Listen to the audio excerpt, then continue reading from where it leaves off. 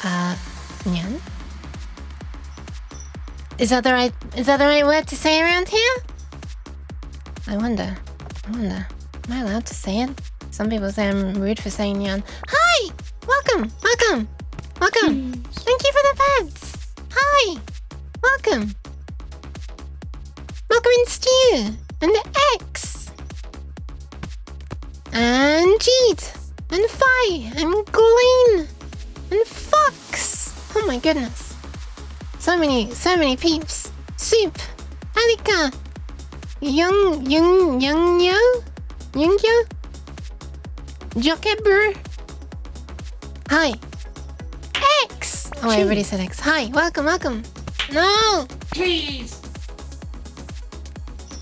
Oh my goodness, am I tracking? Hello! How are peeps? Thank you for the hydration and the posture checks too. Hold on. I will do that. I'm gonna go through all the redeems, but I'm a little bit behind as always. I mean, I've literally just begun, so, whatever. I'm gonna cut myself some slack. Hold on. Snip. Okay, now I've got some slack.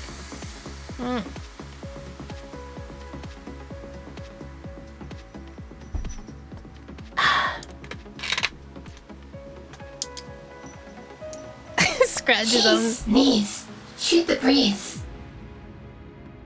You didn't yell at me while the mystery care of the VT clan. I headbang urine in disgust. I'm sorry. I'm hoping that won't be too sneezy actually, Fi.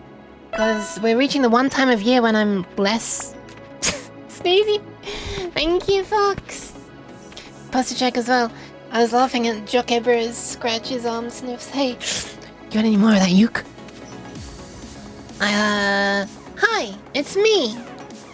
More of the uke. I'm trying to give hugs, but it's difficult. I'm stuck. Okay, I'm back. Hi. Thank you, Mock. And thank you for the pants to you as well. Kidneys have been taken care of as well. Thank you for the pats Fi as well. Pats for the Alika are incoming. Wait, why can I not? Oh, I see. Yuke's hair a silken, healthy shine, soft as nightfall, rich and fine. Each strand reflects a sunlit grace, framing beauty in every trace. With every move it flows with ease, a gentle wave in autumn's breeze. Aww. Her hair so vibrant, neatly and fairy. A touch of nature beyond compare. Oh, that was cute. She started for a while and then tried to continue. Thank you, Nidge. Hi, welcome. Why am I looking all the way up there? Hi, welcome. welcome.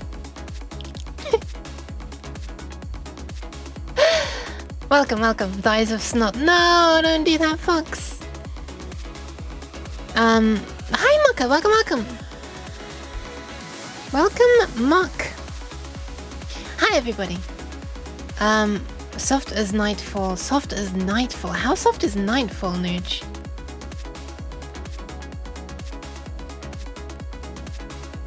Sorry, I was just reading some of those not lyrics. What's the word? Lines of poetry. Hi, welcome. Hope peeps are doing alright. This music feels like it's a little on the loud side, but it always is at the beginning, like by design.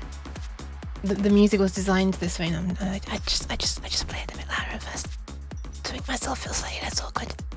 Cold fronts haven't come in yet, or yeet. So any random allergy agitation during the days.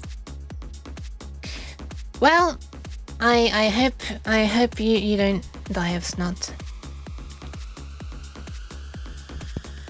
Hope the fox do snot die of snot. Anyway, hi, welcome. I was thinking of continuing the wave function collapse, aka just choose random things until you can't anymore and then retry when you make a mistake, and eventually hopefully you fill the whole screen with tiles and bam, you've made up a unique picture made of tiles. Yuke wears a bell, a gentle sound, a silver chime when she's around. On a color soft and finely set, a charming touch I won't forget. Why, jeez. Each step she takes, it rings so light, a playful song, a sweet delight. A bell, a melody pure and clear, a graceful echo that draws me near. Apparently Apparently my hand can go right through my chest today. Holy crap, what the hell? What is this alignment? I can go through my head as well. What is this? What is happening? Oh my god, what is this? My nose has grown into an arm. Help! Okay, what is happening? I'm used to typing yeet instead of yet. Understandable. Hi Bakes, welcome, welcome. Halloween nuke, yeah. What is this? How is the flipping calibration different every time, I swear? Hi, welcome. Thank you, X. Gotta put a bell on a naughty cat. No, you gotta put it on a good cat. Or like a cat that you know. Stuff, I don't know. Hi, Bix, welcome. You'd scratch your brain if it's itchy. Man, I wonder if I could also just like punch my brain to shut it up. That's not what I do to most people to shut them up there. That's just what I want to do to myself. One sec. Okay, I need to fix this alignment. What is... 1 second. I'm gonna nyan first though. Nyan! There you go. You should punch me and shut me up. No, absolutely not. Absolutely not. It's not a thing that's gonna happen, Fox. I'm sorry. Why cheese though? No, you're not though. You're not. You're not. Stop saying you're not annoying. You're annoying. I'm joking. I'm joking. Also, hi Mike. Welcome, welcome. And thank you for the pet speaks as well. And hi for you as well. Sometimes I think lobotomy would make the brain shut up. Maybe. I don't know. There's a neat streamer named Lobotomy Bunny. I'm not sure her brain has shut up because, I mean, it's a good thing because she's entertaining. I don't want her brain to shut up. Anyway, hi, what a strange conversation this is. Welcome, welcome everybody. Blip as well. Hi. ADHD indeed. I haven't been diagnosed. I don't know if I actually have it or not. It could just be, you know, other. What is my tracking doing? Could just be the, you know, the tism. Imagine a lobotomy going wrong and it just pokes your frontal cortex and gives you more ADHD. Uh-oh. And you'll never shut up. Imagine that. Imagine if I never shut up. Imagine, because it's happening right now. You don't need to imagine it. She's such a good artist. I wish I practiced as much as... Yeah, art style is so cool. It's very cool. Lobotomy Bunny this is. Okay, let's see where we were up to last time, because frankly, it's been a while. To my shock, when I was trying to see which parts this is, like this is part 3, my third stream working on this, I saw that... I've forgotten already. Yeah, okay, 18th. 18th was the last time I streamed. I can't believe that, it's been 11 days! Isn't that ridiculous? I can't believe that this is already starting to slip through the cracks and like fall away from my brain, you know, as shinier things are coming in and displacing this one. And this is, you know, rapidly heading towards yet another abandoned project that'll never see the light of day again. Except in passing as I scroll through it, saying, wow, look at all these dead projects that I abandoned. So I'll see if we can manage to just like make it, like just drag it over the finish line, bring it to completion, and see if this can actually become a project that I, you know, at least finish before abandoning it. Thanks. Alright, let's see, let's have a look. Let me first show you the webpage, like the official webpage. Also, I made it a,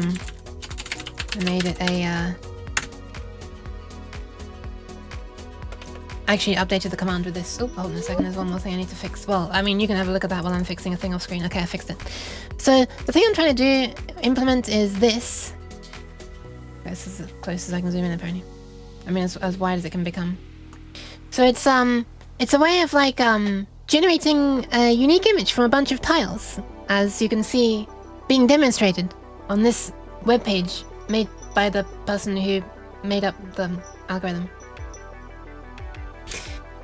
And yeah, it's pretty cool, and you can see sometimes it reaches a situation where it has to go back and adjust some things like it did then. It's, you can just play around with a bunch of different thingies and see how it looks doing other things. Oh, this is looking very samey right now. This is funny. Why is this one turning out to be just straight lines?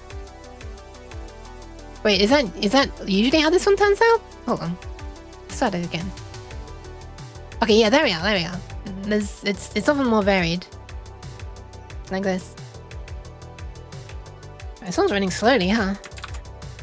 Anyway, so I'm trying to make a program that does this with my own little tile set, which is not gonna be train tracks.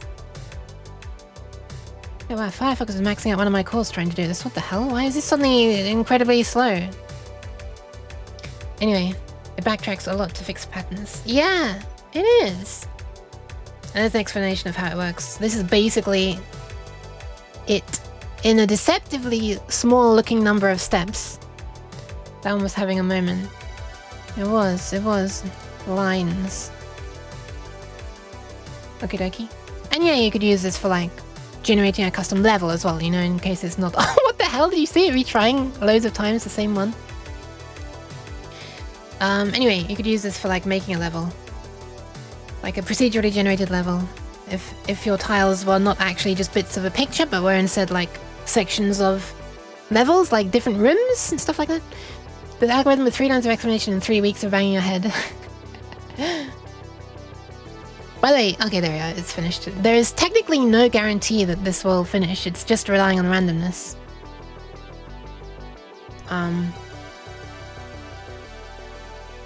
Random probability and stuff. So this is the same rules, but this one's already looking very different. There's like a whole load of crisscrossing stuff going on here. Anyway, we could watch this for ages, and I think I already have done it in the past, but I don't want to right now, so let's not. So here's what I've done so far. Let's get this up closer. Hi Tanner, welcome. How are you tanning? I'm gonna turn this music down just... okay, quite a lot actually. Throw wall is what I called it. Wait, did I not? A wall throw, I called it wall throw. Wall throw is what I called it. Because it's like throwing things at the wall and seeing until stuff sticks in a compatible way. So, here's how far we've got. I've got it so that we can, I can specify like a set of tiles. This means nothing. Let me get up the flipping graphic that goes along with this. Hold on. Hold. Please hold. Sprite, where are you? There you are. So these are some tiles. Was I intending to make this like a... I think no, I wasn't intending this to look like a pumpkin originally when I was drawing this, but it's becoming very appropriate as Halloween is in 2 days! Anyway, there are these 10 tiles, 0 to 9. And then these are like nothing, unspecified. It's interesting how you can drag the border around while you draw. Anyway, that's irrelevant. I mean, this is relevant. So 0 here means that it's this tile. We're describing this tile's connection rules. We're saying to the... What was the order I did this in? I think I did up, right, down, left. What's this function? Load tile. Load tile. There it is. Yeah. Above, right, below, left. Yeah, okay. So basically this is just a list of all of the tiles that can be to the right of a 0 tile. Oh, sorry, above, to the right, below, and to the left. So basically you're saying to the left of a 0 you could have another 0. So another blank tile. That would be fine.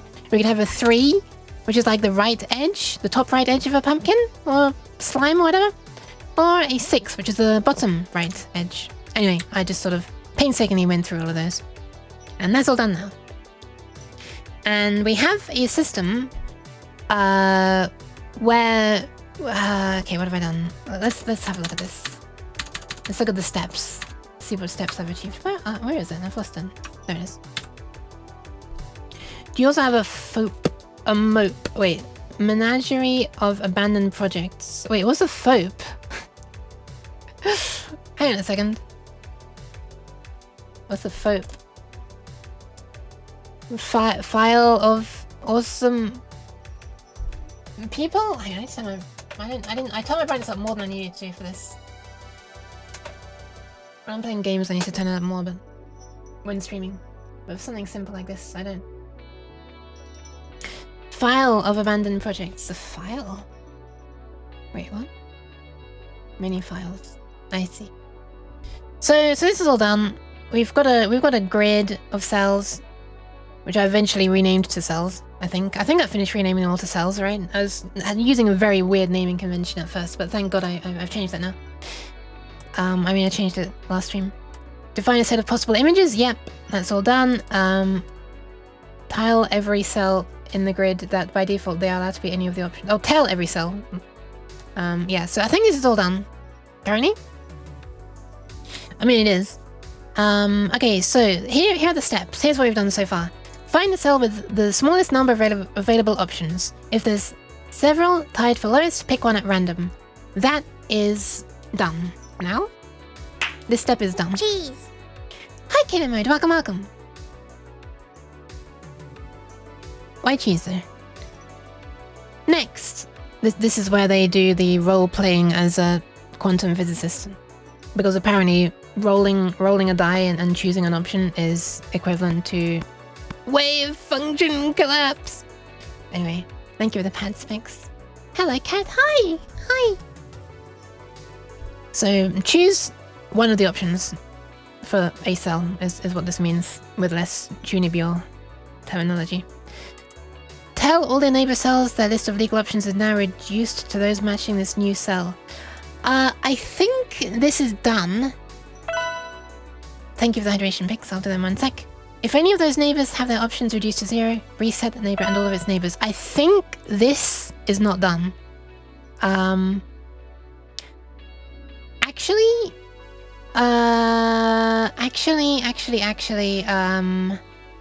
This is also not done. This is not quite done. This part is done, and this part is not done. So I'm pretty sure that it's these two steps that I still need to do. Excuse me.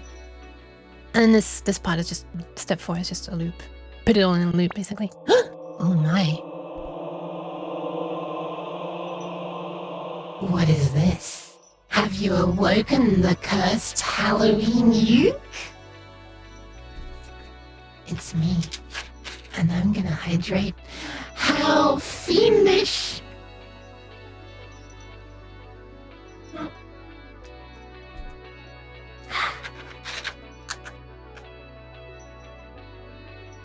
Thank you for that, right?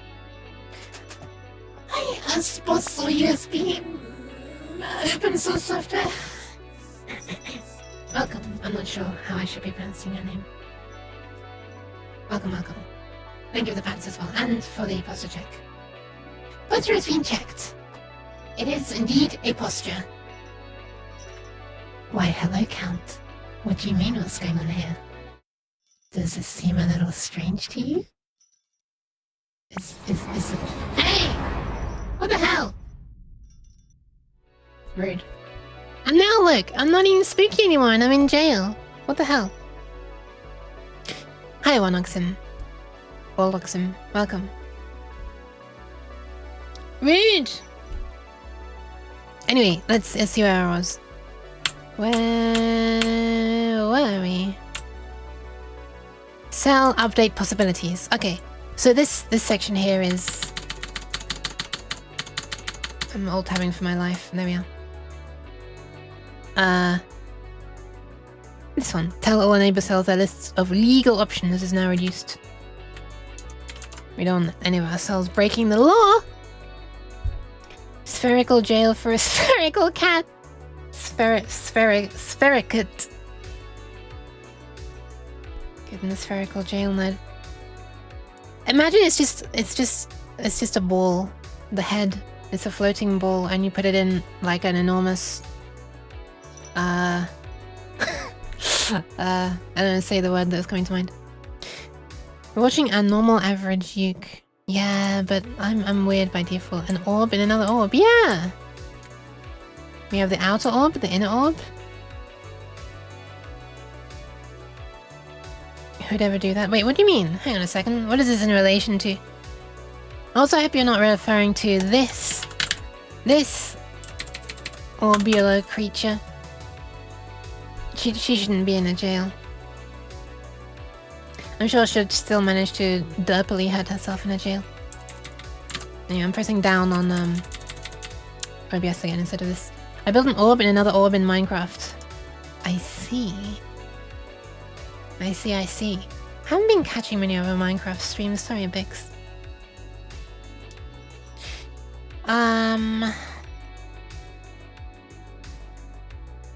Okay, so there's a part somewhere where I sell update neighbor possibilities to all neighbors sell this for legal options. Yeah, so it's basically this.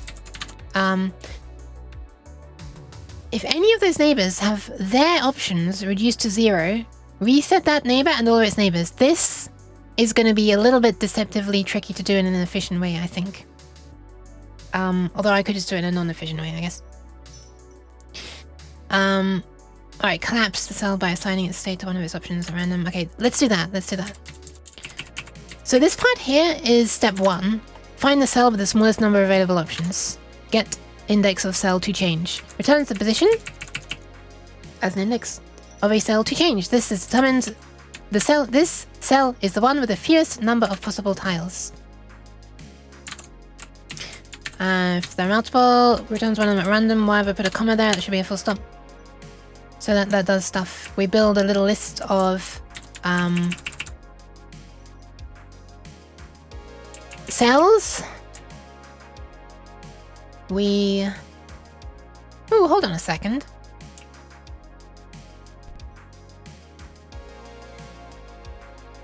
Set of cells for sorting based on the number of possible neighbors. Oh no, this is correct.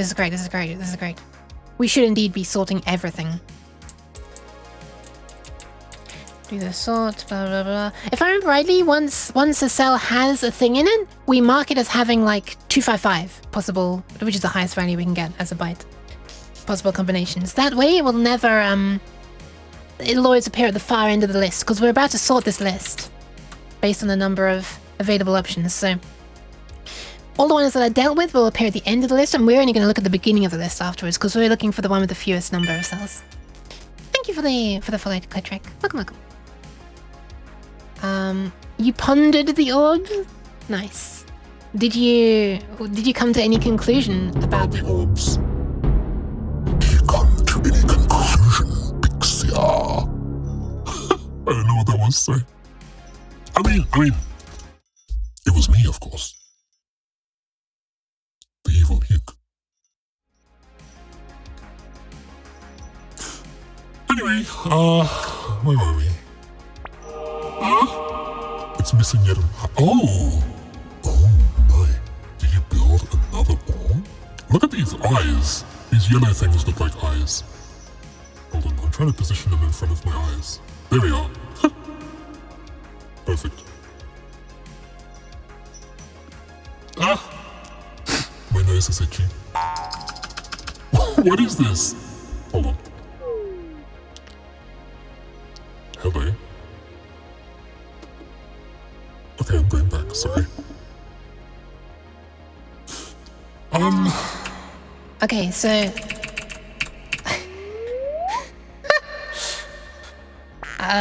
what is this? I'm just skin now. I'm just skin. What the fuck? What is this? I'm just a glowing ball. I've actually never seen that before. How are there still combinations of redeems that I haven't seen before? I've never been just a bright glowing ball of skin before. That sounds rather Halloween thematically themed? No, appropriately themed. Thematic. Yes. Anyway, we sort it, and if the cell with the minimum possibilities is this magic value of 255, all done. Then we're done. We finished. Otherwise, we ooh, hold on a second.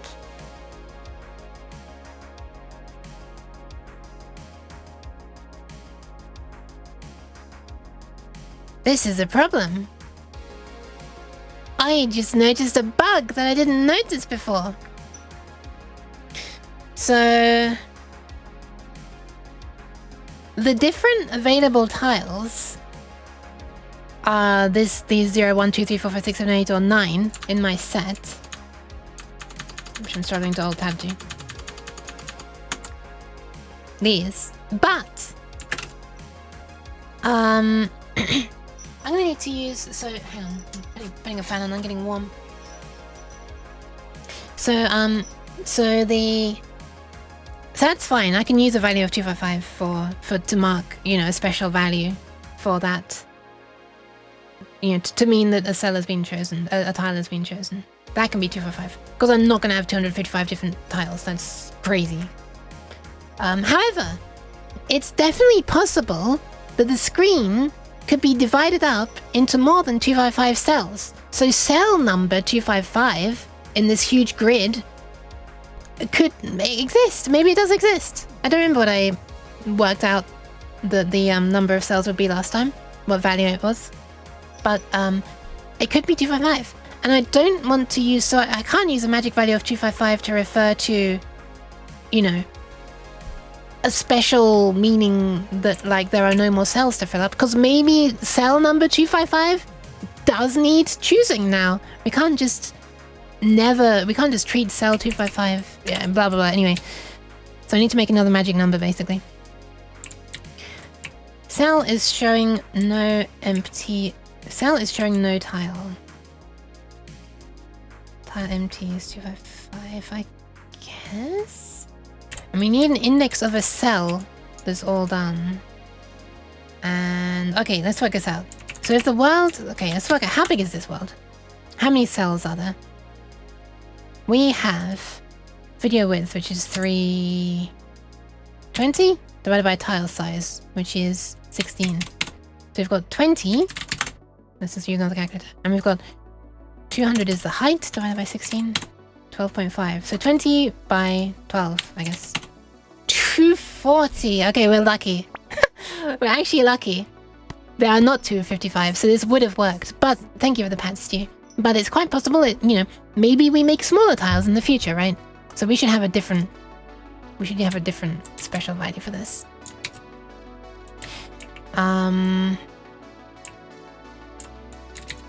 Although, oh no, yeah, that's great. Am I ever referring to...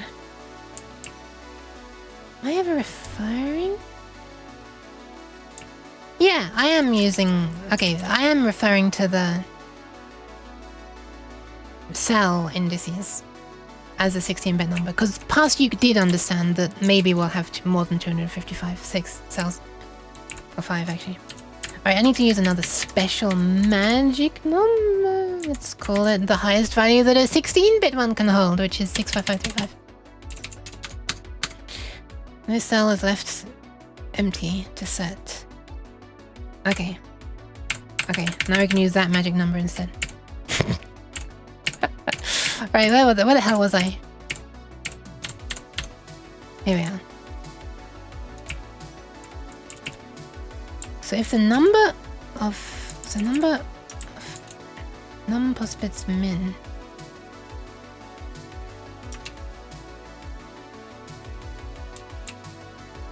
cells for sorting 0. Got this.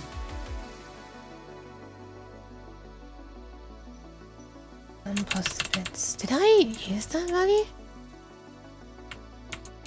I didn't even remember what I did last time. This is the problem when I come back to a project that I've flipping forgotten about for a while. Non-post bits. Let's just search for that. Let's just, yes, non-post bits. This is gonna do some weird searching. What is happening? Why is it not taking me to the next one? There we are. Number of possible bits.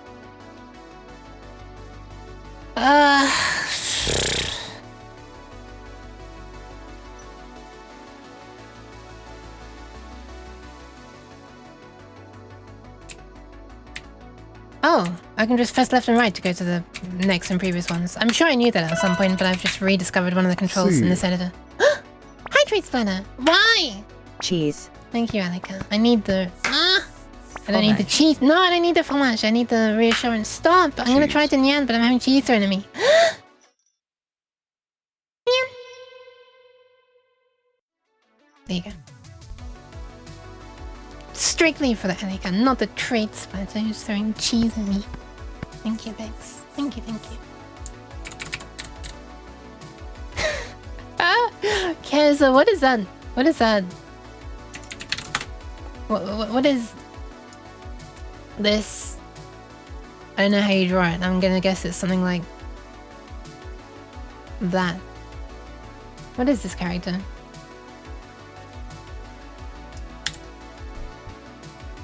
Paragraph? I thought paragraph was this. Actually, I don't remember if it's a backwards P or a forwards P.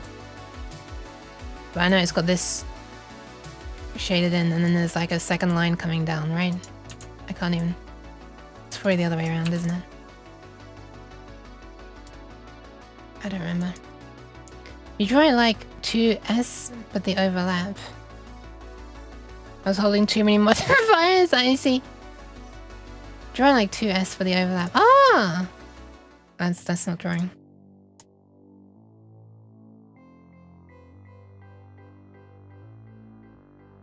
Ah! Oh yeah, that does feel pretty good actually. This is in front of our laws in the law book. Interest. Oh wait, is that a section marker then maybe?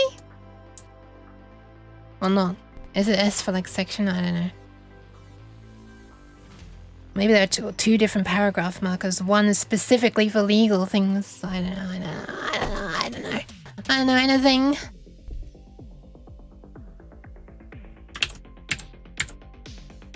Okay, what did I call this? End tile empty. A cell is showing no tile. That's not what I want at all. I guess I do want the special value to say...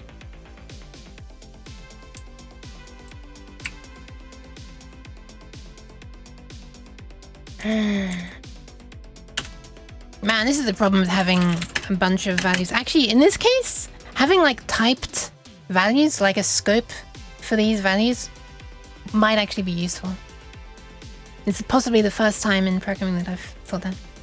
I normally don't like the restrictions of having enums, blah blah blah, whatever. Anyway, hi Liquid Cake. I do like enums, I just can't get my thoughts out correctly. This is a section / chapter marker. Oh, I see, I see. I was just guessing section because it began with S. The section sign is frequently used along with the pilcrow or paragraph. A pilcrow is what it's called. Okay, it is backwards. To reference a specific paragraph within the section. I see, I see. Yeah, no worries. It's educational. Everyone's learning. I'm certainly learning. Welcome, Liquid. Welcome, welcome. Hopping out to play games with peeps. Have good coding. Thank you. Bye bye. Bye bye blip.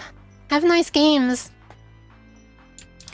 Let's call it num post bits. How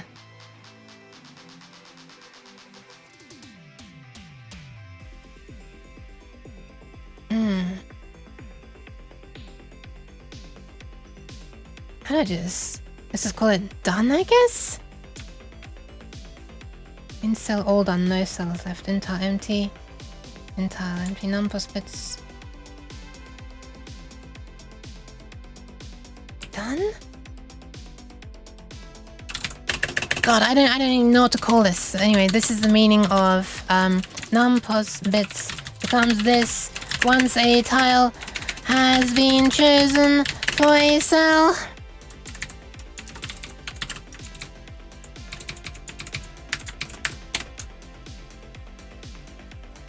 Perfect. That fits very cleanly on the screen, as you can see.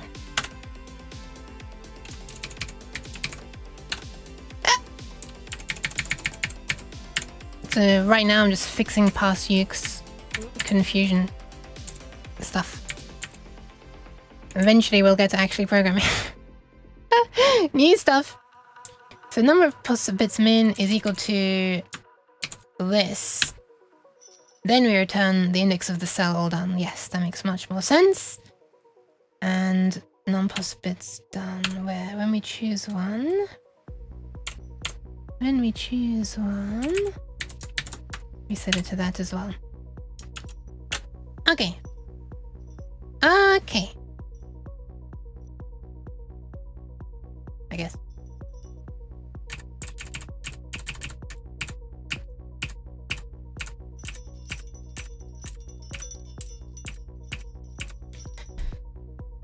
Alright, I think that's it. Let's continue reading. So if the number of possible bits is marking that the cell's already... If the minimum number of possible bits... Sorry, if the minimum number of... Why am I calling it bits? It's because it's a number of bits that are set. Because I represent which tiles are allowed to be chosen as like a 1 bit in a bit field, I guess. That's why I call it bits, but... Why am I calling it that? It's a bit weird, isn't it? A bit weird, just a little bit, just a bit. Maybe I should rename it to numpos tiles. That might be better. It'll certainly be less confusing. And this here, possible tiles. Bit field of allowed tiles. Yeah. Maybe.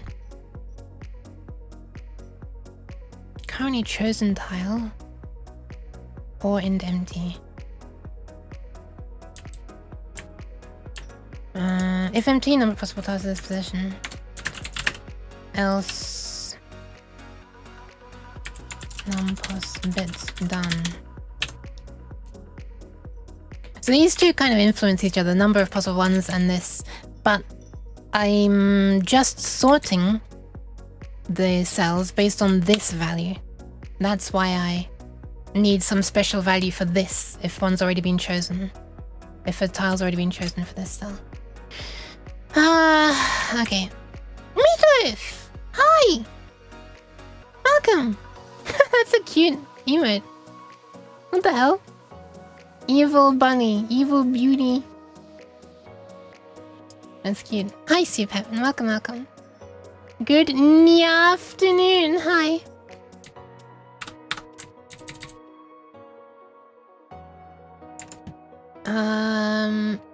Okay. I think we can probably get a bit closer now. Boop, boop.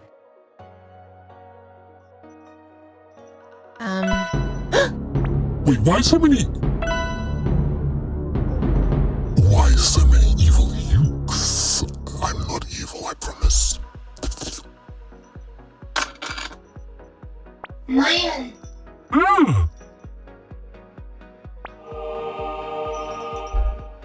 She pronounced it perfectly, Spitfire. Myron!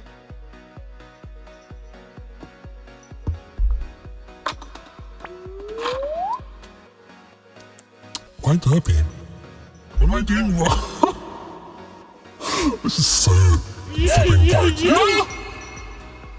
You just threw me with you, for goodness sake.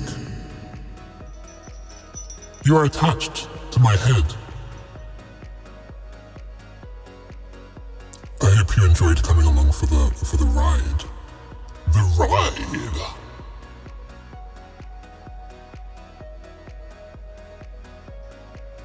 I am back.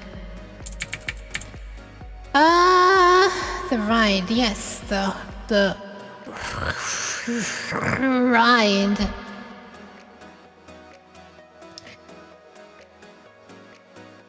The ride. You've been there. You've been for a ride? Okay, I'm gonna stop being silly. Joking! I can't do that! Alright, I think it's done now. So what else? Oh, right, I was gonna rename the things, wasn't I? Let's rename them. I could call it tile bits, I guess, but that's a really long name then. Maybe I'll call it, yeah, you know what, I'll do that. Oh my goodness, I gotta not select things to begin with, otherwise it does weird things. Bits. Let's rename that to tile bits. I hope this isn't gonna make everything too messy. Let's do it anyway. That one's fine. Oh, that one's not fine.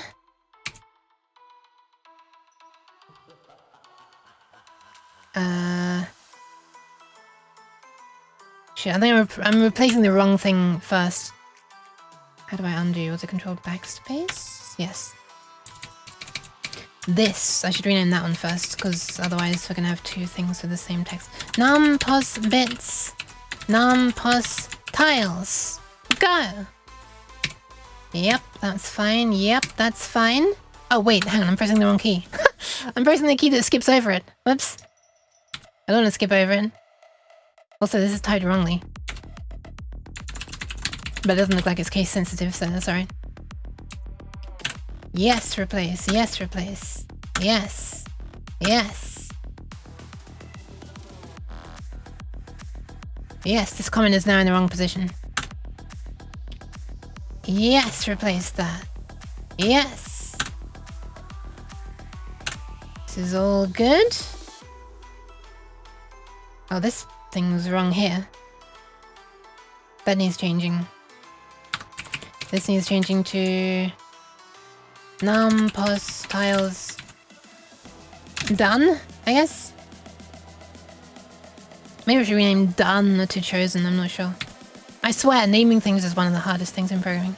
Naming things to not be confusing to future use, sorry. In my case, that is future use, but yeah. Num pos tiles, blah blah blah. Now we copy that over.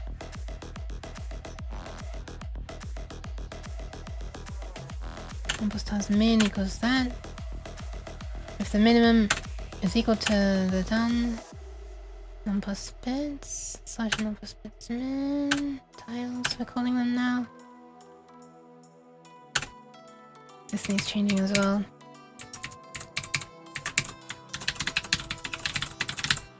Did I change it before? I think so. Oh, is that it? I think that's everything. Num pos bits. Yeah, it's no longer a thing. One should always strive to make things confusing, not make things confusing for future. Just for me. You might be happy to know I also took a Uke mouse mat to work. Oh wow! I had to correct that it was not, in fact, a waifu mouse mat. Oh. I don't know. Is it? Can you? Yeah, I feel like a waifu specifically relates to like fictional characters, right? It feels like, I don't know. I feel like it's sort of some threshold is crossed once you start talking about VTubers. Can a VTuber be a waifu? It doesn't really feel like it, does it?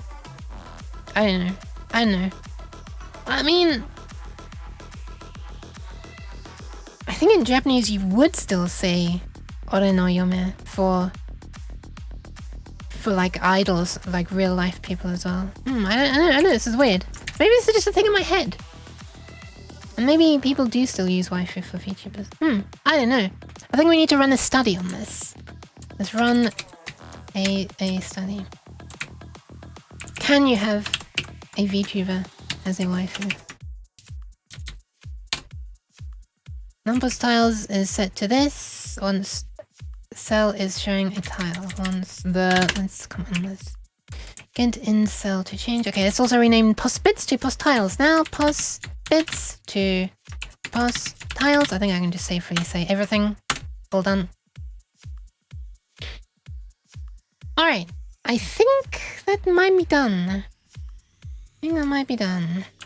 Save it. And now make a backup. I should have done that already probably, but I'm doing it now. Better late than never, I guess. Yuka's not fictional enough, nor drawn in a particular way to qualify as a waifu mouse, but I guess, I mean, it doesn't have to be lewd, does it?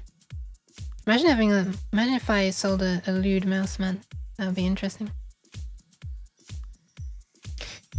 Anyway, do WFC. Sorry, thoughts are just spilling out of my mouth like verbal diarrhea right now. I feel like people do at times hold VTubers as waifus. I'm not sure I'd be especially comfortable doing that with you already. Anyone though?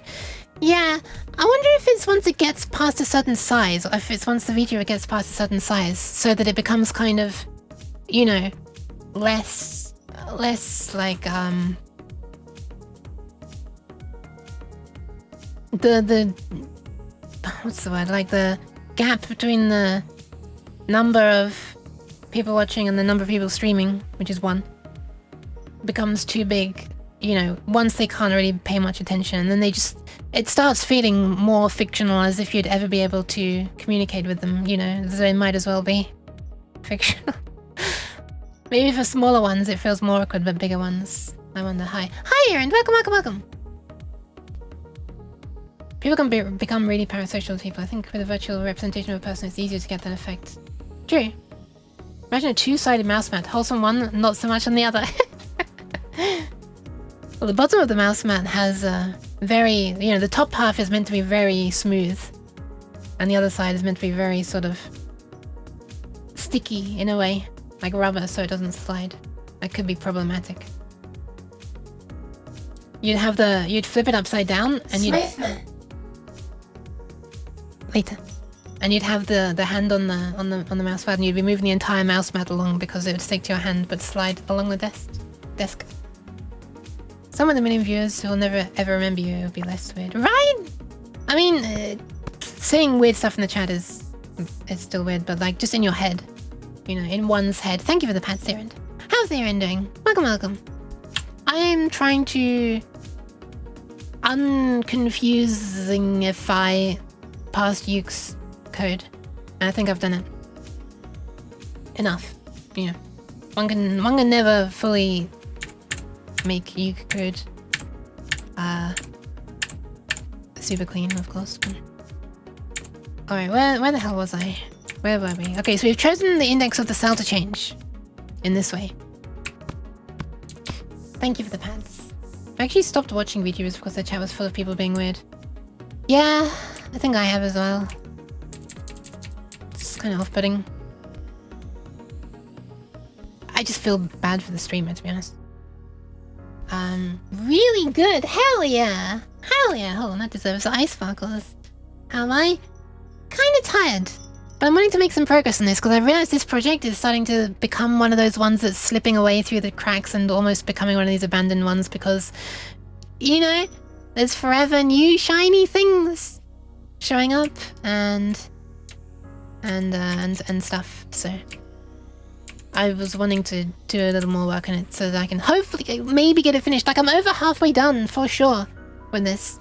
I feel like I'm closer to maybe 3/4. And so I'm just seeing if I can tug this thing over the finish line. I'm trying so hard to finish this game before it stops being shiny. Ah, you get it exactly. Ah, good luck. Genuinely. CFS compare. Oh, so which game is this? Is this the one that's where you've got the cards and the shop and stuff? You don't mean the bear puzzle one? Okay. Nice, good luck. Choosing new shiny things and leaving unfinished projects is how I live my life. Yeah, me too, but I feel bad for stream. If it was myself, I wouldn't really care too much. I mean, I might be a little bit, like, bittersweet as I scroll past it and think, oh yeah, that would have been a fun project. Sad I never finished that. Anyway, on to the new shiny one. But once I'm having to do it on stream, I'm like, okay, why, you know, surely nobody wants to watch me just starting a whole bunch of shit and never finishing it. Like, I'm just feel like I'm making, I don't know, not living up to the expectation. If someone follows while I'm working on this stuff, then I abandon it. They're gonna be like, so when are you gonna continue working on that? And I'm just gonna be like, yeah, about that. I found a new shiny thing, I'm sorry. Cards and towers. Oh yeah, right. What about towers? I haven't seen the towers yet. I think people wouldn't mind as much. Yeah, most people don't. A couple of people have in the past have like asked when I'll, you know, continue something, which is perfectly understandable. And I felt a bit bad. But I already, you know, even before they said that, it wasn't them, it wasn't people saying that made me feel bad for abandoning things. I already wanted to finish things. Like, I already had that feeling that it's a thing I should do if it's on stream. This is why I advertise myself as being as dumb as possible. If they get expectations, that's their mistake. See? That's big brain. That is big brain. I guess it's similar to why I call myself a weird cat, because, I don't know, it excuses much of my behavior.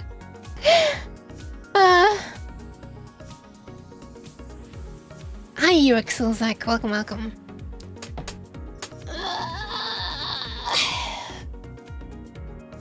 Once I miss one day, I have no idea what is going on moving forward. Understandable for you. I also don't watch coding streamers for the progress most of the time.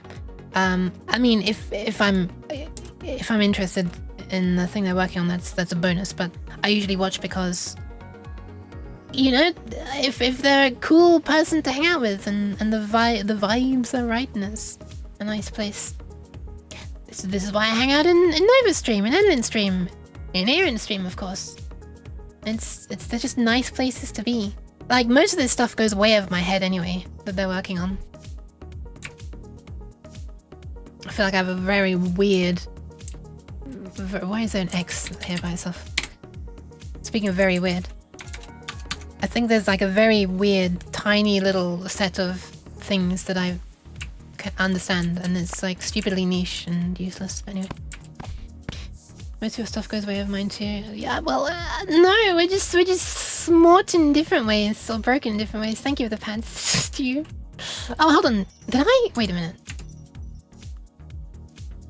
Did I do the thing? I did do the hydrate, right? 12 minutes ago? I hope I did. Yap. Yap, crap and vibes. Why does this remind me of...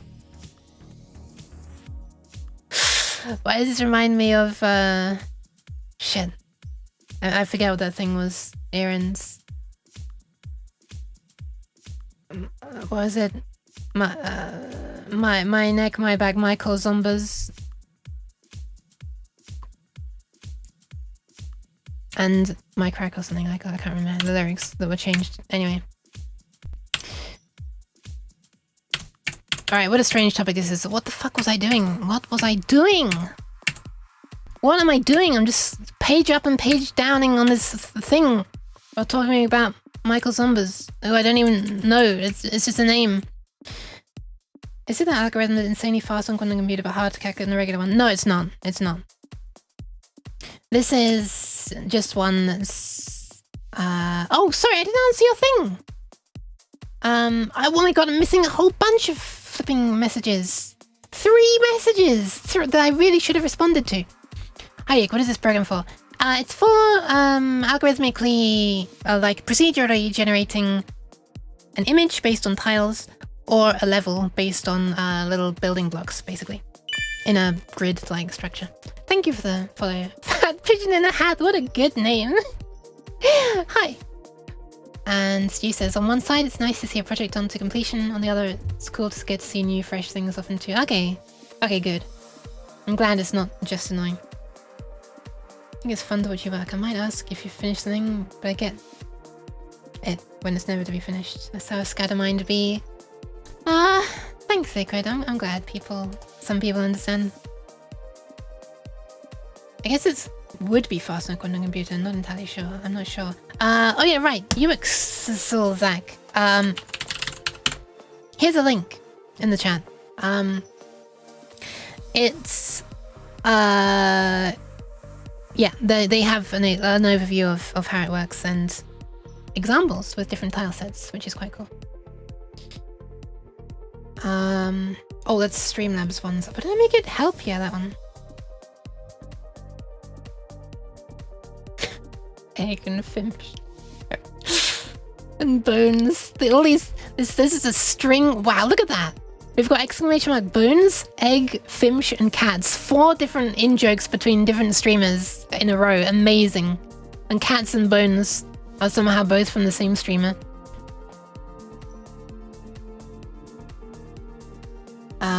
What are they? Are they like shoutouts, basically? Okay, no, that's not a shoutout. Is this one a shoutout? No. Are any of these a shoutouts? Yeah, that one's a shoutout. Is this one a shoutout? It's not. Okay. Look at all this nonsense in the Twitch chat here that's not going to be archived. I guess I should show it on the screen just for like 1 second so that people can know the stupidity that they're thankfully missing. Done. Archived. For prosperity. Is that the right phrase?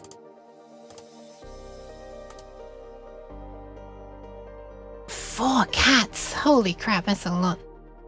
Yeah, for those who don't know, I should probably like actually mention. Yeah,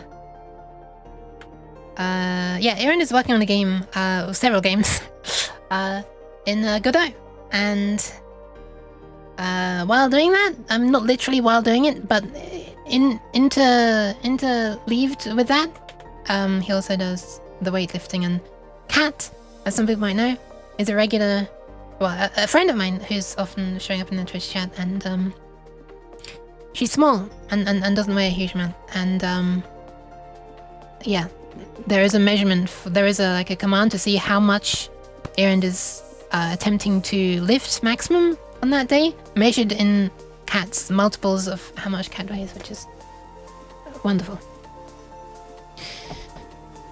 Joe Dot's Bizarre Adventures, it's true. Joe Dartington. Hi Delphin, welcome. Thank you for the pants. Okay, where the fuck was I?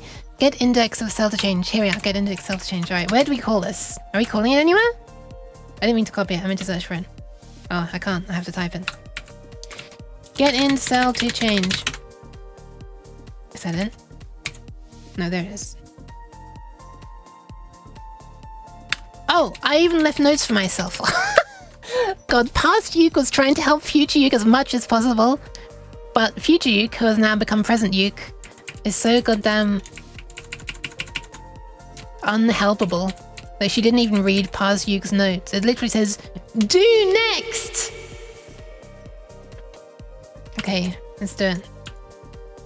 How heavy is 1 unit of cat? I can't remember exactly. I think it's around 50 kilos.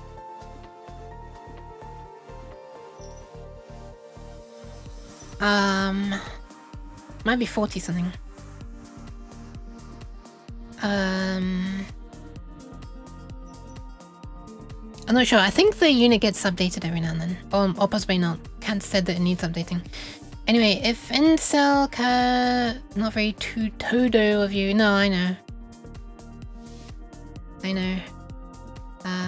So I'm up to about 1.8 to 2 cats with my lifts as of yesterday. Oh, hell yeah! I didn't realize you were doing the lifting as well. Maybe I did and I've forgotten. I most likely did and I've forgotten. Alright, so let's choose a tile at random. From the bit field of possible tiles in cells, in cellcar.pos tiles. Holy crap, past Yuke is spoon feeding me this. Let's do this. I'll do it in this loop and then I'll move it out if I, want to. So we've chosen a cell and cell current equals this. If they're all done, we're done. Otherwise, let's choose a tile.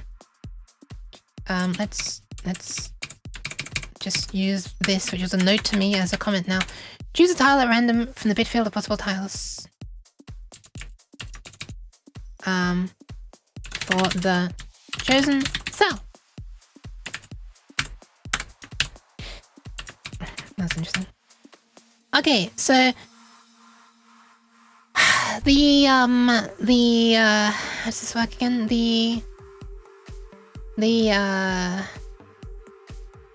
bit fields that are 0, where they have a 0 in the bit position where that tile cannot be used, and a 1 in the position where the tile can be used. The bit number from right to left, from least significant to most significant, is the tile index. So if bit number 4 is a 1, then that means tile 4 is a possible tile. So we want to look at how many tiles are possible and generate a random number from 0 to that number minus 1. Yeah, let's do that first.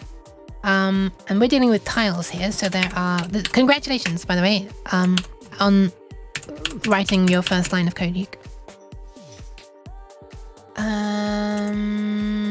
It's a winter thing for me because long bike rides in the winter where there is freezing. Oh yeah, true. I love leaving to-do comments just so I can ignore them.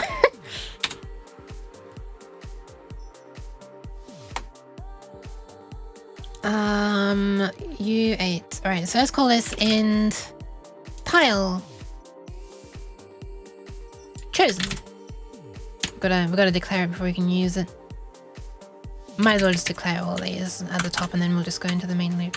Body in cell car Alright, so let's choose. End tile chosen equals... No.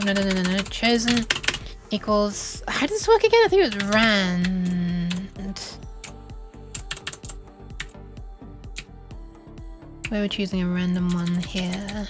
Here. Yeah, and then I just do modulo this as a very cheap and not strictly fair way of confining that number to be within some bounds. So we'll just do modulo the number of possible cells. And the number of possible cells is num pos tiles, cheese. Right? No, it's not cheese, it's not cheese.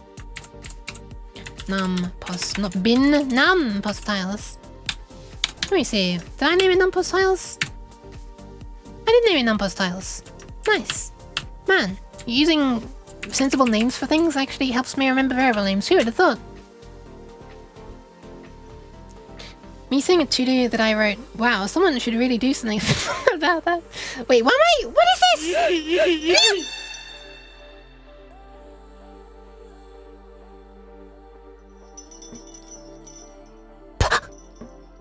Why? Hey, there are fireworks outside. I doubt you can hear them, they're quite quiet. Because I've got my window shut because I don't want to hear people... I don't want people to hear me going, ah! Outside, so...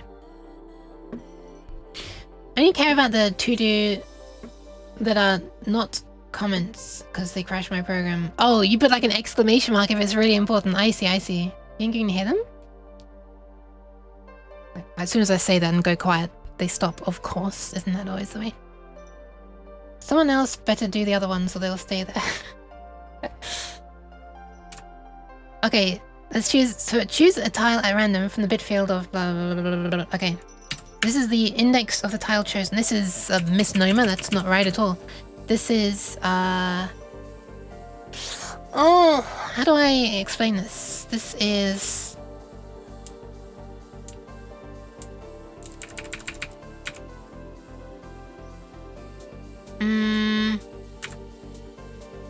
Let's have it be called end avail. Or end pos chosen. So this ranges from 0 to num pos tiles minus 1, and then this is the value. No, the yeah, I guess the no, not the value. The position of the end pos chosen bit tile end, and of course it doesn't quite fit on the screen.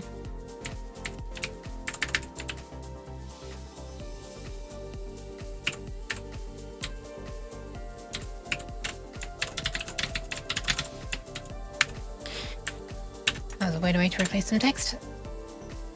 So now we want a way to count the... This is the part that is going to be possibly hurting my head a lot. One of the two possible head-hurty parts that I foresee. I need to count 1 bits from the... Well, it doesn't really matter. I can count them from the left or the right side. I was going to count them from the right side though. Thank you for the posture check and the hydration.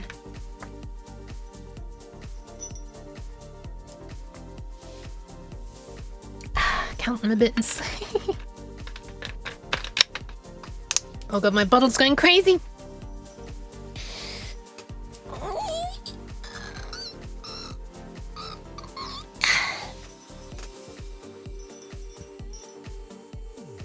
Posture has been checked. Okay. What is a cool way to do it? Yeah, probably. Stu actually mentioned that I can pretty much use the code that I used previously, where I was counting the number of bits, and then just basically stop once the count reaches this, I think. Yeah, that's already done. That is exactly what the code that I've already written does. Yes, Zach. But now I need to count through them basically just until... There's a cool non-loop thing for counting bits. Well, I had a page up that was showing a few different ways to do counting bits. Index the nth enabled bit. Holy shit. How do you manage to put into such a concise way what I'm trying to do? That is such a better explanation of what I'm trying to do. Thank you, Stu. One day I hope that I can learn English as well as you. Sometimes word good. You did. You worded amazingly. All right, end pos chosen. Pos chosen. That's not going to sound patronizing. It's genuine. Anyway. So this here is a bit field. And let me show you the way I did it before, Liquid. Hang on, actually, you know what? Let me get up the page that I had up before. Give me a sec. It was this one. I'll show you what we looked through last time. Switching from black to white. Warning, warning, warning. Okay, so let's search for counting bits. So these are the different ways that I sort of had to look through before.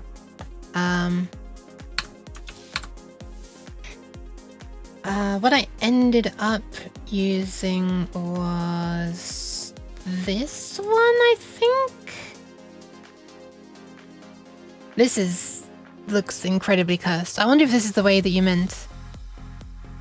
Ooh. X and the first bit multiplied by 1 plus X in the second bit.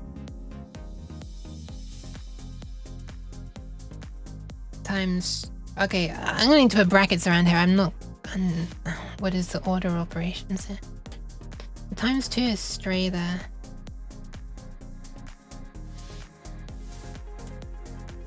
Wait, what? Hold on. I highly doubt that this is going to be fast. This is like a lot of multiplication, but maybe, who knows? So x times this plus this times 2 plus this shifted by right to 2 times 3 plus 8. I'm not spotting a pattern in this. There's so much happening. It needs to be minimum?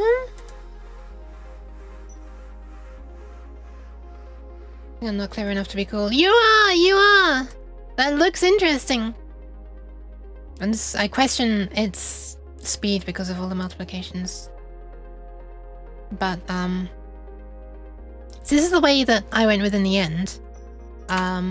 If I find the bit where that code is, I think I put a tiny bit of commenting. Get num bits set. No, I didn't really, did I? This one loops only for as many bits are set. That is the beautiful part. So if there are only 3 bits, it's only going to be 3 loops, even if those bits are in the high positions. That is so cool. I wish there was a way to deselect stuff on OBS. Okay, there we are. Otherwise I have these red things visible all the time. The trick for the cool things is to write it all out, then simplify, and you can end up with something shorter and less loopy. Can it be simplified? Okay, let me see if I remember how this works. While bit field. Okay, let's get an example of bit field up. Programming. Thank you, Stu. Alright, let's enter some numbers. Blah, blah, blah. Sure, we've got how many bits set here? 1, 2, 3, 4. I don't know if these are useful positions for demonstrating this, but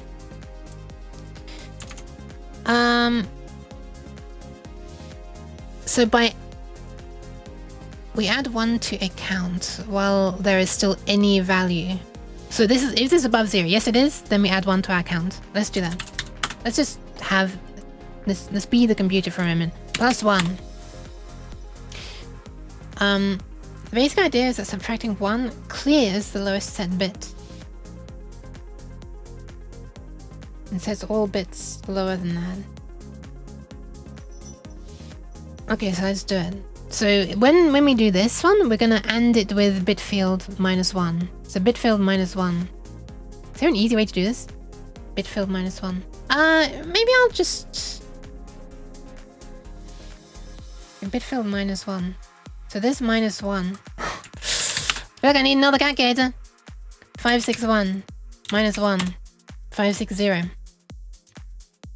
So 10011. Yeah, okay, so it's just cleared that bit. And now this value is still we AND it. Hang on, we AND it with this. And by ANDing it with this, all these other bits are the same. But this bit is off. So it's just gonna become 560. So we go around the loop. 560 is still more than 1, so we add 1 to our count. And now let's subtract 1 from here again. And this time 100001. So there are only 3 bits left. This bit, and this bit. And by subtracting 1, this bit becomes 0. All the higher ones are still the same. And yeah, like you said, these lower bits turn on. But then when you AND these two things together, well, it doesn't matter that these are 1s, because these are 0s. So they're still going to come out as 0. And this one here is 0 now as well, because this one's 0. The rest stay the same. Right? It's so cool. So you end up with this. So you get 560 ANDed with 559. Which, yeah, now I've only got these 2 bits set. So 544. Now you have these 2 bits. Subtract 1. And that bit is still set. This bit in this position here is now 0. Others are 1. Doesn't matter. So ending that with 543. Yeah, okay. Okay, I'm gonna add to the comment here because let's see. Clear least significant bit set. Subtracting 1 clears least significant bit set and set bit, I guess. And also sets all bits lower than that position to that bit's position. Hi, Saturn, welcome, my cheese. Then that bit's position to 1. However, cheese.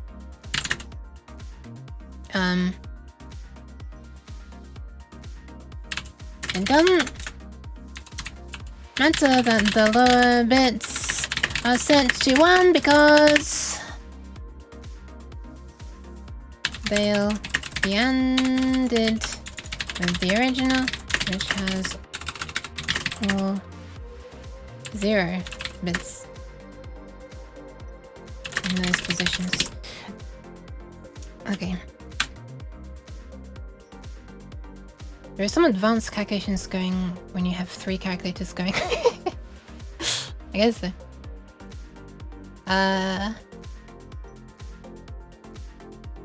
Just like the nth bit, there are a couple of ways. You can first clear n -1 bits with this operation. Then after you clear the nth bit,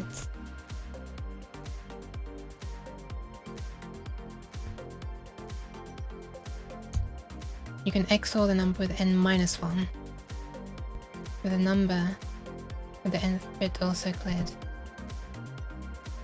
Okay, I'm gonna need to do this. Actually, I think I need to maybe let's do this on calculators as well. Or even just Notepad. So I can just have like a running history. Let's pretend we have a number which is this. So the first step would be to subtract 1. So we get 0, 1, 0, 0, 0, 1, 1. And the next step would be to AND. So we get 0, 0, 1. Oh, hang on a second. Let me do an example where there are 3 bits, I guess, and I want the second bit set. And these are indices here. Okay, so we subtract 1 and we get that. Why am I doing this so small? And then we AND.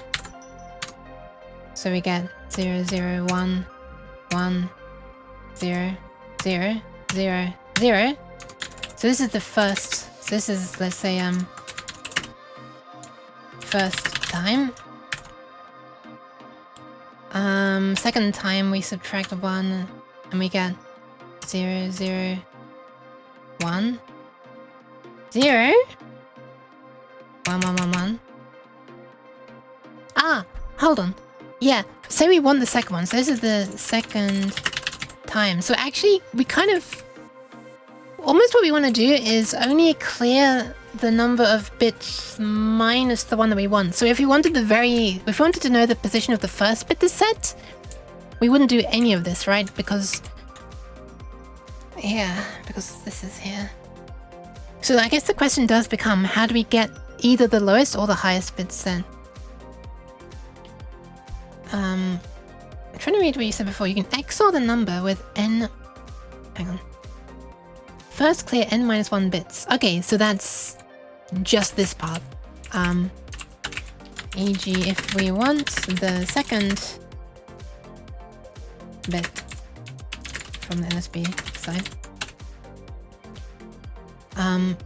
Two things you can do there if you do clear the second bit too.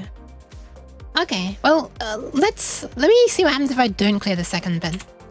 I want to see what yours looks like. You can XOR the number with... Sorry, hold on, where are we? You can first clear n minus 1, then after you clear the nth bit, then after you clear the nth bit. Oh, wait, so this? After you clear the nth bit. So I do need to clear this one as well?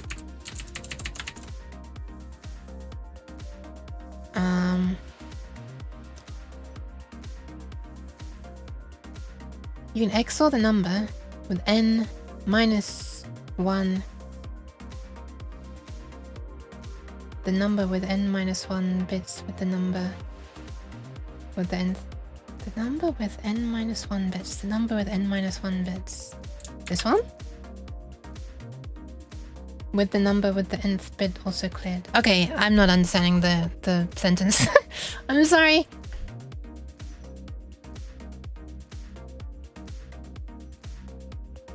Blah to the power of stuff with an XOR, blah, blah, blah, blah, blah. There are two things you can do here if you do clear the second bit too. And do the AND. Okay, alright, let's do the AND as well then. So 0, 0, 1, 0, 0, 0, 0, 0. Okay, so at this point we've lost the bit. Well, yeah, we've lost the... We don't know the thing anymore. We want the second bit though, right? Does this mean we're going to need to keep a history? If you compare this with the number before you cleared the last bit. Okay, so yeah, we're going to need to keep a running history of the previous one. Just like one step behind, I guess. Yeah, okay, just the last one. If you compare this with the number before you cleared the last bit. Oh yeah! Right, we just want the difference! Yeah, we just want the difference. Yeah, so we can XOR them. First time, stage 1. First time, stage 2. Second time, stage 1. Second time, stage 2. You know what I have to do now? There we are. And now we want to take this and XOR it. So is it that the power of symbol for XORing? No, it was tilde, right? No, tilde is not. Is it this for XOR? Okay. In my head, this is like the power of...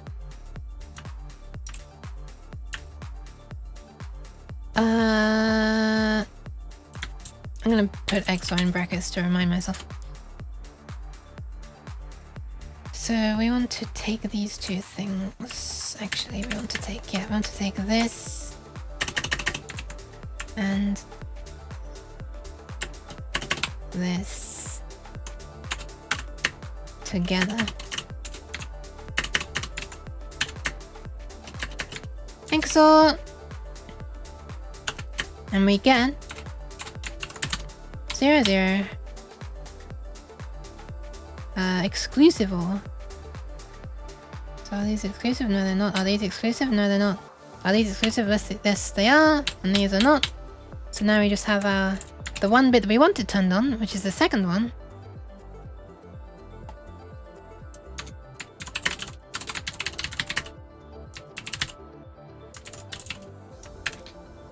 And yeah, there it is. There it is, right there. But we want to know its index.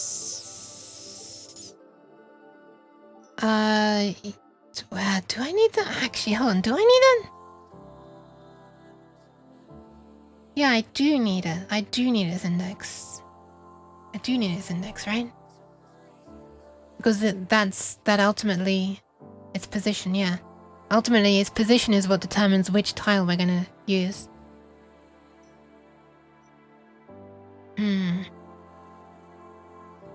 Yeah, so this is the part where I actually have to, you know, do something that's not super efficient, probably. The simple way, big switch statement with 16 cases. I think I'd rather just right shift in a loop because we don't know how many question mark. Oh well, it could only be up to 16, yeah, right. I guess I could change it to a 32-bit type in the future though.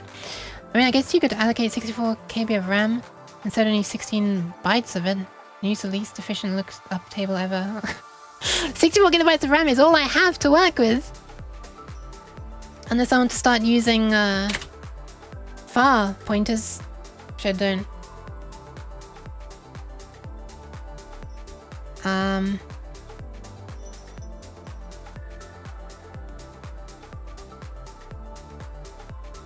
I don't know what things they have in here. Compute sign of integer detective 2 inches have opposite signs. So I don't know if an integer is a power of 2. That sounds a little similar to what I want to do because it will be a power of 2. Compute parity is not what I want. Swapping values.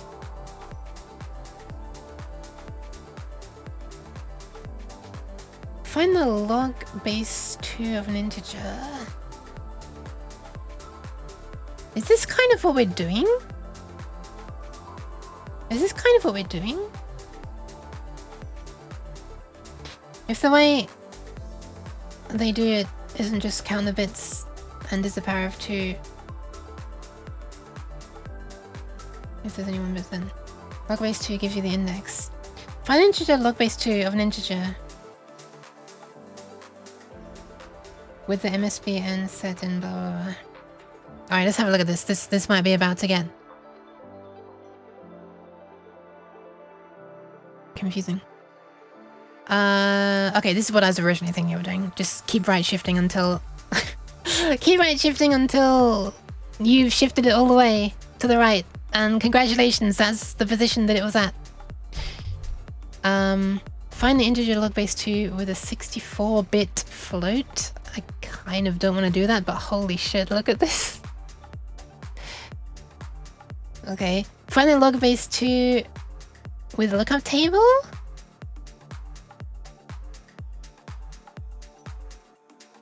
I mean, I can afford a 16-byte lookup table.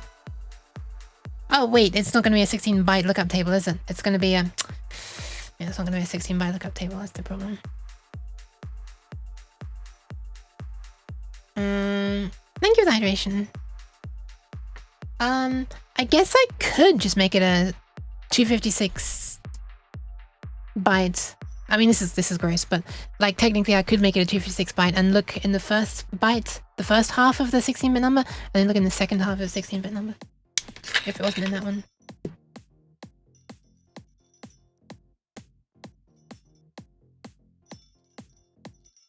Shift by 8, then 4, then 2, then 1.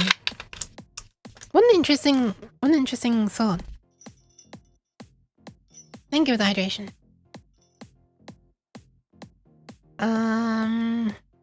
What other interesting ways are there? Of an n-bit integer in O LG? Is that log? 32-bit value to find the log 2 of some magic numbers.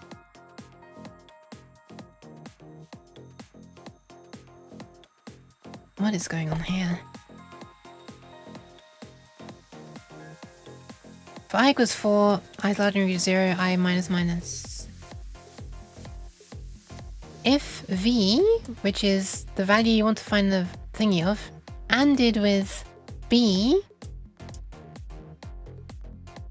which is like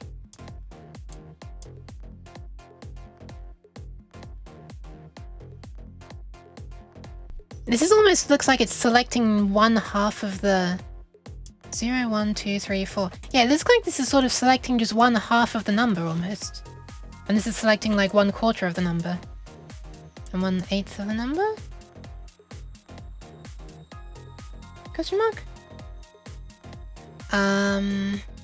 Life's good. Oh my god.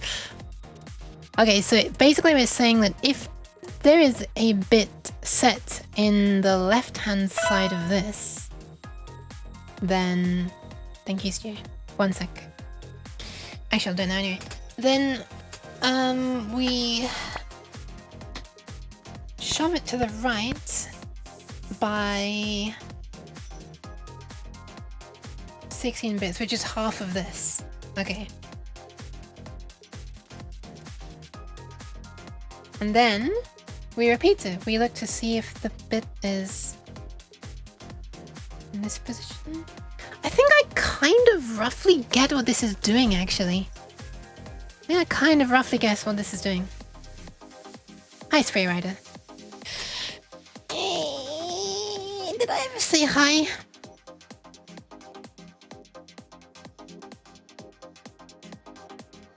Or if you know... Hang on a second. Or if you know V has a power of 2. Thank you for the pants. That's the binary search with some lookup tables. Oh, okay. 30... Where are we? Oh, hang on. What are these values?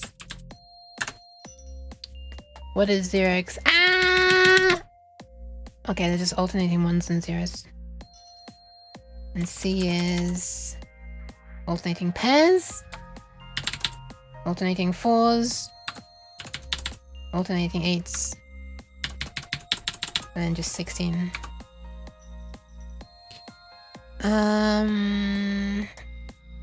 Thank you for the pants, by the way, Spray.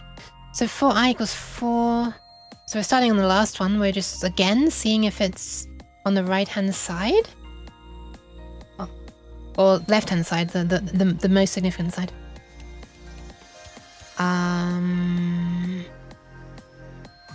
Oh, hold on a second. I'm assuming something. Hold on, I'm skipping a step. R equals V, so the value we want to find the thingy of, and ANDed with the first value. Not equals 0. Wait, what does this mean? This is not bitwise. No. Wait, I don't understand what this does.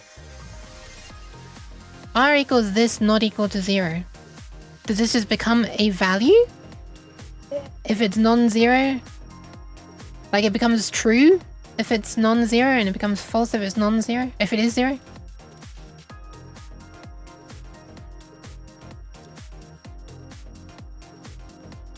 I mean, it becomes what it depends what true is, right? Was true 1 or is it 1 1 1 1 1 1 1 1? This tells you if the set bit is even or odd. This tells you if the set bit is even or odd. Oh, true. Yeah, I see. But like, what's the value? Because it's an integer. Is it a 1 or is it a 0? I wonder. Oh, sorry, is it a 1 or 0 or is it a 1 1 1 1 1 1 1 1 1 1 1 1 1 1 1? And then that again. 4 or 0. I think they're just skipping. In other words, is it a -1 or 0? I think they're just skipping a loop by sticking it in the initializer.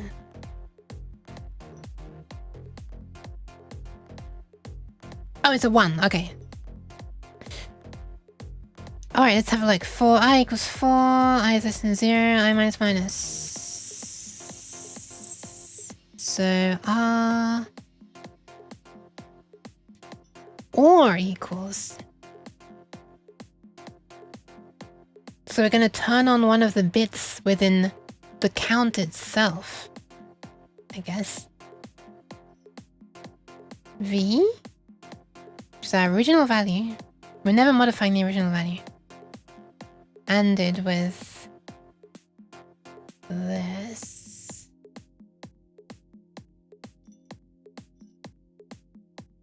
Not equal to 0.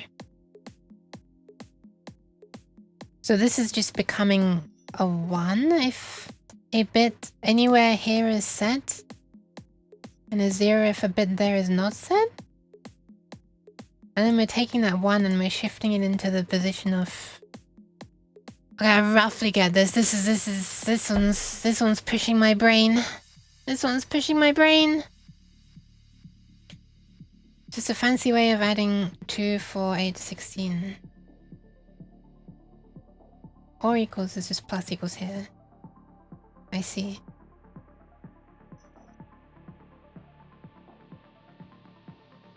Oh my goodness. That's a lot of text. B equals B?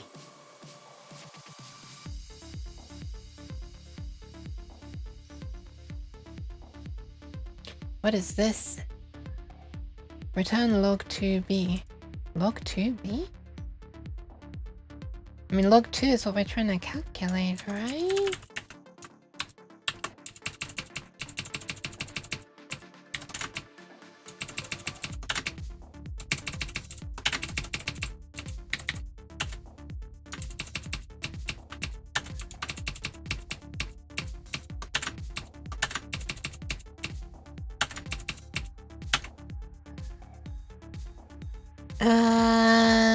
Thank you, Stu.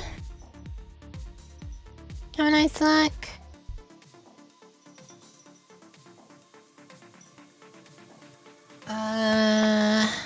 Thank you for the pets.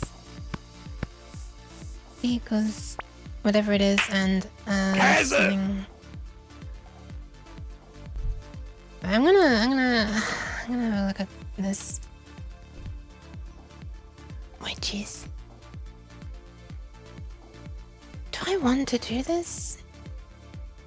Unroll for speed though, which is absolutely something I could do. So unrolled. Might as well unroll then, right? 32-bit value there as well. So we can just do a 16-bit version. You decide on cheese. Did I copy this? I didn't copy it. There we go. Copied one time for each bit. That Kezo was yelled quite aggressively. It was! You deciding on cheese is not an explanation for why. Okay, so BI, so first of all it's gonna be this. Shift to left by 4, 3, 2, 1, 0. Oh, larger than 0. Oh no, is that? Yeah, so 4, 3, 2, 1, 0. And the value is goes from foo to foo. It's funny, it's not. Well, I mean, I guess I'm glad if you find it funny. And then to four. And then to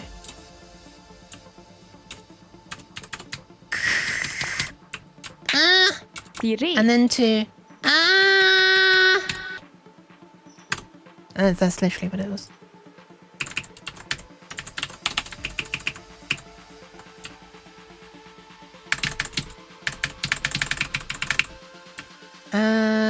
So now we don't need that. Stop! Oh my god, on the high roller! Oh my god, I just knocked my mic. No!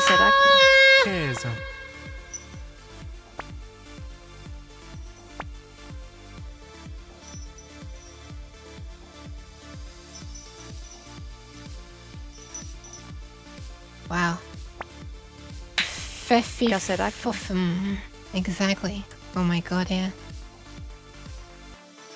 I see nothing! I'm stuck! Help! That was red. The ultimate cheese cannon has arrived. Apparently! I don't understand what this part's for, though. I guess. This feels like the main algorithm, right?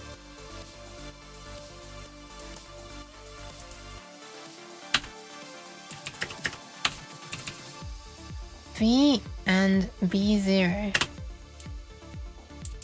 Which is... B0 is... this. Like, we already have that.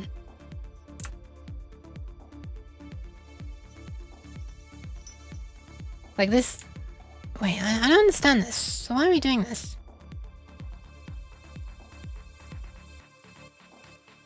Also, hold on. Did I change this all backwards? Why did I change this all backwards? What the fuck? Why have I put this all backwards?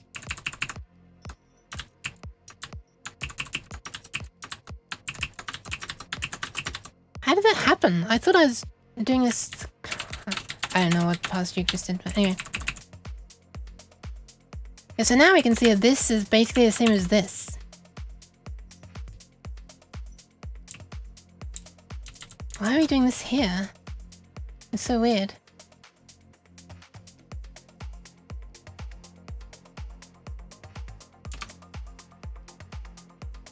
That's weird. Why are we doing this here? I don't get this at all. It's weird. Plat. Is that the sound the cheese makes when it hits me? Okay. I'm just going to do it in a relatively normal way. Stop! Jeez. Number of bits. No, this is the position of the bit, so this is easily going to fit. Hold on. Hold on.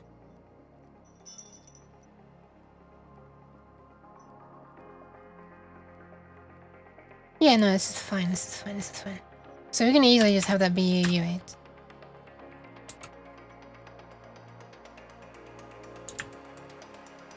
Right?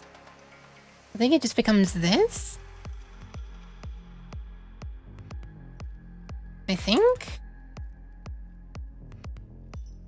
And this would work for 32 bits. So if I want this to work with 16 bits, then I'm just going to keep the version of this with just these bits set. So obviously we have to ignore this bit, ignore this line, because it's for values that are not going to be possible in 16 bits.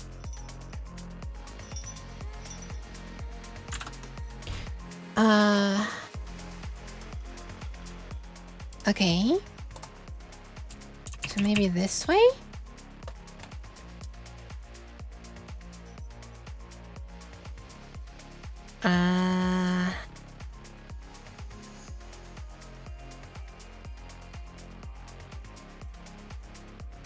So who should I be crediting here? John Owens, by the look of it.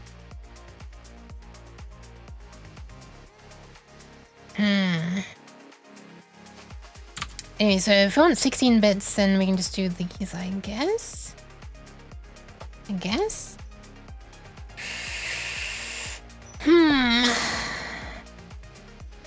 Okay, this is flipping complicated. Alright, I need to save this. For my head, this is complicated.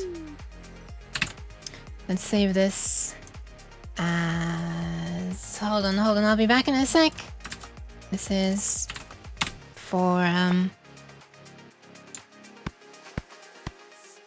getting index of nth set bit. Thank you for the pats.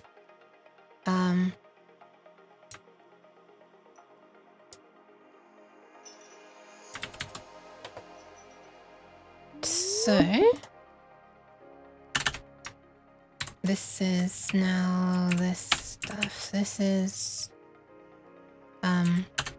so first step is isolate wanted bit, and the second step is find index of the one set bit. This is okay, find the log2 of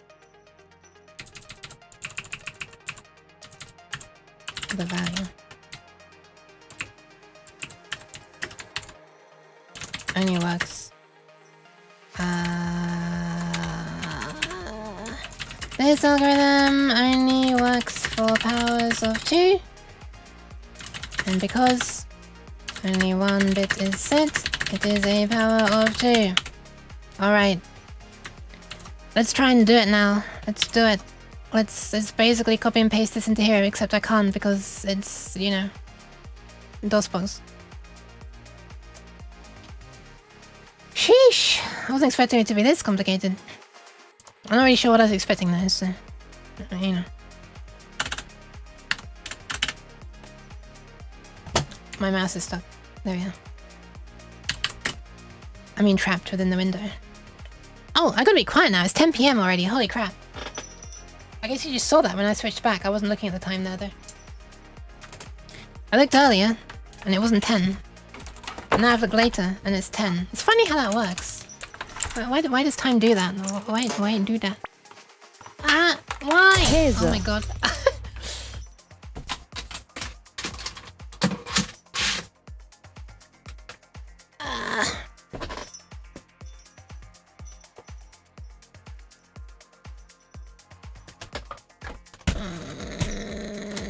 There we are.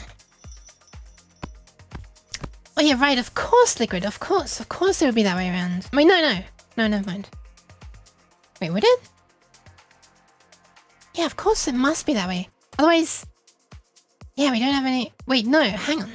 I'm confused. Ah, whatever. We'll see. I see you're doing basically the same thing but backwards. I see it. I see it now. Sorry, I thought you were saying something else for a minute. I was getting ready to say something. Also, hi Pika, welcome. Thank you for the bats. Critical hit. It was. It activated the coil head. Did you hear that? Oh, these ones aren't very springy. That one is. That's an actual coil head sound. Anyway, let's stop this. You just completely unrolled the live. You did! You did! Isn't that pretty cool? Okay, so I'm gonna be quiet now, so I'm gonna go into the quieter mode.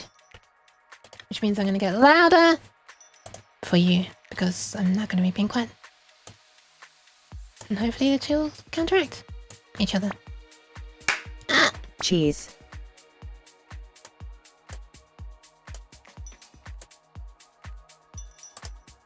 Why? Sounds like a mic boom spring. It is. It's the spring on my mic stand. Ah! Wonder how bad that sounds if I turn off all filtering.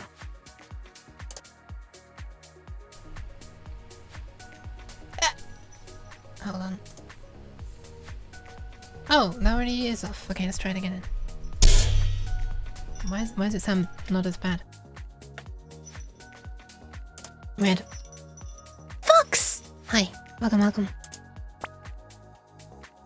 You know, I gotta see what this does. Oh!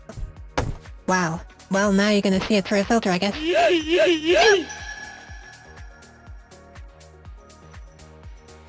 My amazing one-string harp.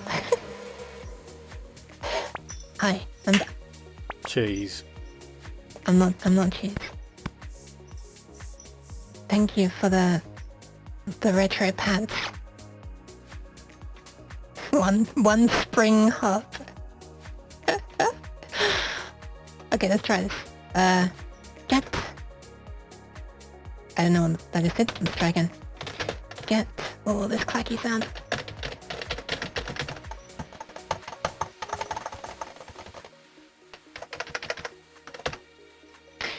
I've been here but I was just AFK looking at things, but hi, you're welcome. Can you do the spring of the retro? Let's try it. Oh my god, the timing. It was just wearing off at that point. Amazing. Okay, that could not have been timed better. You got it with the bit crash gradually going back up to the full sample rate. You got the version. That couldn't have even been planned and gone that well. They say art is dead. Well, that's because they're watching my streams, but I found the OST they use in the distance hijack. The distance hijack. Oh, the level, right. Yeah, I think it was like a Halloween, apparently for like an official Halloween theme or something. I think you can only use like official music. I don't think custom distance levels can use custom music. So it does have to be an official one. I think so. I haven't played the Halloween-y one though. Oh, actually it's a lie, I did once on Big System. Anyway, sorry, I've got to be quiet now. It's from the distance OST. Hell yeah. Right, I'm gonna try and be quiet now. Because the time is this. It's like it's 10 PM, people wanna sleep. And before there are fireworks. But it's not my fault. Okay, let's type in. What is this function doing? Get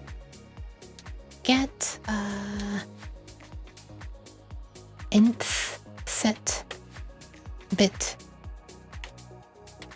Get index of inth set bit, I guess.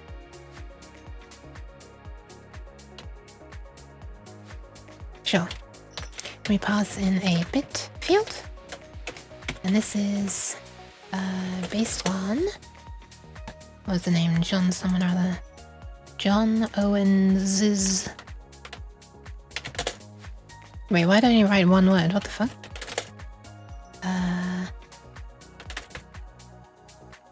Algorithm for finding.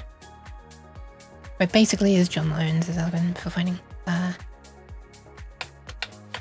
Unrolled 16-bit version of blah for finding.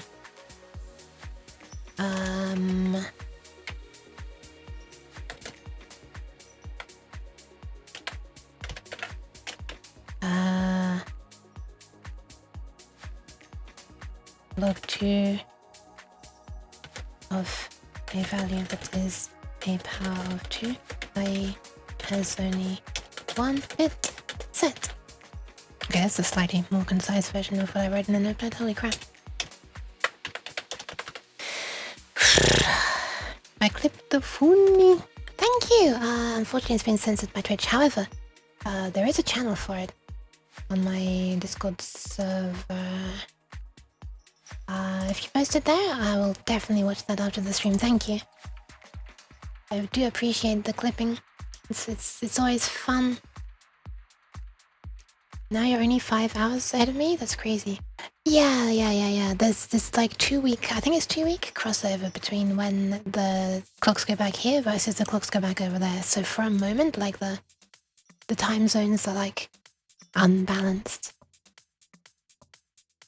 Thank you. Wait, I wanna watch it actually. Wow, that's not this one. Hold on. Let's see it.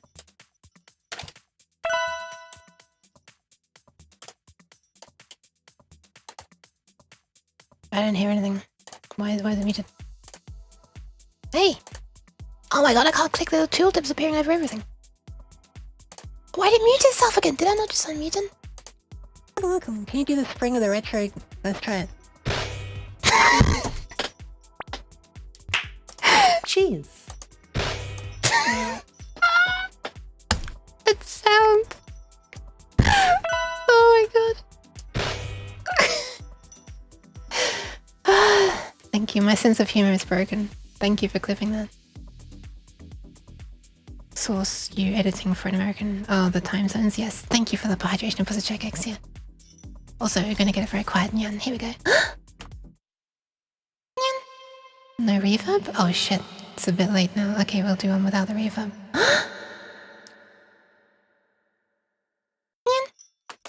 There you are, extra cringe. I have no bottle in my hand, what's happening? I laugh at horse called one when he's staring at the ocean. Oh, is that the man one? Just man.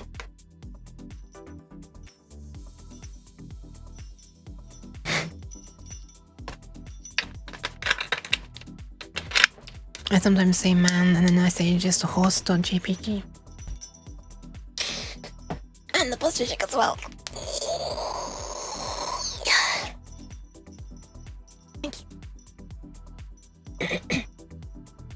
Better late than never, right? Right, so first step. First step. Isolate the... Actually, let's just stop this. Let's just do a thing.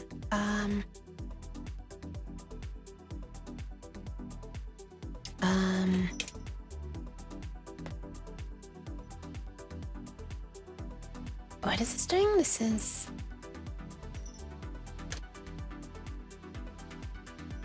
Clear all... Clear the rightmost... Oh, hang on a second, we want the... We want to know which bit we want to set as well, so we can just do this like U8, end of and set bit, end set bit, I guess. Clear the rightmost inset bit bits. Keeping track of the bit field.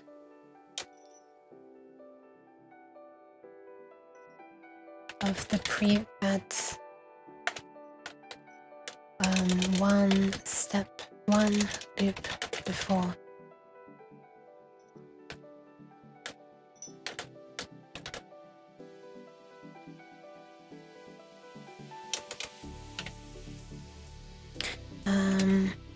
Based on get num bits set. So while bit no, not while bit field, we're not going to keep on doing this until it reaches 0, we're just going to keep on doing it until we've removed a certain number of set bits. Sometimes I look at the punished snake meme and go, he's just like me. What is the punished snake meme? Is that the why are we here just to suffer thing? It's like, my nose is being silly. Having said earlier that I'm hopefully not going to sneeze, my nose is being silly. I have to take care of my nose, one sec.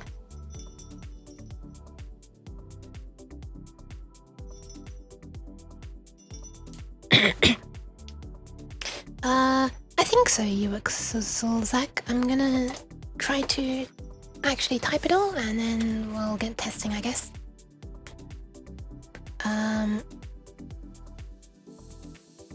Okay, while bit.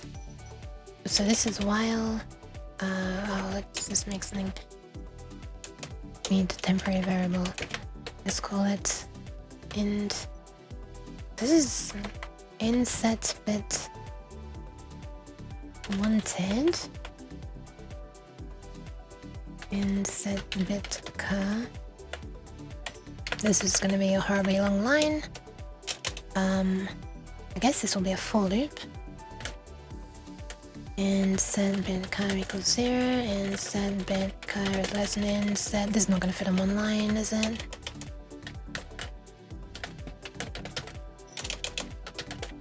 Oh, just barely. Okay. Actually, this is not correct, is it? This should be...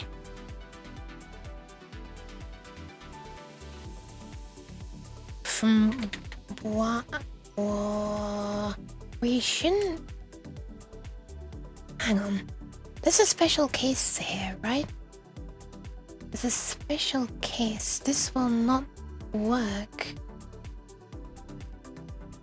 Oh, yes it will. Yes it will. Yes it will. Yes it will. Yes it will. Yes it will. Yes it will.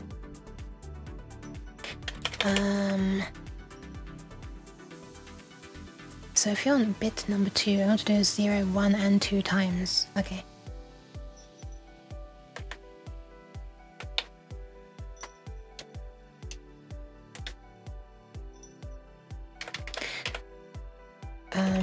So this is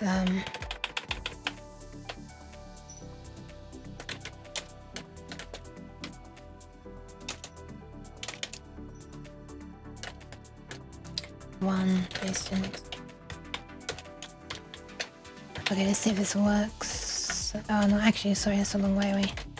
My mouth is going on autopilot, but we're nowhere near seeing if it works yet. My model brain cannot comprehend the language you are writing in. Hi, Lananasto, I'm sorry. Well, it's about to get very cursed looking as well, I'm sorry. Much more cursed looking than it currently is. So we want to do the bit field and equals bit field minus 1, which is this. this.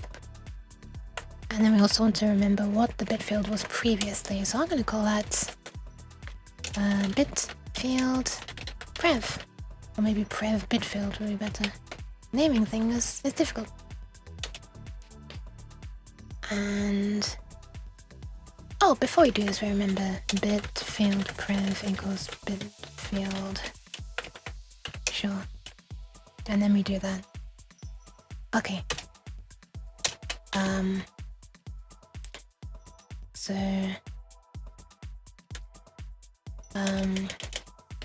the difference, I guess the difference in which bits are set between bit field and bit field prev is now just one set bit. The end set bit wanted bit, I think.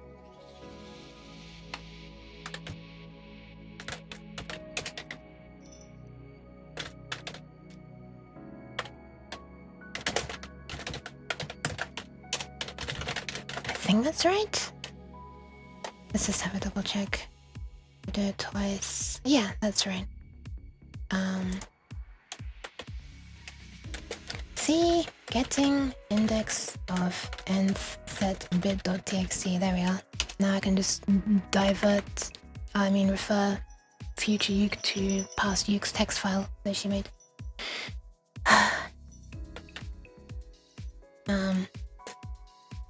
XOR and XOR will keep only this one differing bit. So let's do that. Bit field equals bit field XORed with bit field prev, which we can just do in this way. Okay.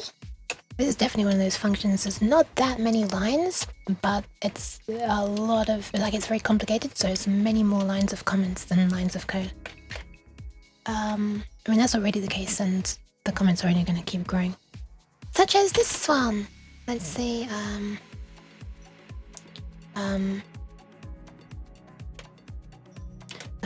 now, since only one bit is set,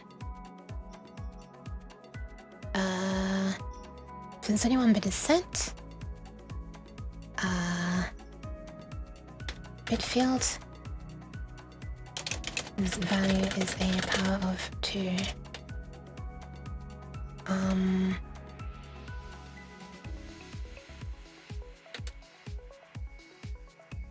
We want to know the index, so position of the set bit, which is equivalent to doing log 2 on bit field. Okay. I feel like this comment should be down here actually. I should put a more useful overview comment at the top.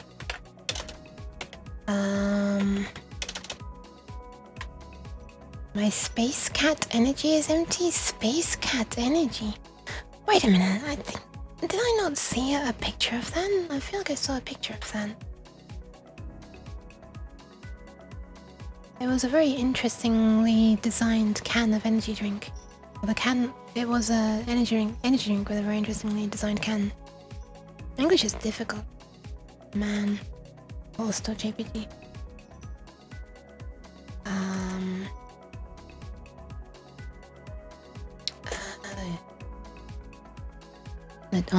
On the DC Discord chat? Okay, so it was you. Okay, nice. No, I think speaking England is horror is more appropriate. Wait, my reverb stuck on help. Ah.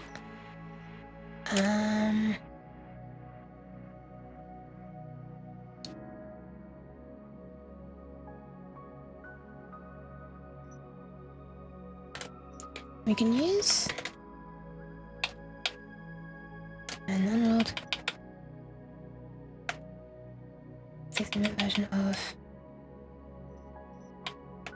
blah blah blah blah blah for finding log 2 of a of 2.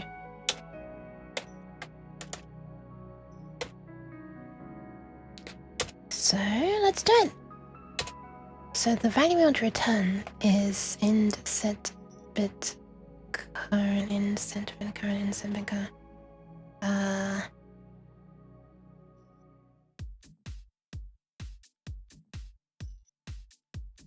End nth set bit end of nth set bit index. Well, this is like position, I guess. Position of nth set bit. So this is out of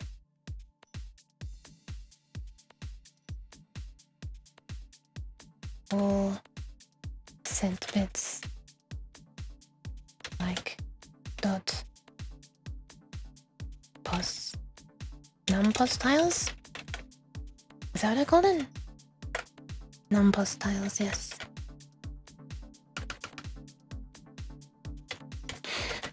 Oh my goodness.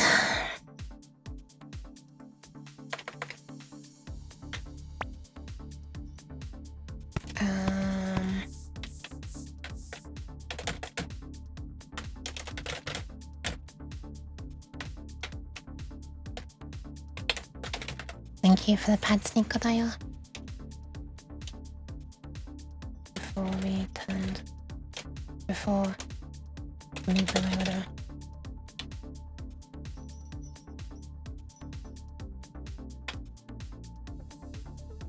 Oh, whatever. Okay, let's just try this. So we need one more variable, and this variable is gonna be the position to return. So we need to do another one. Let's call it int bit return, I guess, or position maybe.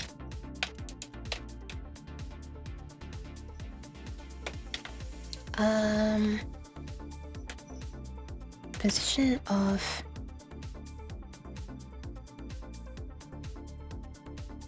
nth set bit, which will be returned.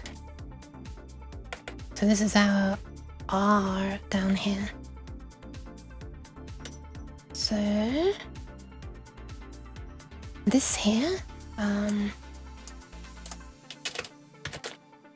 adjusted for 16-bit values will be, we can do away with, well, basically we want to look at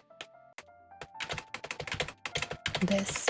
So this is just silly now because this is seeing if any bit is set, and there's always going to be some bits there, so we can go to that. So that, I'm pretty sure this is what we want now. So, pause bit red, or equals, well not or equals actually because it doesn't have a value assigned at all yet, so just equals. V is bit field, and XFF00. So if that's not equal to 0, blah blah, 3. Alright, so it's basically this, and we can copy this 3, 2, 1, 0. 3, 2, 1, 0. And then this is foo becomes fofo, and then ah! And then we need to make this cumulative, turning on successive bits, and eventually return pause bit red. But we don't need to do the shift by 0, of course. Yes, we do so on this in brackets. And to make this easier for myself, my head, I'm going to put this in brackets as well.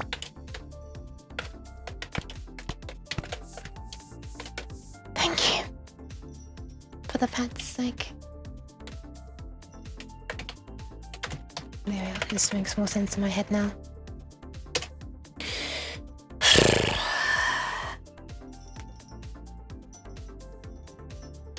Alright, let's see if this flipping works.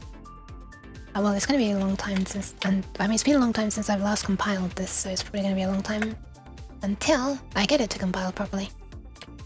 So let's just do a test. We don't need to do any of this later stuff. We'll just return. And we'll simply call this and see what happens. Get position of nth set bit. So let's give it a bit value. We cannot specify binary literals in this compiler, which is shit.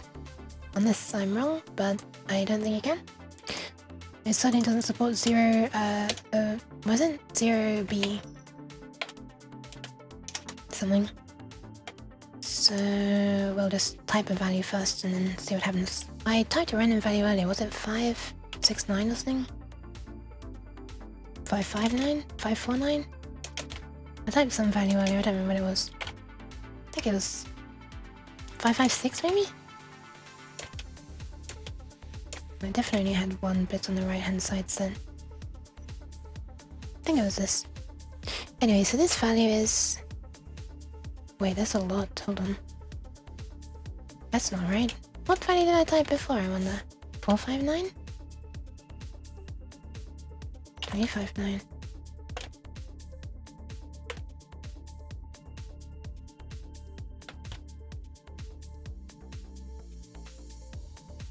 Okay, what is this value? This is 00101100.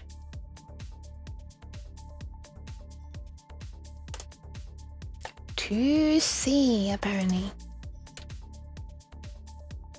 And let's say we want the second or index 1, so it's the one in the middle. So this value is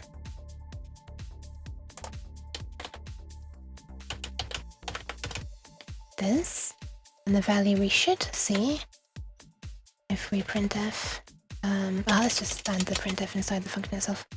So the value we should see if we want index number 1 is this, which is the position 3. So we should get a value of 3. Whew. Okay, let's see if this works. Just to mark these indices. So this is like bit positions, amazing. Now these, and set bit indices are 2, 1, and 0. So we should get 1. Guess I'll put this down below. We'll see what we get. Let's add the printf so we actually get something at all. Get pose of. So let's printf. Let's add a few extra printfs actually. Get pose of and set bit. Get pose of and set bit. Gponsb. Okay. Bit field is %. How do we want this printed? I guess we do want to print it in binary. And we can printf in binary. We just do %0 8b, I think it was. And bit field prev we want as well. %0. Actually, it'd be useful if we have these printed one above the other. Let's do that.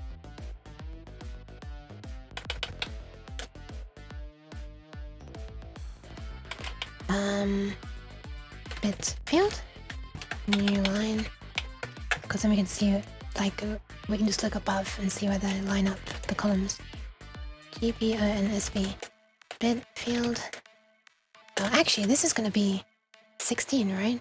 So do I do %0 16 B? Percent 016 B? We'll find out in a sec. And then at the very end, we'll just show the value. Pose bit red %D. This is the final value.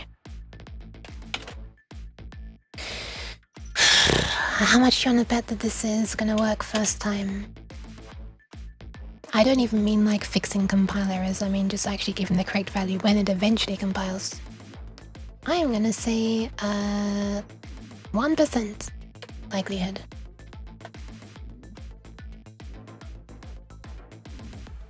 Anyway, let's get through all the inevitable compile errors that are probably going to be coming up from other things that are not even the thing I'm trying to test at the moment. It's just been that long since I last tried. Semicolon on line 396.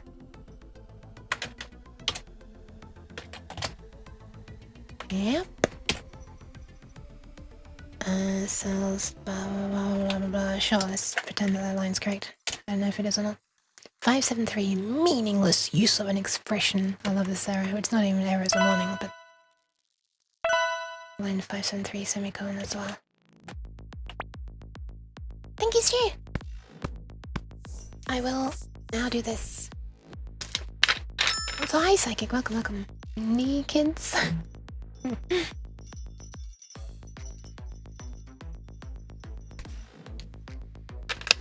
Here in Germany, we actually have to learn British English instead of the nowadays more commonly met American English. I see.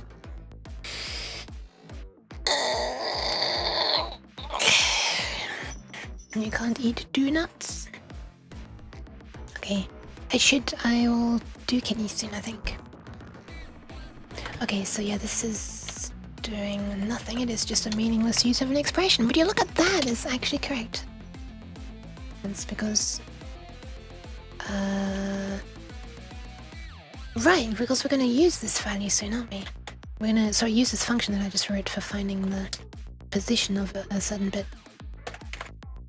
Right, let's see what else needs fixing. 584. Can I use typedef u16 as a variable? This stinks of me trying to declare a new variable, not at the top of the function. 584. Oops. Hi, Haku, welcome, welcome.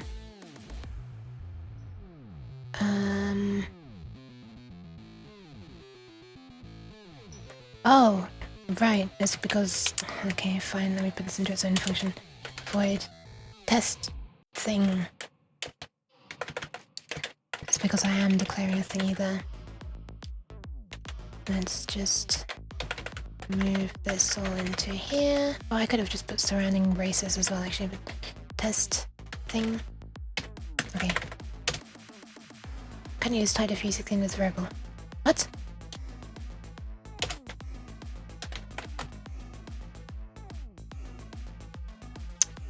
This is kind of annoying. I guess, like, this is the normal thing to do, though. I guess I could just rename this to void main normal. The main. This is C. Okay. Now main can just be this. What a weird way of doing this. I mean, it's not that weird, but I've just not done it before, so it feels weird. Good to go? Good to go, alright. Alright, now here's the question. Is it going to work first time? The answer is almost certainly no. Let me just remind myself what I even want the answer to be. So we are going to pass this value to a function, and we're going to ask it for the set. What is the position of the set bit with index 1? So these are the set bit indices. This one is set, this one is set, and this one is set. That's 0, 1, and 2. And we're asking for number 1, which is in position 3. This feels a little bit like the game Keep Talking and Nobody Explodes, where, like, you have to keep track of the position and, like, the value shown on the display, and they're like, okay, what's on the display? It's 3. Okay, then press button 2. Okay, what's the position of button 2? It's 4. Blah blah, all that stuff. Anyway, let's run and see what happens.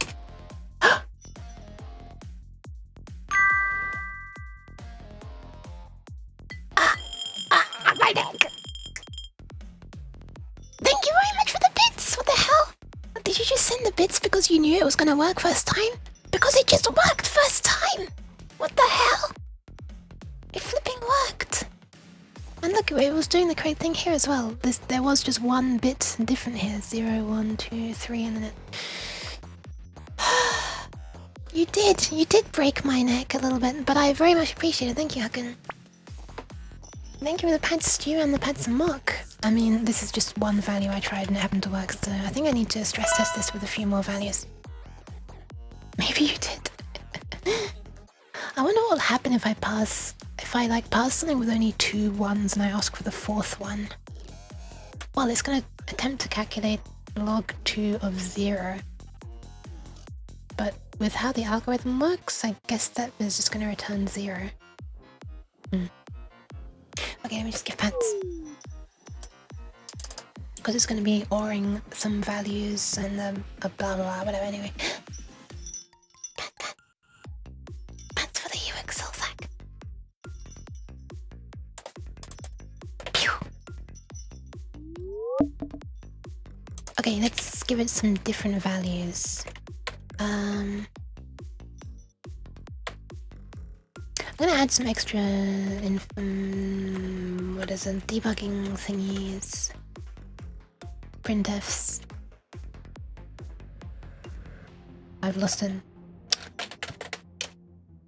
Here it is. Printf. Get position of nth set bit. Bit field is %0, 16, B, and then end set bit wanted. There's just that bit field and set bit wanted. Also new line. Okay, that way I can just like call this a bunch of times and look at what it's doing. I still have to be careful not to call it too many times or all the text is going to get shoved off the bottom of the screen and not going to be able to read a damn thing. But let's see what happens. So, let's call it again. Get pos of nth set bit. Let's give it a different number, just a completely random one. Let's try... it's gotta be less than 6.535. Sure, this works. 54165.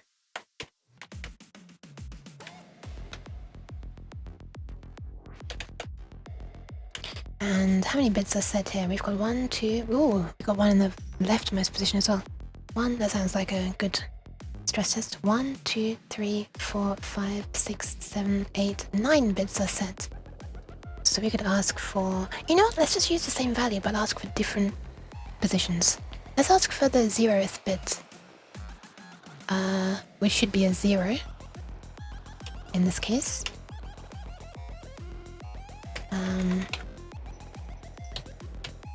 F, E, C, F, E, D, C, B, A, 9, 8.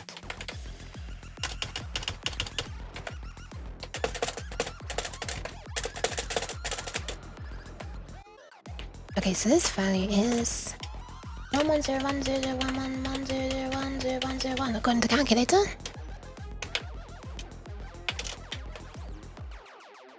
And the 0th bit, well, let's just mark these out. We have 0 here. 1, 2, 3, 4, 5, 6, 7, 8. Insert mode, my beloved.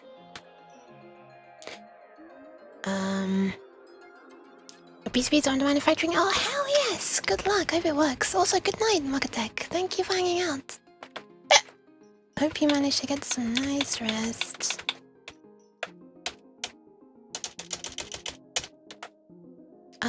Okay, so now let's ask for the bit in position 3, which should be up here. 7, there should be a value of 7.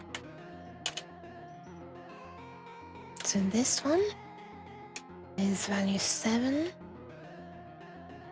Well, this one, let's say this one is value 0. This one is value 3.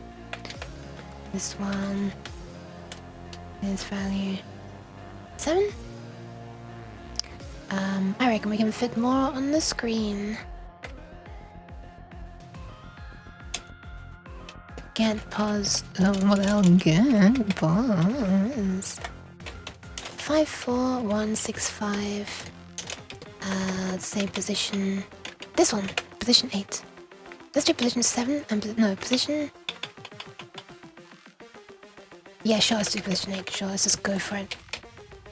It should be here, which has a value of F, aka 15. Alright, let's see if this works. So the values we should get, we should get a 3, which we already know works. Then we should get a 0. Then we should get a 7. And then we should get a 15. So let's see what we get.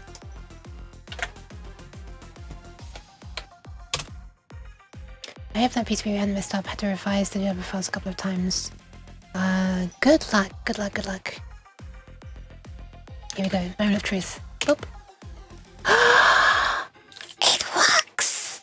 3, 0, 7, 15.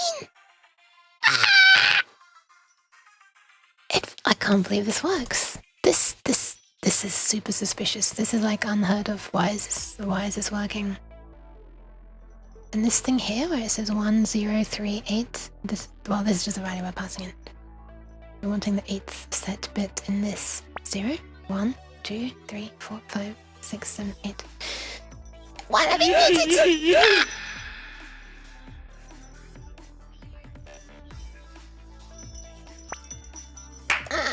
Cheese! Celebratory cheese! Thank you for the celebrations, but I don't need the cheese. I'm not leaving. Come back. I'm pressing up on the wrong program. I guess I might be leaving soon, but... Right, this seems to be working. This does seem to be working. I guess I haven't done a stress test. Oh, I have. Wait, 0. Yeah, I have tested the, returning the position furthest on the right. That was the 0. And I've tested returning the furthest position on the left. I think this works. I think this might just work. Especially this test working, the one with like the leftmost bit set, because that's a value that can only be stored in unsigned 16-bit rather than signed, so yeah. Which was I guess a potential thing that could have failed if I was messing up something somewhere, but it didn't fail. Okay, so we've got we can get this now. We can get the position of an nth bit set. So let's do it. Let's actually use it how we need to use it instead of just testing it. So the index of the tile chosen is the getting position of the nth bit set from from cells and cellcar dot pos tiles at end pos chosen.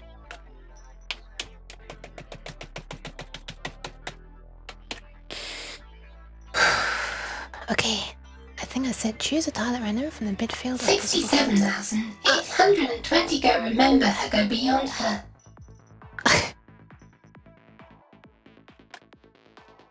Does it begin with 0? I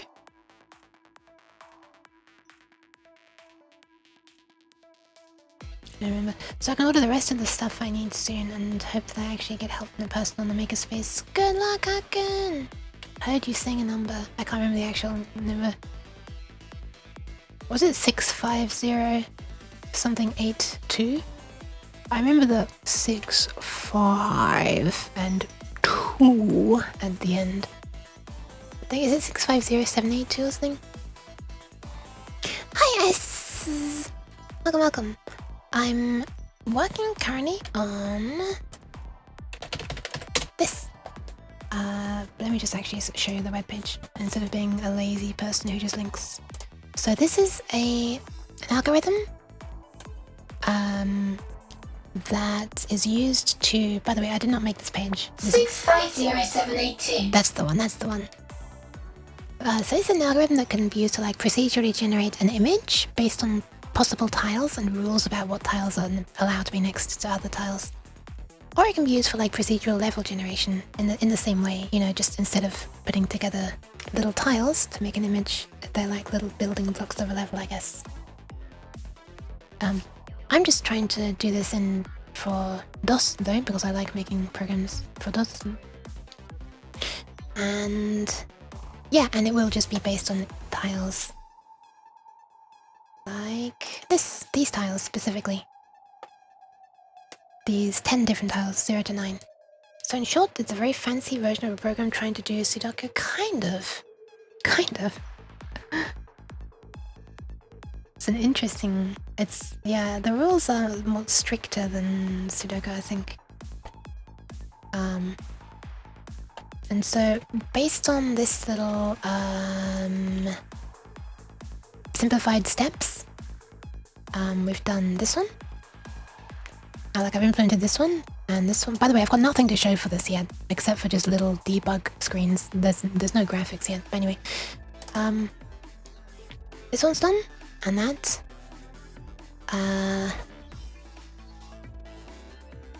This, I guess, is what I'm doing right at this specific second. This is done, this is not done, and this is just wrap the whole thing in a loop, basically. Thank you very much for the follow. So we've just chosen the tiles, which is one of its options at random, choosing an option at random, basically. Although, actually, we haven't assigned that tile. How do I explain it? We haven't actually properly stored this value yet. I mean, we've stored it in a temporary variable, but let's store it here. So this cell dot, what do I call it? Index of the tile? Is that what I call it? Int tile? Int tile. So this becomes... Oh, hang on a second, I made a function for this. Where was it? Set cell tile, here we are. Oh.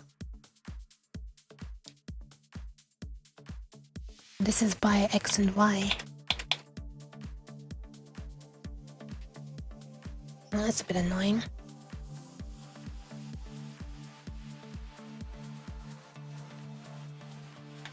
send cell tile. Am I ever using this function yet? Because like the way I'm doing it is based on a single index from 0 to how many tiles there are. And the way this is doing it is wanting x and y coordinates.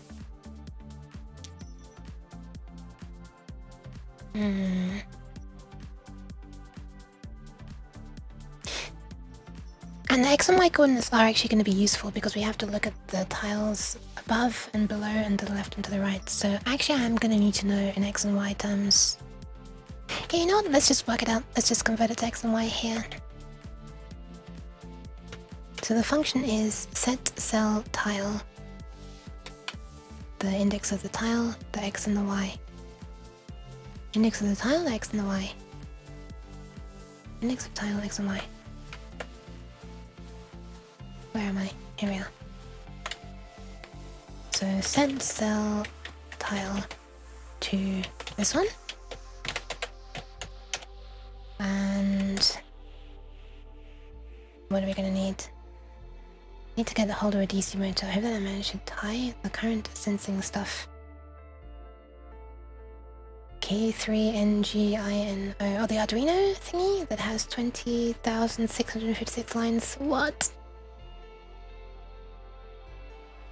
Like current sensing for the Arduino stuff?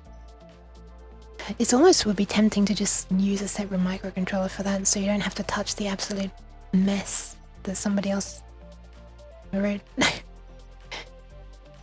Okay, so we want x and y. Now I need to work out what x and y are. Did I make a macro to do that already? Or did I only make a macro that goes the other way? Yeah, I only made a macro that goes the other way. That's annoying. Well, let's... This is not named very well. Let's change this. This is left over from when I was being silly with naming things. Let's change get cell position index by position xy. Let's replace that with get cell index by xy.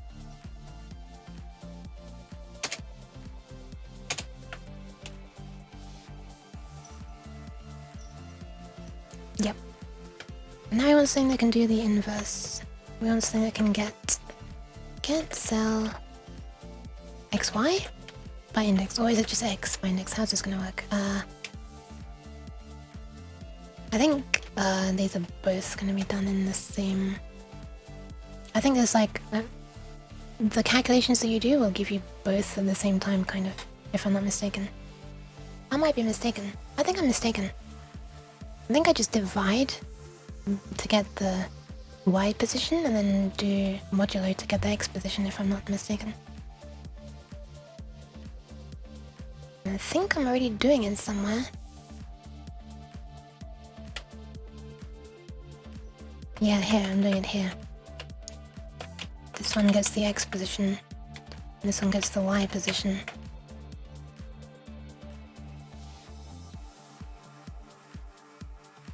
I should stop it drawing, actually. This was for debugging. I thought you were a cat. Wait, what did I say? Wait, what did I say?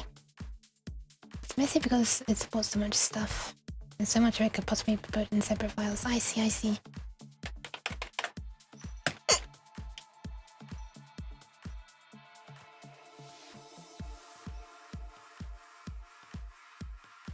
This times tile size. Okay, well it's that simple. It's that simple to do x and y. I don't think we even need a macro for it. Let's just type the text. So this is gonna be... Am I gonna need to know this? I might. This is x. Like, am I gonna need to reuse this value for something else below? I might.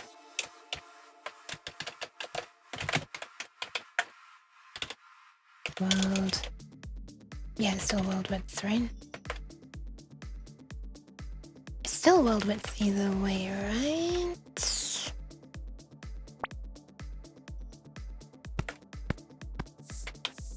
Thank you for the pads. Yeah, this should be world width. Both times.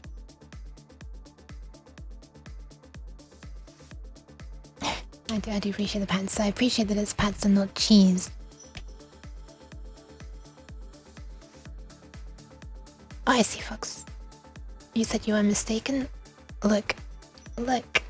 I can be a mistaken cat as well. The only mistake here is me. Nope! I'm sorry. This is my stream. I get to be the mistake. What did you just realize? Thank you for the hydration. Oh, I should actually go and save the kidneys soon. Which means, go to the toilet. Let me hydrate first. You're horrible at coding, but you're really good at dumbing it down. Wait, that's like half the... That's like actually legitimately half the problem. Well, maybe less than half the problem, but like it's a significant part because you need to like... Oh my god, look at this. Ooh. Ooh. It's Halloween. So it counts. I mean, it's not Halloween, it's nearly Halloween.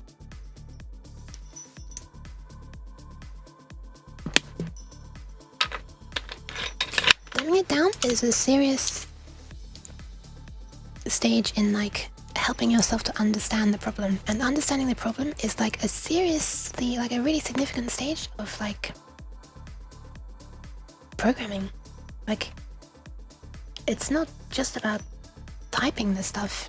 You have to sort of build a model in your head, if you like, of roughly how it's gonna work. At least personally, I find it easier to like have a little bit planned ahead in my head about how something's gonna work.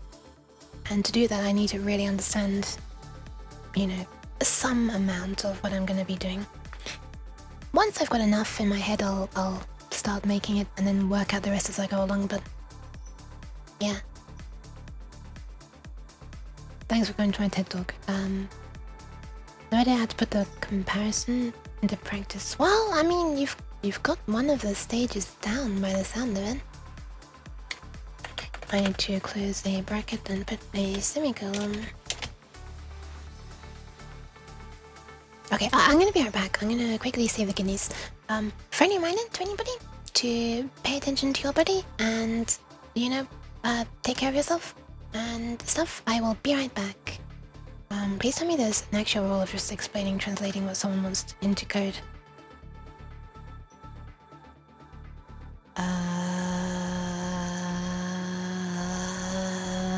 I don't know. Okay, I'll be right back. Pew.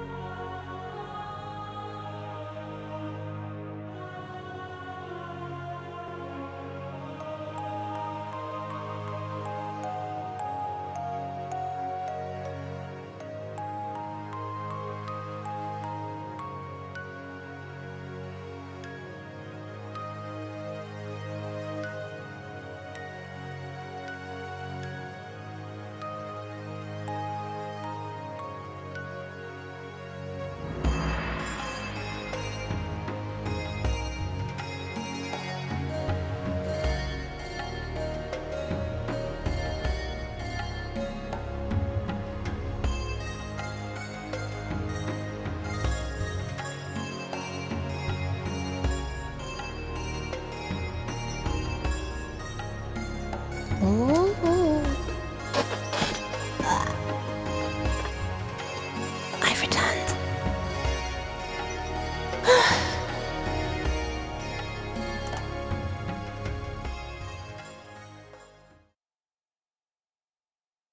Boing. I'm back. The gata? Hi, I'm back. I am. Every time I read that, all I can hear in my head is Elkat, Elkat. Oh my god, I can't do it because I'm trying to stay quiet. Elkat, sure, I'll just whisper the entire thing and you'll lose all of the emotion in my voice. What is the time right now? 11. Nice. Why is my frame rate being terrible? El gato de las profundezas? I don't know. I don't know Spanish pronunciation. I don't know if this is Spanish, but it sounds very Spanish to me. The cat from the depths. I was low down, that's correct. I'm back.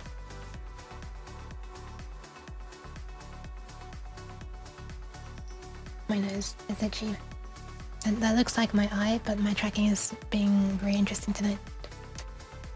It is, but I butchered the Spanish. I see.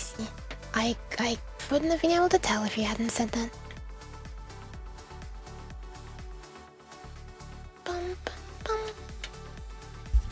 Okay, so that's done. We've set the tile. That hasn't actually drawn anything. Or has it? Did set cell tile draw it? I can't remember. I just looked at it, but I've forgotten. It did draw it. Okay, it drew it. Nice. So when we choose one, we next need to do this. Tell all the neighbor cells that list of legal options is now reduced to those matching this new cell. And we've already written a function to do this. I just need to call it. So that function was update possibilities. That updates possibilities for the current cell. This one updates the neighbor's possibilities, which just calls that one for each of above. Wait, right? Down, no. Above. Wait, what order is this? It's left, above, right, and down. So this is the function we want to call, and yes, we do need to pass in the x and y as well, so let's temporarily store these.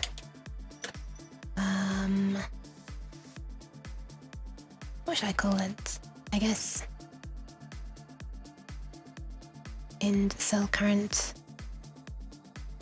What should I call it?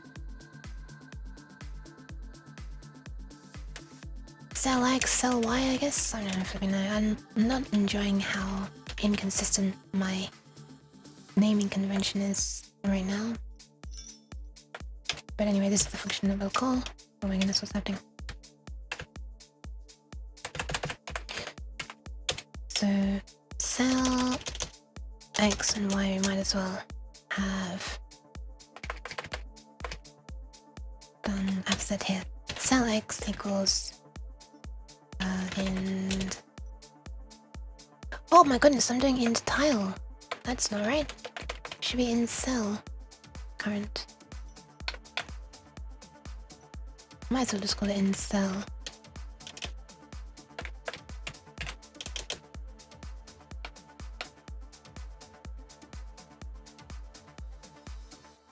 I'll rename things as I come along.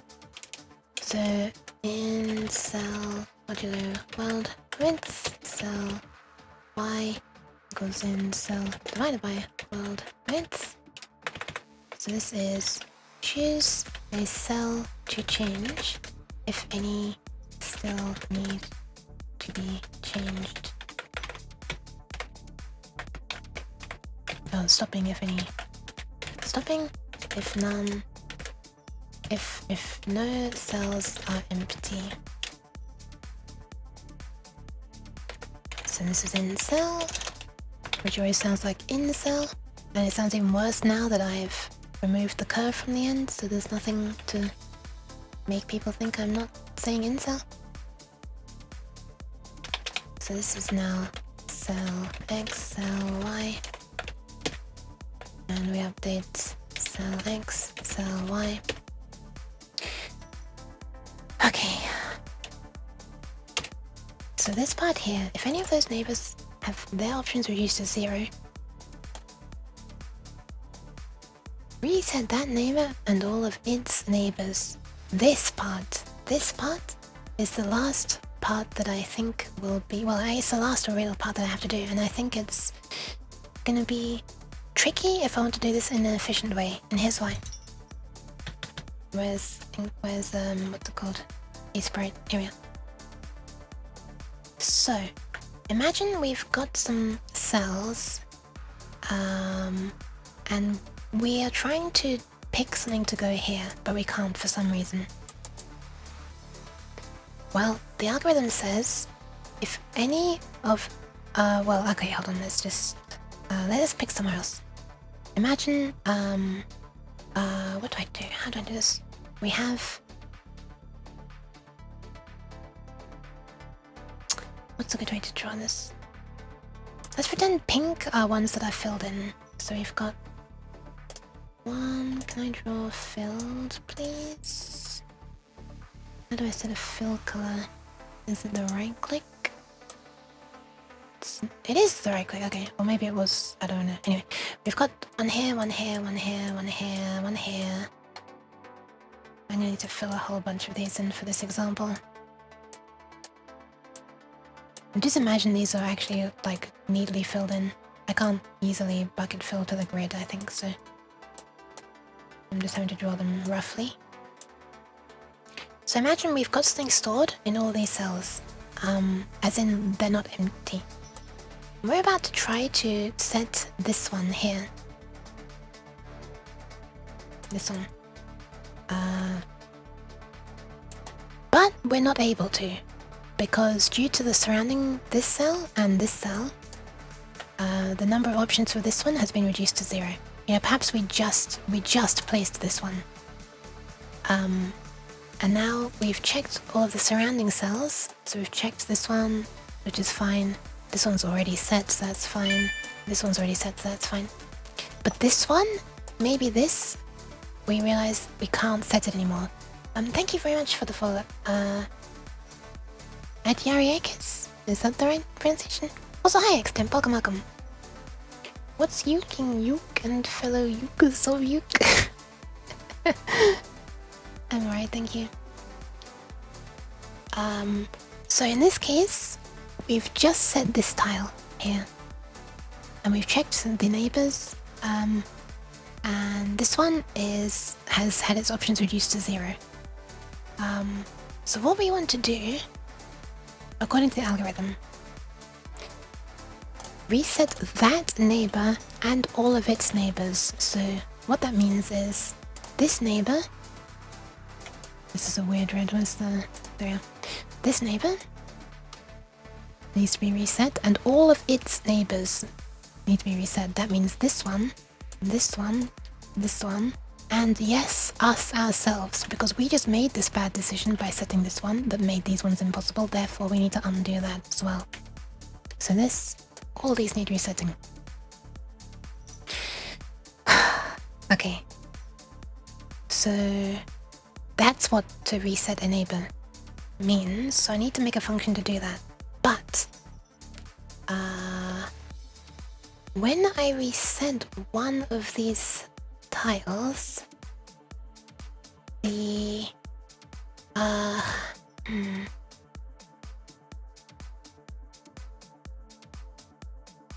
what is it? What am I trying to say?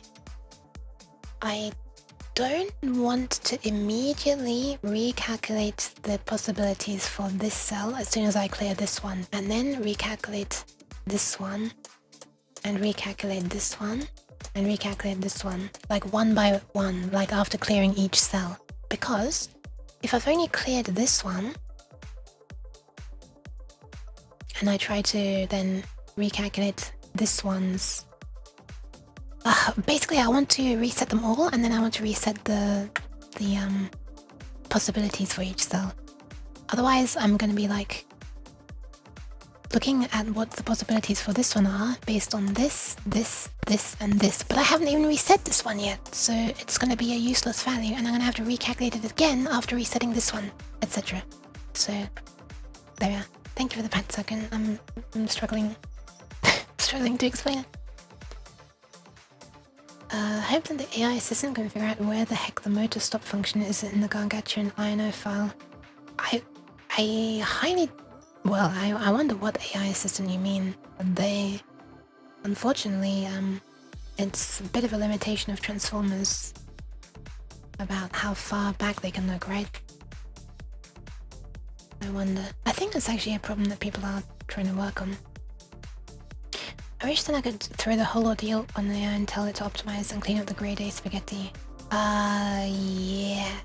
I have my doubts on whether that will ever be possible with transformers as they are right now. As general purpose text processing things. I don't think it's an impossible problem, but I think with like general purpose assistance and stuff, I'm not sure that'll be possible. But who knows? Who knows? There's just so many places that it could go wrong, and randomness is a fundamental way of how this text generation works. Therefore, you know, the more you ask them to do, the more likely that one of those steps is going to be wrong. People tend to make spaghetti code. Oh, I mean that as well. Don't look at my code. Shh. Well, actually, I just realized we have a person who stops by here named almost that. Don't Watch Me Code, I think was the name of the person. I just call him Don't to confuse everybody. My noise gate's a little bit aggressive this evening, what the hell?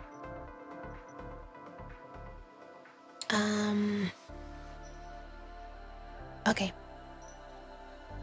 So we have just chosen this cell and we're updating these neighbors. The green part is the step that this line is doing. We're updating these. Now,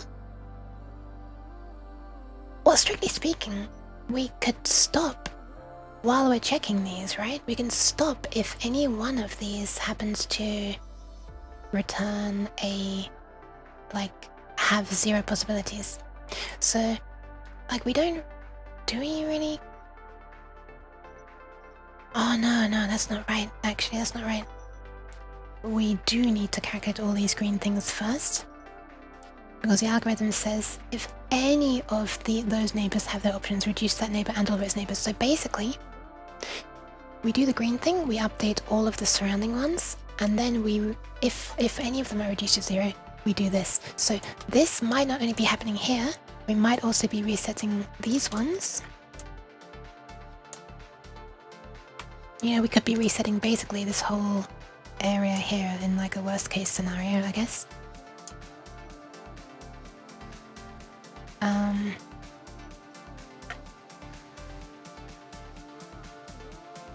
Yeah. I think that's it, right? We're never gonna erase more than that area, more than this area, so we're never gonna like erase more than this, right? There can never be a chain reaction of erasing, because erasing is only ever gonna increase the possibilities of surrounding ones. So if there were surrounding ones that were not marked as impossible, then erasing the neighbors will never make them become impossible. It's only widening the possibilities, not reducing it by resetting. So we shouldn't have like chain reactions where I reset one, then I need to reset another whole area, then I need to reset another whole area, all in one big step. I don't think we need to go recursive with this. If it makes you feel any better, I was boring it bad at coding, and someone in my class managed to make it even worse. Amazingly worse code. Well, I think that should make you feel better as well, Pika. Right? You're saying you were doubting yourself earlier, but you've seen how bad it could be. I mean, I'm sure it could be worse than that as well. But still.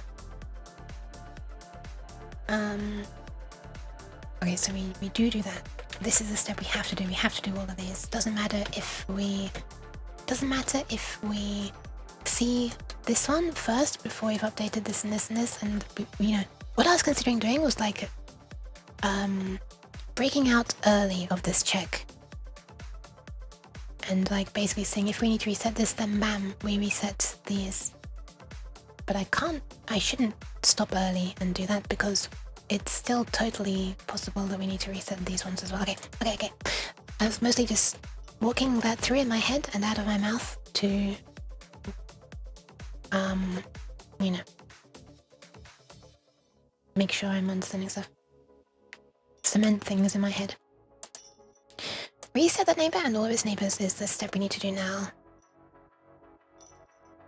So where we do set cell tile, what we're going so hang on, set cell tile, set cell tile. Okay, this does not automatically update the sets of possibilities for the neighboring tiles, which is good. So what we can do is, if any of the surrounding neighbors have been reset to 0, then we can set the 5 cells, that is that neighbor and its surrounding ones, to 0, and then simply call update neighbors possibilities. Wait, is that right?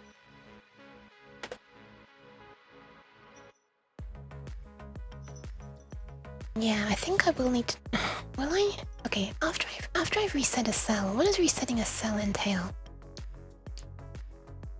Resetting a cell is basically changing the state of the cell. So after doing that, you do have to tell all neighbor cells to update their list of legal options. Okay, so by resetting a cell...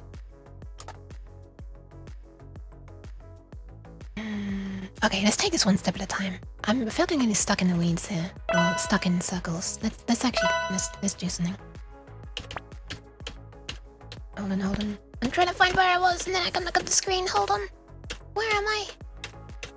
I can't find it. Okay, here we are. Thank you for the hydration and posture check. One thing I was meaning to experiment with on my implementation but didn't was, instead of erasing the tiles around an impossible cell, I would set the impossible cell to a tile that satisfies the maximum amount of neighbors. Then you erase any neighbors it doesn't satisfy it. Sounds interesting. Hi Serena, welcome. Oi. How are you doing? Hang on a second. Oh my goodness, there's so many messages I've missed of your speaker. Look up your code. I'm happily not coding and doing video stuff. Let the nerds do the coding, I do the editing. Do you have to do it that way exactly, or can you do it by each pass? As in checking through 1 through 50 and then changing per wave and not changing 5, then rechecking 3. I'm gonna be honest, I don't understand what you're asking, but I'm just gonna try to implement it the way this says first, and we'll see if that works.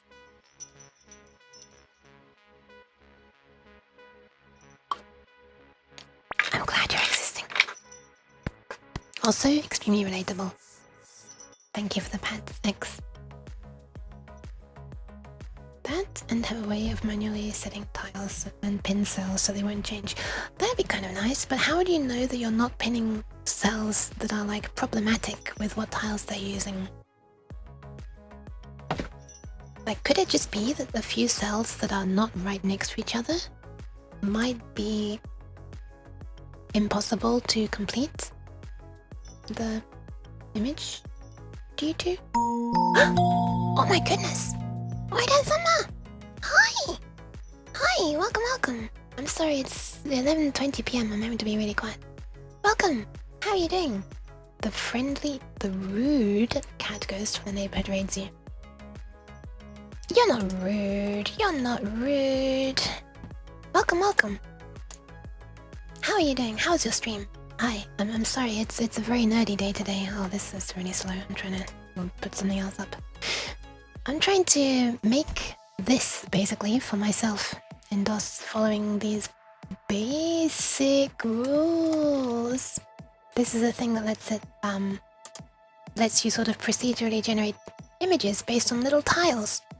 And anyway, let me show you what you're doing. Well, I mean, I was hanging out earlier, and I guess what I should be saying is, how did it go? Look at this kind of... I actually can't tell if this is like nervous or smug slightly because of the mouth. Anyway, it's extremely head patable, so there we are. 7 out of 18 as well, sheesh. But yeah, Oida is a very cute and also talented artist.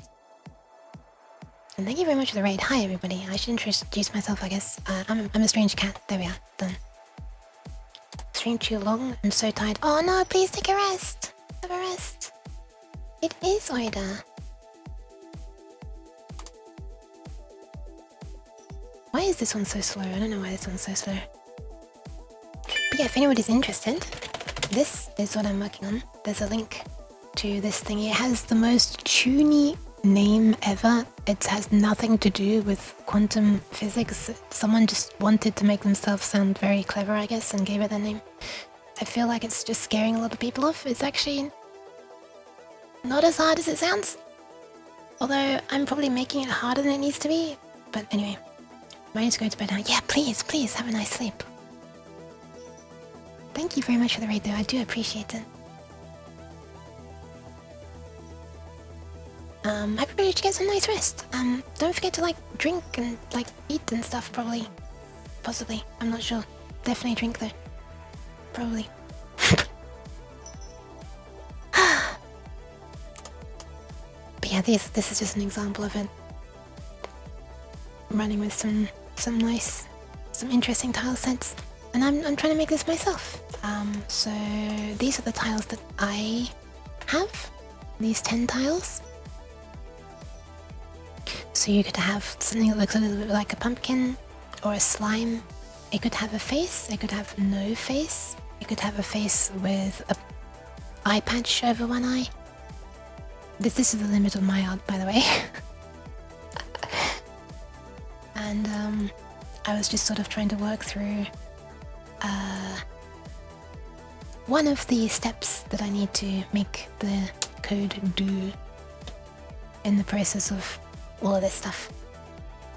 Basically, there's like you can see sometimes it has to go back and redo things if it like puts down tiles that it then becomes impossible to fill in around because they would be breaking the rules of which tiles are allowed next to each other. And so that's the part that I'm on now, I guess. Basically the whole thing boils down to these steps, and I've done this, and this, and this, and this. This now is the part that I'm trying to do. And this part just means stick it all in a loop, so basically it's already done. Yeah, have a nice hammock.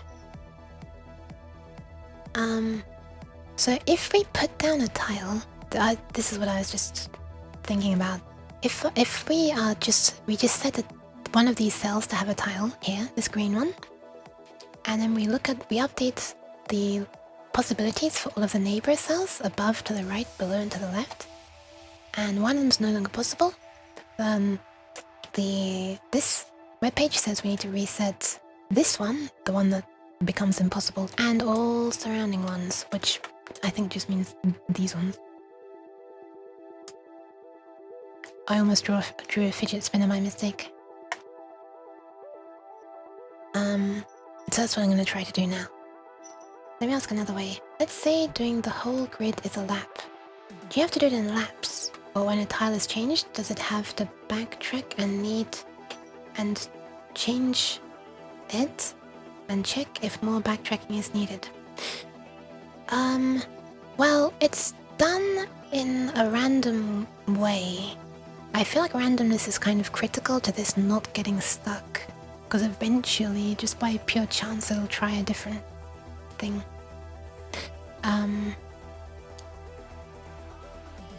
So the one we're setting is the one with the smallest number of options. If that is ever 0, then that's a problem, basically. I'm not sure if I'm answering your question. I still think I'm probably not understanding it correctly. I'm just gonna do what the algorithm says to do. So yeah, that's all I can tell you, I'm afraid. And I'm just gonna trust that the instructions on that page are correct to make it work, and then we'll see if it works, I guess. Okay, so update neighbor positions. I'm very afraid. Hold on. Be very afraid. Trust the process. Basically, I'm trying to. Thank you very much for the follow, by the way, Eminem. I'm sorry, I didn't say. Welcome in as well. Okay, so this is done. If any of those have their options reduced to 0, okay, this is what I need to do. So let's have a look. Let's have a look at this. How do we do this? Why am I being yeeted? Hi, Yuki, but why am I being yeeted? I've been yeeted like 3 times. Maybe 4 times, I can't remember. I'm back.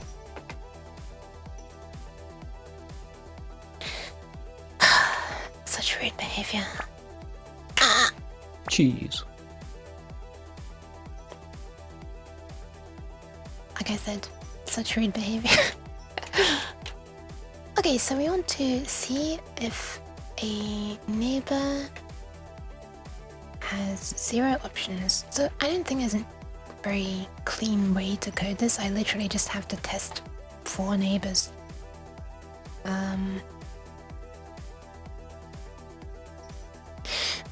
It's gonna be a little bit annoying actually. I have to basically do this kind of thing because Uh-oh.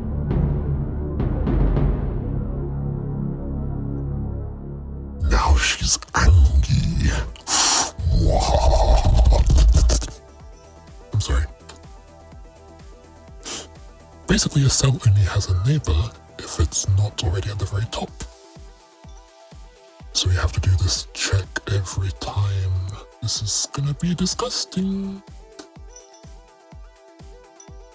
Why are you afraid? What are you afraid of? Be not afraid. Oh. This is disgusting.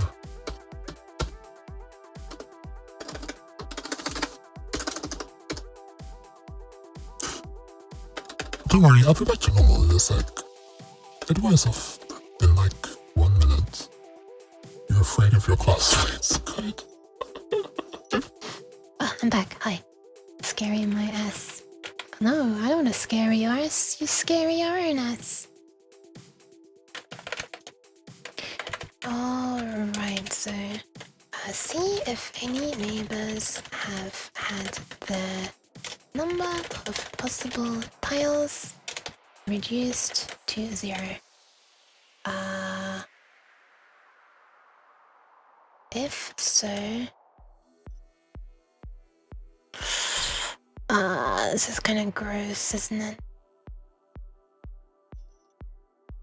Maybe not. Maybe not. If so, reset that tile.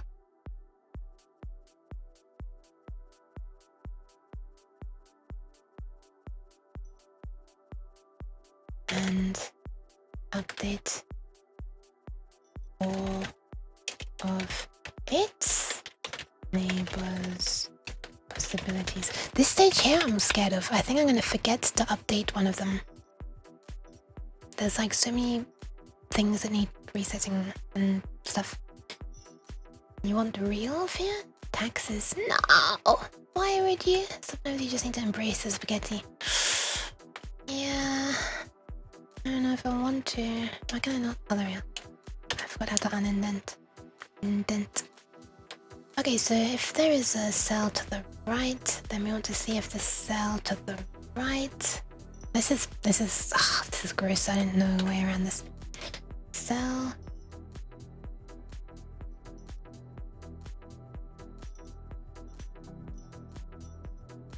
I guess what I could do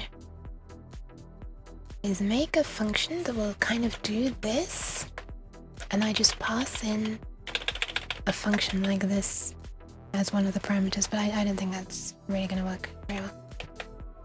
I mean, it's gonna be a huge mess. Okay, so if the cell to the right exists, and if hiding spaghetti in smaller code.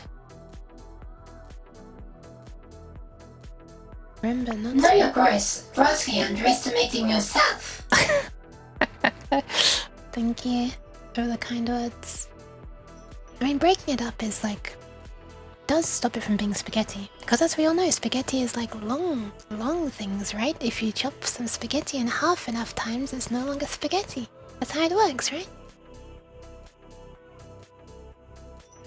If that analogy worked better than I was expecting. Okay, if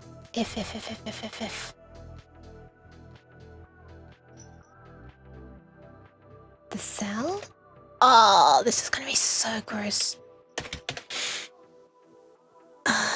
This is okay. I just gotta do it. I've just gotta do it. If cell at the index that is get cell end by x y at cell x plus. Oh my god. This is gonna get so ridiculously spaghetti. I might not even be able to keep track of it. Cell y dot num plus tiles is equal to 0. So if this, then we do something. Okay, what do we do? At this point, this is where we reset this. Oh my god, there's so many places where I can make mistakes because I've got to do the same -1 and +1 everywhere.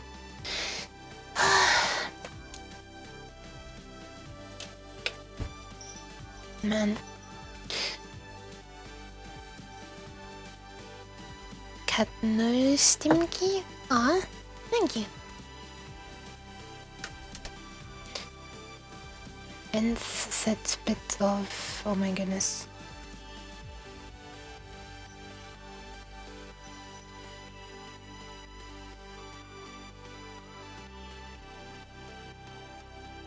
Okay, oh, wait, if you have to calculate log 2 though, this is the kind of what the function was...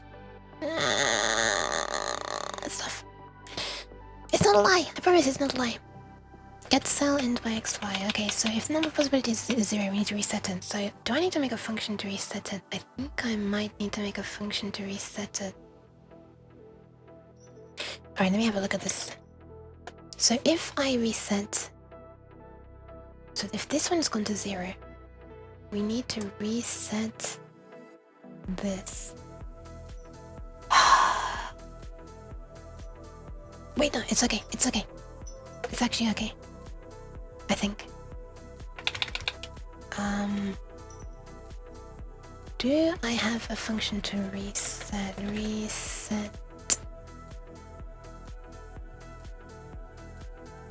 Oh, this is just the line that I'm on. No, there isn't a function to do that. Okay. Void. Reset tile. Let's just pass it in by cell x, cell y.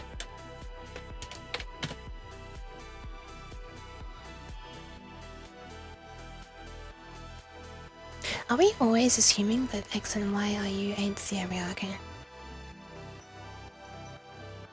And this here, where I'm calling them px and py, is stupid as well. This is left over from other terrible naming. Let's just change that. Cell px is now going to be cell x. Do it. And cell py. Let's go back to the top. Cell py is now just going to be cell y. Do it. It's done. It is done. I think somewhere around here is where I want this to actually be done. Cell reset. I'll delete the other one that I started typing later. Cell x, cell y. So we want to do this. We want to say set cell tile. Set cell tile was the name of the thing. Yeah, set cell tile. We pass the index that we want it to be, which is going to be called int tile empty. And we want the x and the y. So int tile empty. So we're changing it to empty. This one right here. And when we reset that cell, Ah, hold on. What would I do? Reset cell and neighbors. So we reset that one. And then we're also going to reset...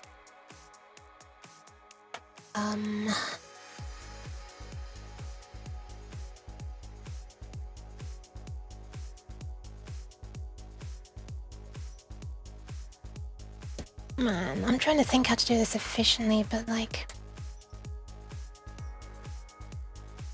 Okay, let's just do it. Let's just do it. Sense. Oh my god, this is... I hate this. This is so disgusting and messy. What the hell?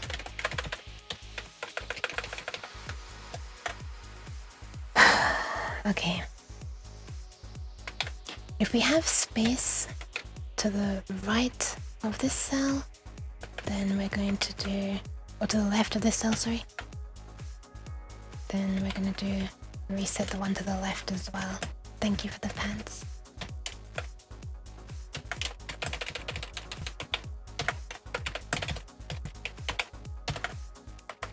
And if there's space above, then we're going to do this one.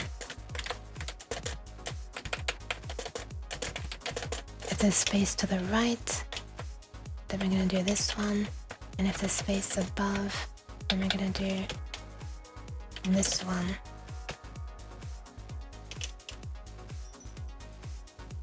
Okay, that's just making them be empty, but we haven't updated the possibilities yet. Hi Melonbread. This is just a cheap Logitech keyboard from flipping ages ago. Have a nice sleep, by the way, Hakan. When it's not like nearly midnight, I do use a mechanical keyboard. That one has the blue switches. But unfortunately there's nothing special about this. But welcome in. Maybe I should make a command for that actually. Never thought about that before. Okay, so at this point we have reset the red ones. But here's the thing. When these get reset, it's a bit of a chain reaction. Just one more level of chain reactions. It's not infinite, but it's another level. Because when this gets reset... I need another color. Let's use this, I guess. Because this thing being reset will change the possibilities for this one. Because this one's availability is, you know, are based on this one. So we kind of need another level of this. Update neighbor possibilities. Oh, wait, it's actually okay, because we've already got this command here. This will take care of that. Let's just make a thing called reset cell. Internal, I guess. And all that's gonna do is set... It's gonna firstly do this. It's gonna set the thingy to that. But also, if it's being set to empty, then we need to do one more thing, which is remark that that cell has all possibilities. Oh wait, it might not have all possibilities available to it though. Right? It might not have all cells possible. Yeah, no. I guess we just call this.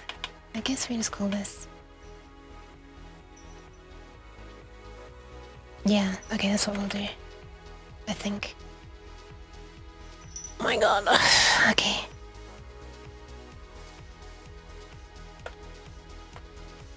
I think we have to do the resetting to empty and then the recalculating neighbor thingies separately.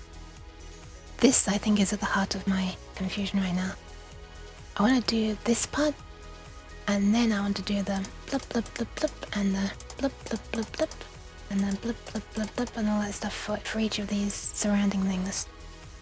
Once all the reds are done. I think that's it. So this is done. But now we need to do the second part. So this part here is reset cell and neighbors to be empty first, and then afterwards recalculate possibilities of... Okay, what are we doing? We're resetting... what are we doing? We're recalculating the possibilities of... Oh! I think this... I think this will have all possibilities, actually. Because all of its neighbors are going to be empty. So actually we don't need to recalculate possibilities for this, we can just say everything's possible.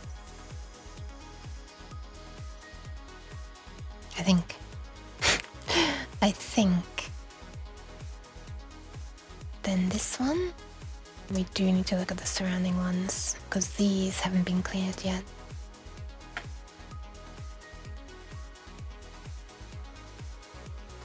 But I don't have an easy way of resetting this.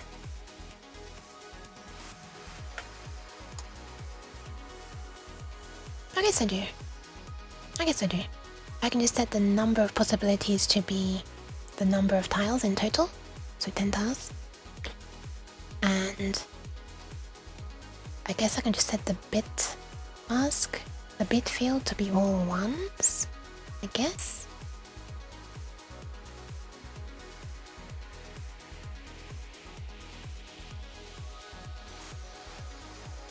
Hang on, I've just noticed a problem. I think... No, I haven't. This line is what I want. Set all the targets. Okay.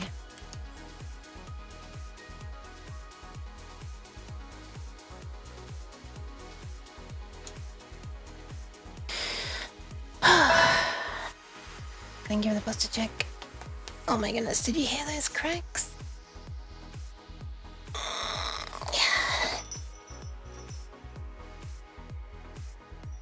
Posture has been checked and found to be crack-worthy, I guess.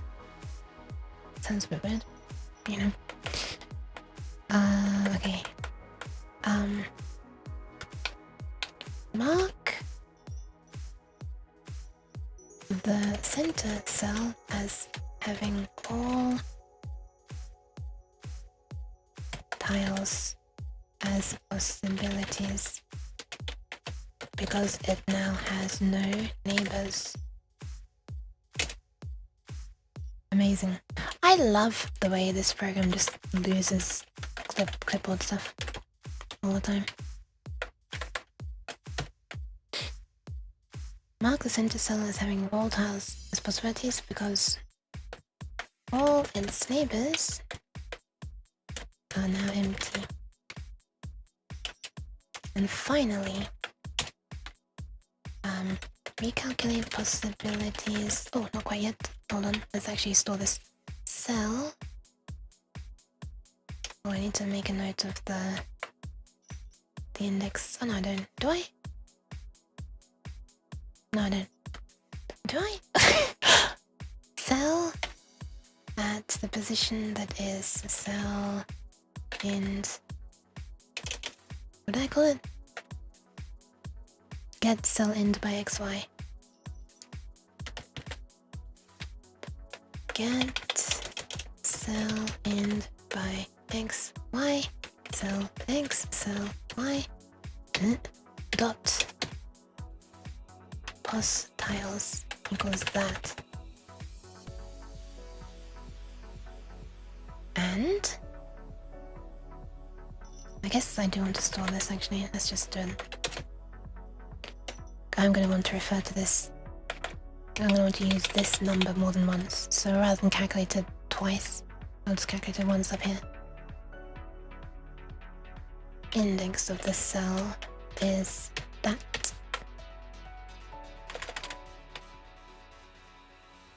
Center, so.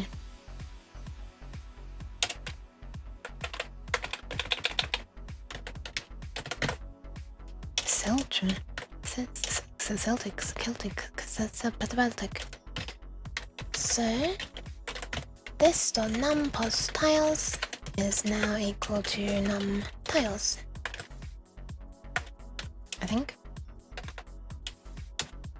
Okay, last stage now of the neighbors based on their neighbors.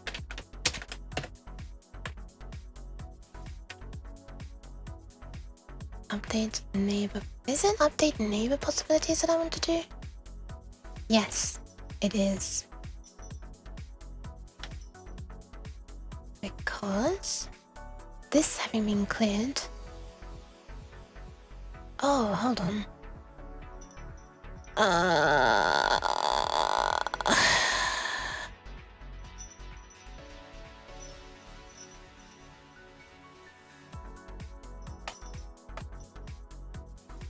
No, I'm also going to want to recalculate these ones' possibilities. Oh my goodness. Thank you for the pants fix.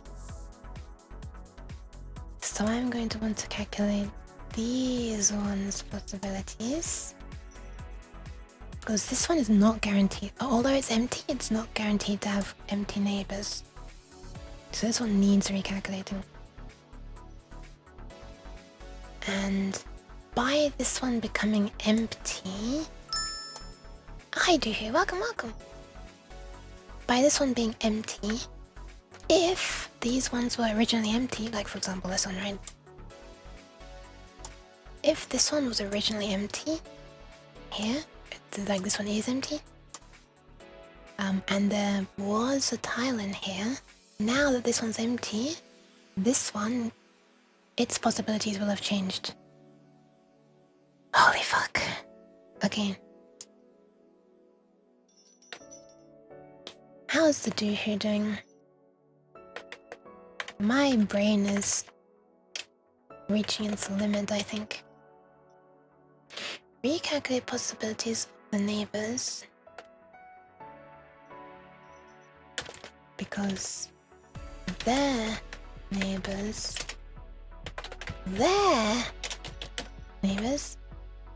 are not guaranteed to be empty. And we also need to recalculate the possibilities of our neighbors, I guess.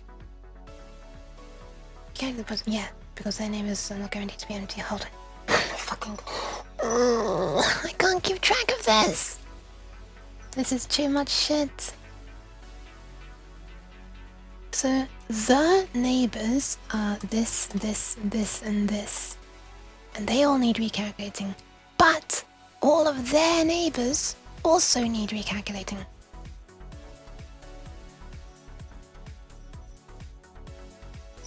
Oh my god.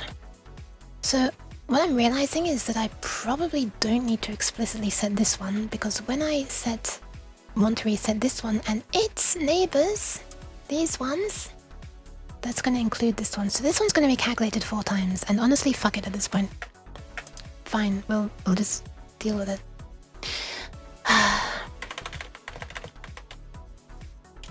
So we don't even need to do this. We don't even need to do this. I love this syntax highlighting fading. Thank you for the fan smash, yes, welcome. Actually not necessary, because this is a neighbor of 1, because the center cell is a neighbor of its own neighbors, and when the neighbors are updated, the center cell will be updated too. This is where I need like a different word. I think this is partially why I'm struggling with this, is like a linguistics problem. Terminology problem. Like I have neighbors 1 level deep, I need like grand neighbors. We've got neighbors and grand neighbors.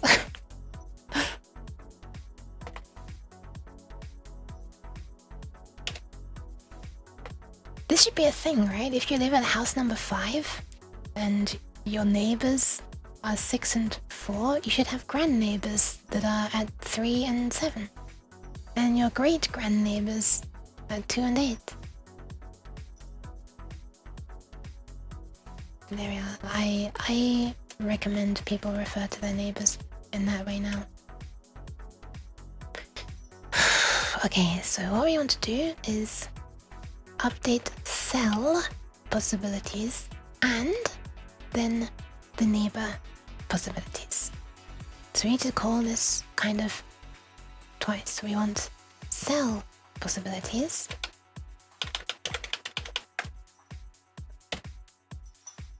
neighbor squared. Oh no, that's my head doesn't work with that very well. Okay, so this one is now that. Okay, we have the same again there, the same again there, and the same again there. So this is -1, then we've got -1 here. There's just so many places that I could have gone wrong now. It's gonna be so hard to track down. And then +1, and +1.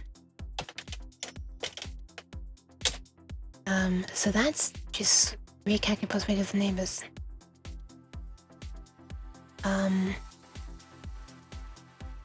Also recalculate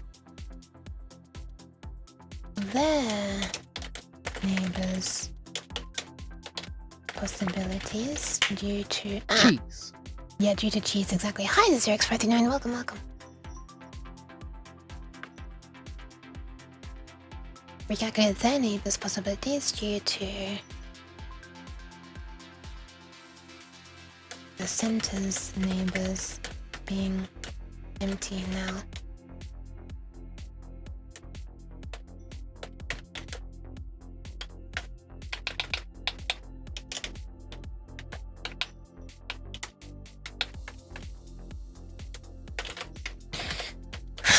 What a mess.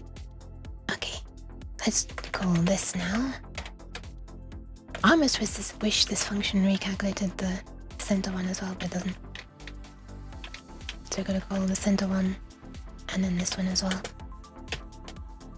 And this is gonna be on cell X -1, cell Y. Okay. One here, one here, one here, one here. -1. +1.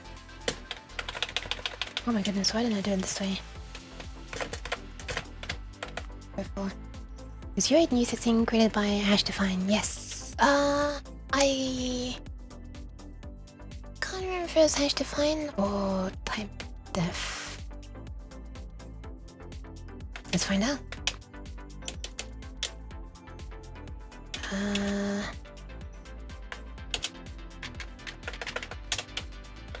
Typedefs.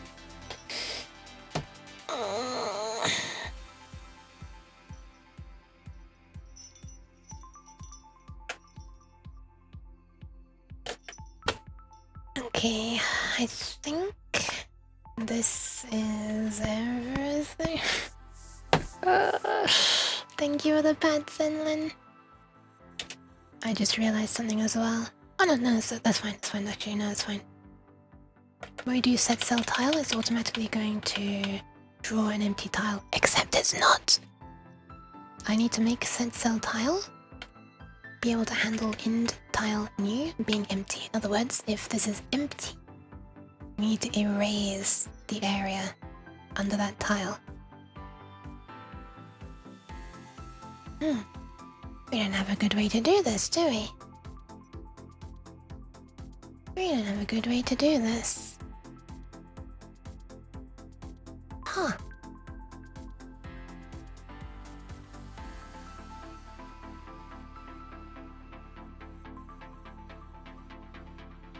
Huh. I guess I'll just make a dedicated function. Erase cell. Or clear cell, I guess. No, I'll just put it inside here. If...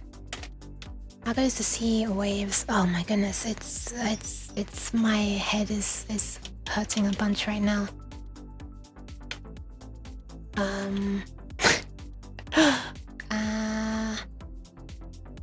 Hang on. This comment might explain some of my head pain. Recalculate possibilities of the neighbors because their neighbors are not guaranteed to be empty. Also, recalculate their neighbors' possibilities if they're empty due to the center neighbors being empty now.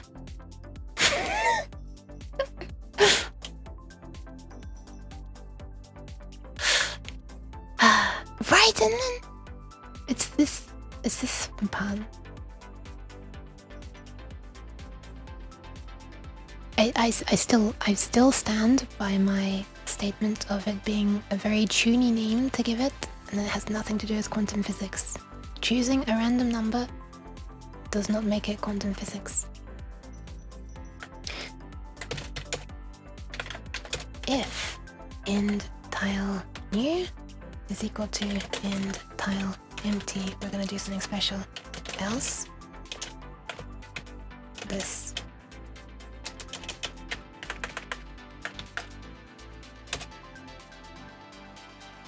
Yes, that panicking emote is so good. I didn't get to see how it looked when it was flying across. I do not have access to it right now, unfortunately. It's such a good emote. Quantum physics be like, machine works. I look at it, it explodes. Yeah, I hope the mom's doing alright. Oh, it looks alright. It looks good. It looks really good.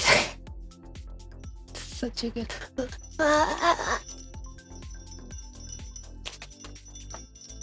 There we are.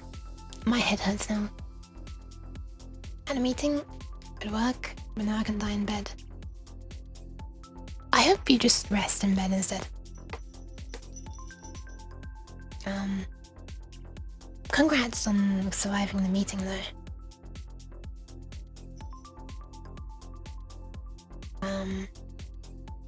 Yeah, we got a whole bunch of cool people lurking now. Look at this. The gang is lurking, dare I say it. I mean, yeah. I appreciate everybody. But there are some people who are like rarer to see here. Due to time zones and stuff, I guess, especially. It's always fun when the wagon gets to slide in here, for example. I get to feel like I'm not the only weird, or not weird, but, you know, cynical British person when it comes to certain things.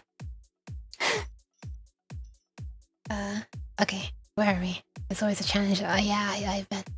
Okay, we need to empty out the area where this tile should be. To empty out the area where the tile should be. Okay, I need to remember how to draw things. How does this work again? V pixels, right? We're writing directly into video memory if I remember rightly. I wasn't doing any double buffering stuff. Well, but you look at that, I need to reopen my thingy that I just opened. And then closed. Graphics mode, V pixels, well, V pixel XY. Ah, V pixel XY sounds good. I guess. V pixel XY. Sure, V pixel XY. Erasing might be slightly inefficient due to how I'm gonna do it, but whatever.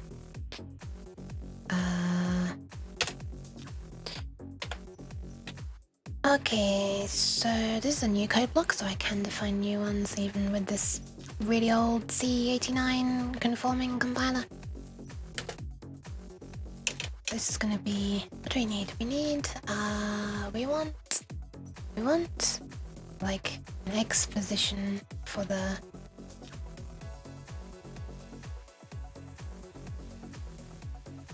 whatever, let's call it current X and current Y, sure. Which oh, I can't assign to them, can current y equals 0, current y is less than tile size, current y plus plus. And at the beginning of this, let's get a pointer to where video memory on this row starts, which is going to be a far... How's this work again? It's a far pointer.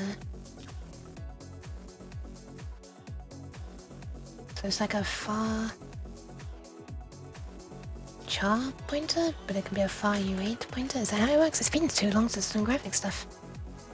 Oh, uint far star. Okay. uint 8 comes first. Well, just U8 as it can be now. U8 far star. Let's call this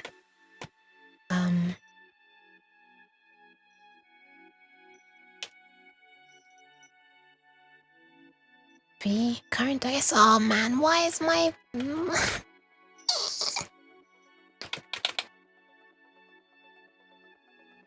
Let's call it row V row, I guess.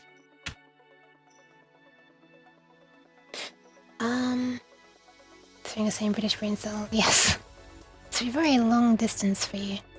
Very long distance brain cell. Or maybe the brain cell is somewhere over the Atlantic and we're both connecting to it somehow. Does watching the Great British Bake Off make me eligible to be Britishly cynical? Sure. If you want to be. Hi Blab, welcome back. Welcome, welcome.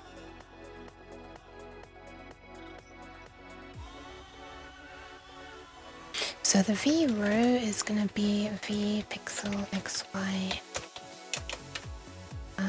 Current X, current Y.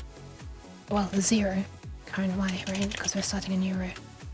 And then for current X equals 0, current X less than tile size, current X plus plus. And I'm doing this in a way that's slightly less efficient. I would usually increment this pointer. Well, I'm still gonna increment the pointer like this. But usually I'd use an end pointer. I'd just do the for loop, incrementing the pointer in here, and I would stop when the pointer reaches the end position. But my brain is so fried right now, I'm just going to do it simply based on x coordinates and y coordinates within a tile. So we're going to increment the pointer, and then the value at that we're going to set to 0, I guess. We can just clear it to color 0, which I believe is black. Yeah. Set pixel to black and move on to next X pixel.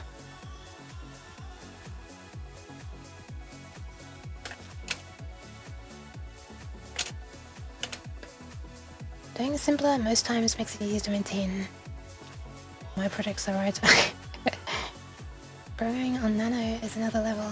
Nano? Hi, welcome in, Zebis Naga, welcome. Or Naga maybe. Welcome. Welcome, I just moved to the next one. Yeah, I'm really trying not to abandon this project for radio actually. I'm realizing it's reaching that part where it's starting to be not so shiny and attractive, and other new shiny and attractive things are coming in and stealing my attention. I really want to see it working though. If this cell is empty, if cell is now empty, from top to bottom of cell, man, it's not gonna fit. Oh, it does fit. From left to right of cell,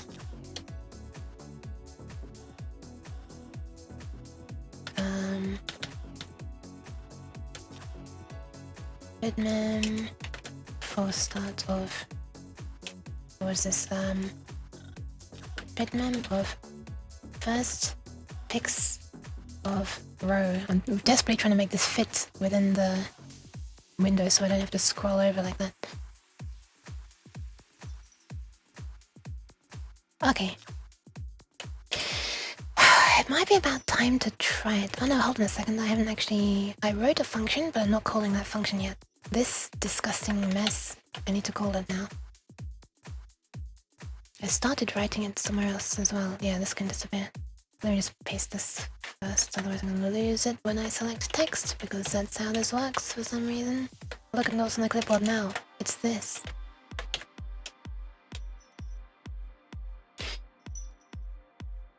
this a game? It's not. No, it's not going to be a game. Although it could be used to procedurally generate levels for a game. I'm trying to implement this, which is this, which is a way of procedurally generating images from tiles in this example, which is also what I'm trying to do. But you could also use it to generate levels from building blocks that are allowed to only fit together in certain ways. Eventually, this is running through a bunch of examples while it's just retrying it with the same rules. And I've just changed the tile set, which also has different rules, and you can see now this one's a little harder, and it's like having to like retry some areas until it's able to get tiles to fit together in a way that the rule set allows, because only certain tiles are allowed to be next to other tiles. Like you couldn't have a tile that has the beginning of a new chip here, for example, if there's already a... You know, if you haven't ended a current chip, kind of... I'm not sure how to explain it, because it's meant to look like a circuit board. Tends to be when the things to learn are not there, and there's just a bunch of work left. Oh, that happens to me when the things to learn are not there, and there's just a bunch of work left. Honestly, yes, I guess that's kind of it as well. If I know what to do, but there's a lot to do, I run away. I actually understand what you mean. I totally understand, yes. Hexagonal grid? Oh my goodness, Uxizzle? No, almost, I messed it up. Hold on, let me try again. Uxizzle. That's ridiculously hard mode. This is deceptively hard mode. Anyway, the algorithm breaks down into these rules.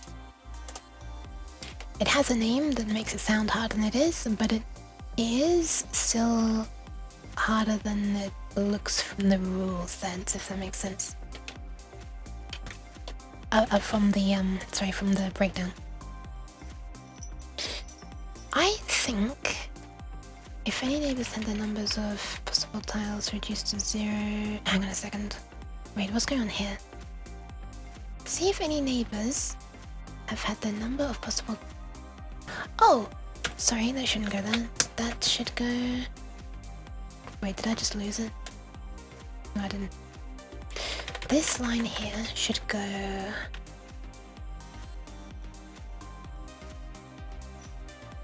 Here. That's where it should go.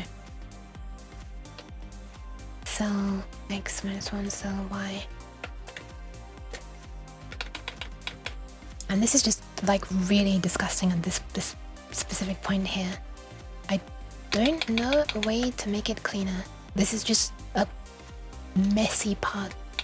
It's like repetitive looking, and I mean, well, it's repetitive looking because it is repetitive.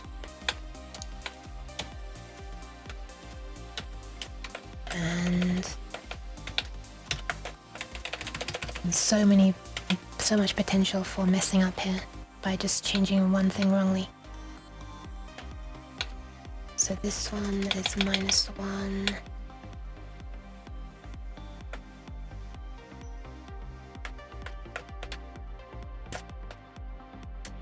Then this one is +1. And this one is +1. In that case, we do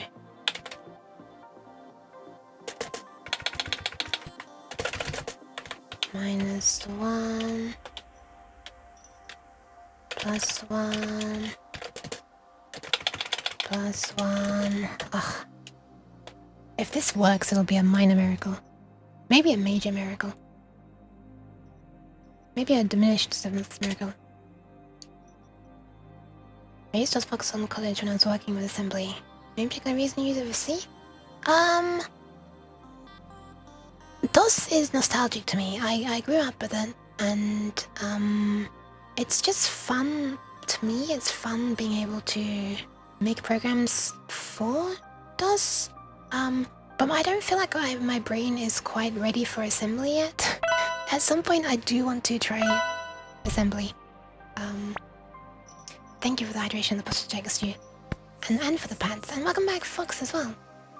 And welcome back, Stu. If you're alright, I'm not sure. But, so yeah, I'm just... Does that answer the question? I'm not sure if that answers the question. I'm sorry, I'm gonna take a drink.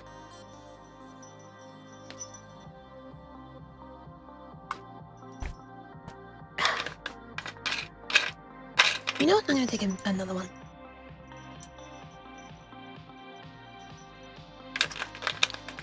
Two for the price of one.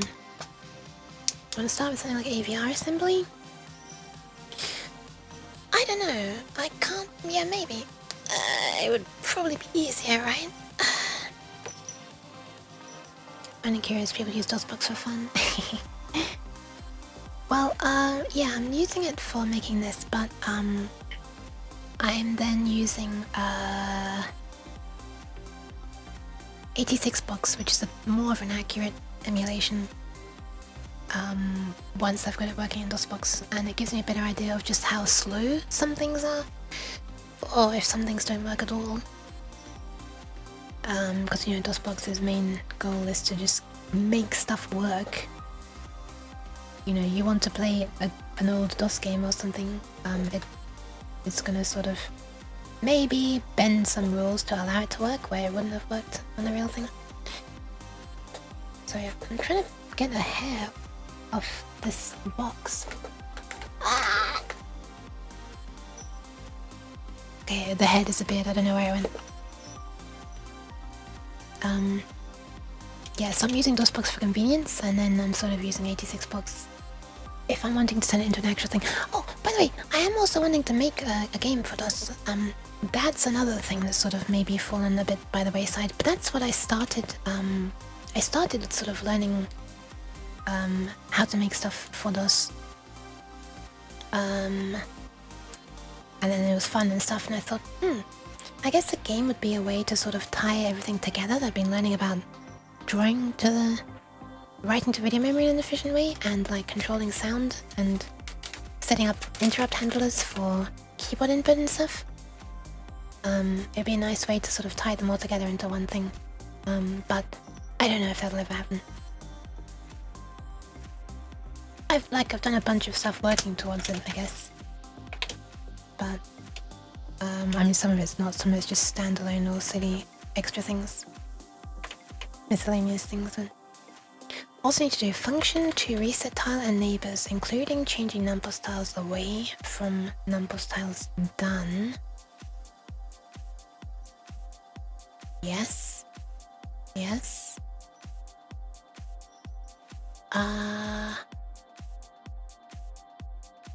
Hold on. Do we do that? Wait, do we... Wait. Hang on. Do we do that? Okay, so cell and neighbors. So first of all, we set the cell to be empty. This is not resetting the number of possibilities.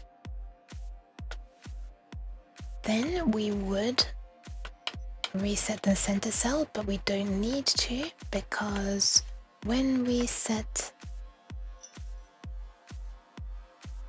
call this, the center cell will be one of these neighbors of the neighbor cells. And that resets the number of possibilities. I think this might work. If this doesn't work, this is gonna be hell to debug. Don't get the hair off the fox, that's the best part of me. No, not off the fox, off the box. I think it might be about time to see if any of this mess works, I guess. I think I'm gonna want to step through it step by step. So I might just have it wait for a key press in the main loop, and if I press a certain key it exits. I think that's what I'll do. Do I still have... yeah, I do. How does this work again? Key... wait for key, get key if pressed. Get key if pressed. Get key if pressed. I think that's what I want to do. Get key if pressed.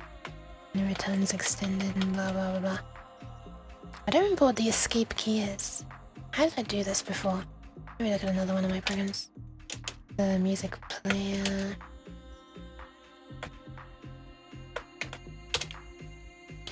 Are raspberries supposed to make your tongue tingle? I don't think so. I hope that's not an allergic reaction.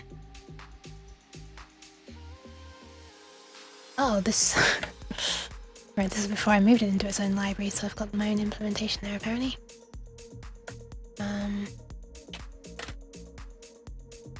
Keyword should exit.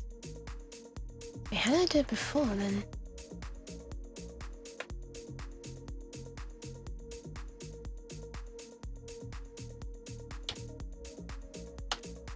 Here we are. Up arrow, down arrow, escape. Okay, so is extended and 27 is escape. Okay, is extended and 27. Extended 27. Okay. So in the main loop here, it's not gonna be while true, it's just gonna be... I guess it can be while true. I guess it can be while true. At the very end, I'll just do a check and break if escape is pressed. So this is done. Only recalculating possibilities after all the blah blah blah. Yeah, I think that's done. I think that's done.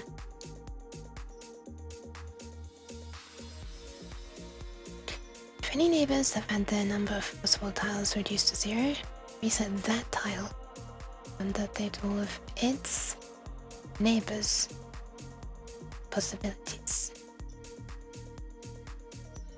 Hold on. Hold on. If any of those neighbors have had their options reduced to 0, reset that neighbor and all of its neighbors. Okay. Reset that tile and its neighbors and update all of its /neighbors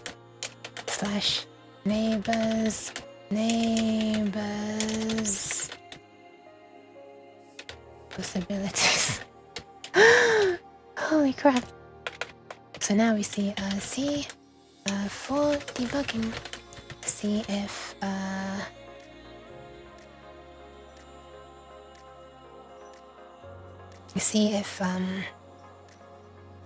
wait, how do I do this? I actually don't want it to just loop as quickly as possible. I do want it to go step by step. So I actually don't want if pressed. It's almost like this get ch thingy. Get key if pressed is not what I want. I just want like get key specifically.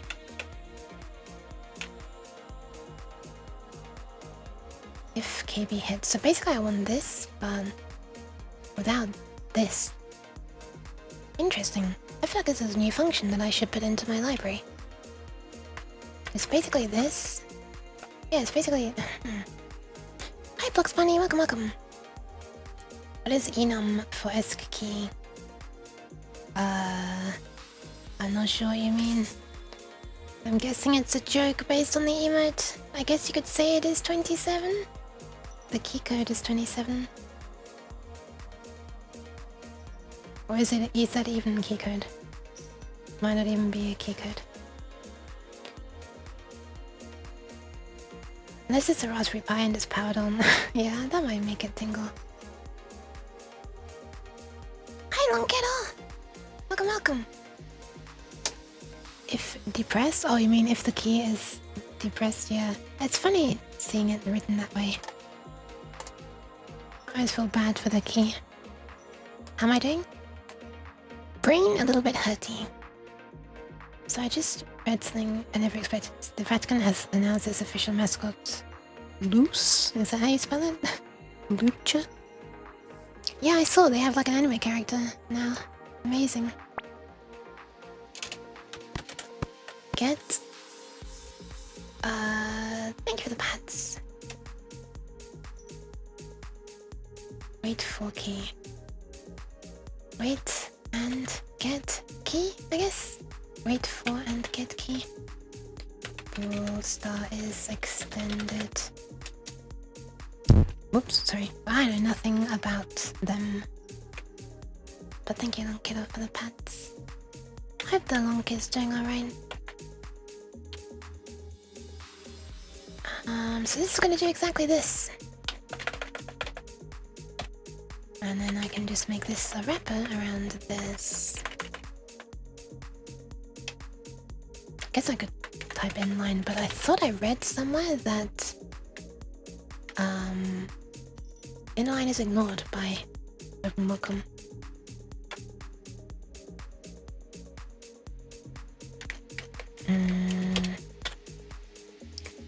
Wait for and get key.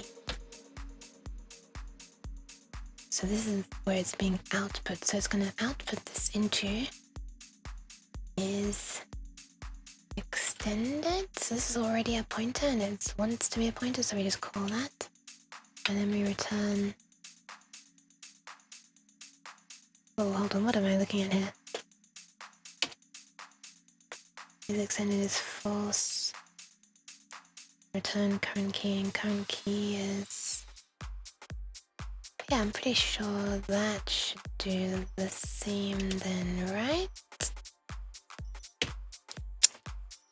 Okay, so wait for and get key. So 27 and extended. Alright, let's write this and hope it works.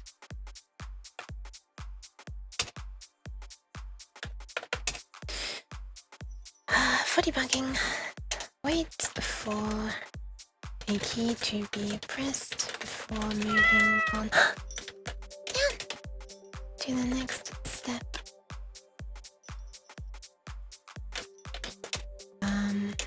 Stop if escape is pressed. Boop. So if... Oh, we need a... Let me just...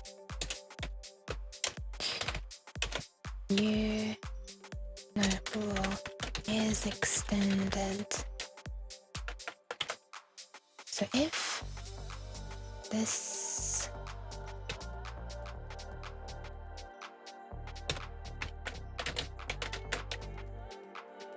is equal to 27 and is extended, I guess. I wonder what the safe way to do this is. Is it guaranteed to evaluate from left to right? Because if it is, then I could do this.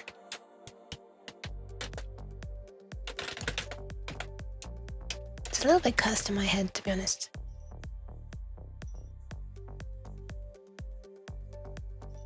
But then we could just exit. How do we exit? How does one end? Where are we? How does one end? Does it just end? Oh my goodness, that's too much. Exit? Is exit. As in stdlib as well, or stdlib. I always used to say std, and then I realized, wait a minute, std would be std.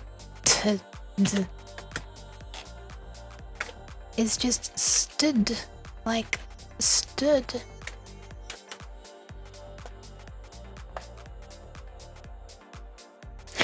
That's a cute cat emote, look. I just saw it. Exit, bleh, exit. I assume stdlib is being imported by uxtd. Yeah. From Malagan Rand, sure.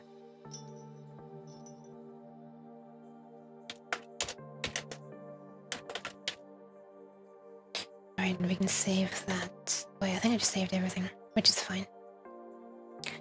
But let's see if it compiles. Also, we've not had DOSBox crash yet today, which is quite amazing.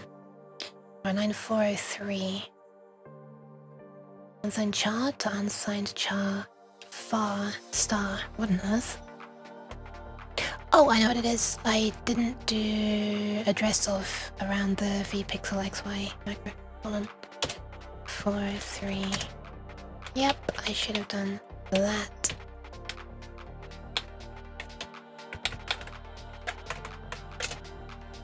405. Missing operand. What the hell?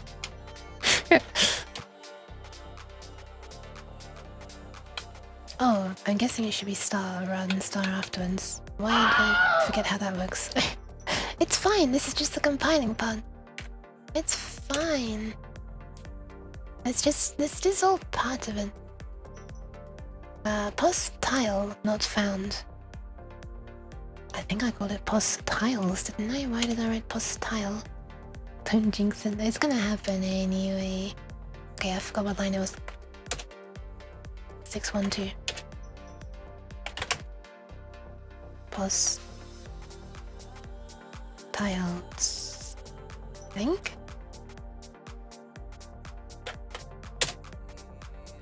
Parameter count does not agree with previous definition. Oh, for exit. Like, I think I have to provide something for exit, don't I? The exit code, probably. Yeah, oh, status code, okay. Okay, yeah. 630. Boop. I have a status code of 0, which is... because there's no error. You're just choosing to exit. Alright, let's see what the hell happens, shall we? Oh, I guess I should also call this main function that I've been writing all this time. This.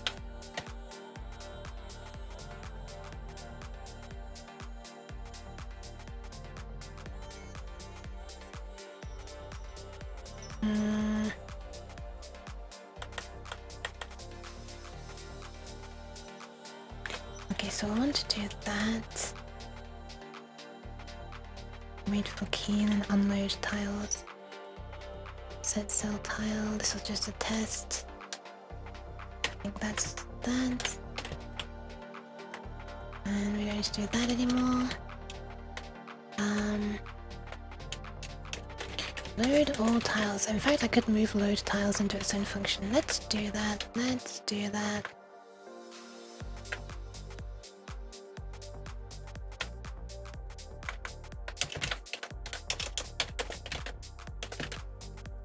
Boop. This is now just a test get plus of and set bit, but also don't really need it anymore.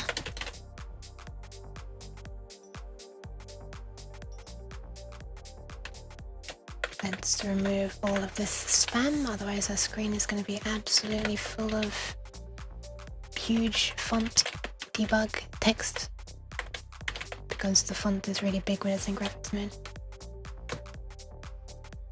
Alright, set cell blah blah blah, load all tiles. Load tiles. Print all tile A neighbors. Print all, what the fuck, what is that? Print all tile. Print all tile A neighbors. What is that meant to be? That looks like a typo. Print all tile A. Oh, A is allowed, right, allowed neighbors. Okay, we don't need to do that anymore. This was for debugging. I guess this is part of loading the tiles, really. It was debugging for loading the tiles. Wait for key at the end. Let's printf done, I guess. I mean, it's gonna, you know, if it works, it's gonna make a picture and then it's gonna slap done over the top of it, which is gonna mess it up a little bit, but set cell tile. Okay, I think it's about time to try to do it, question mark? No, we are not actually...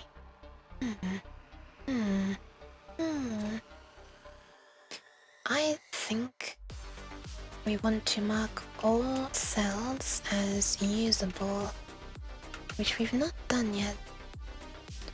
So we could do that by calling this function wherever the hell it is.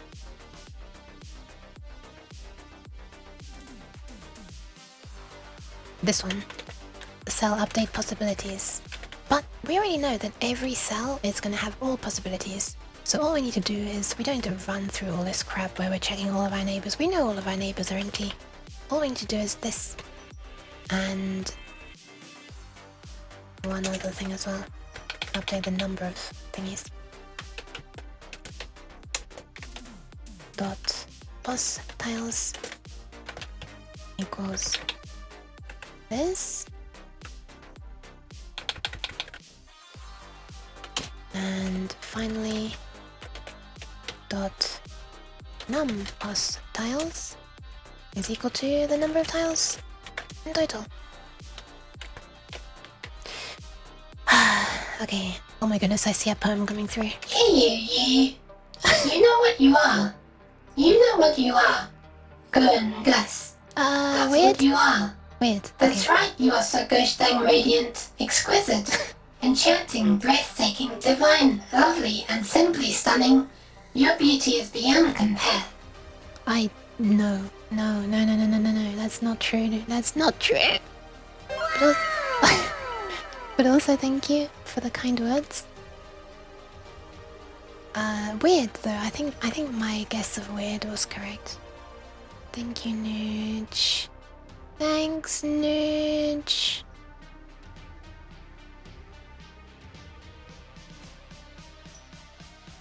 I hope the Nooch is alright. Thank you. Really beautiful. Okay, sure. Sure. I guess beautifully weird would work as well, although I'm not sure. Anyway, I don't think this is gonna work first time, but I am curious about how badly it's gonna fail first time. Although to be honest, it's probably just gonna make DOSBox crashes and it will freeze. But let's try it. The Nooch as a coffee crisp drumstick ice cream. Oh, that sounds nice. I'm not exactly sure what it is, but it sounds nice. Well, it compiles. So let's run it. And bear in mind, I'm gonna have to step through for each thingy being done. What the? Oh, it's just dirt on my screen. Okay. I'm pressing buttons. I'm pressing a lot of buttons. I'm gonna press escape. Shit, it's frozen. I killed it! It's dead! Ah!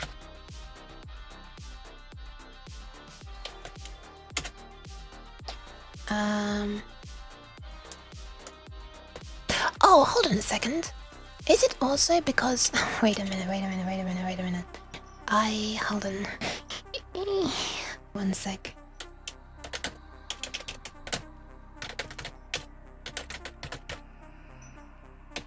I wonder if it's because when I called exit, I didn't set graphics mode back to text. Is it possible to keep it in graphics mode after exiting?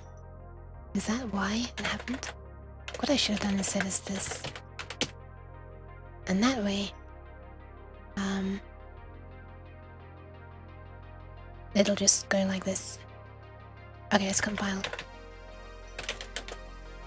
I mean, it's I still... don't know, you're the smart one, so you tell me.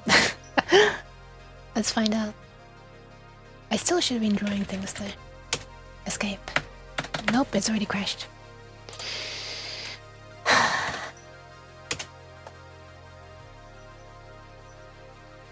Oh, it's the Uno.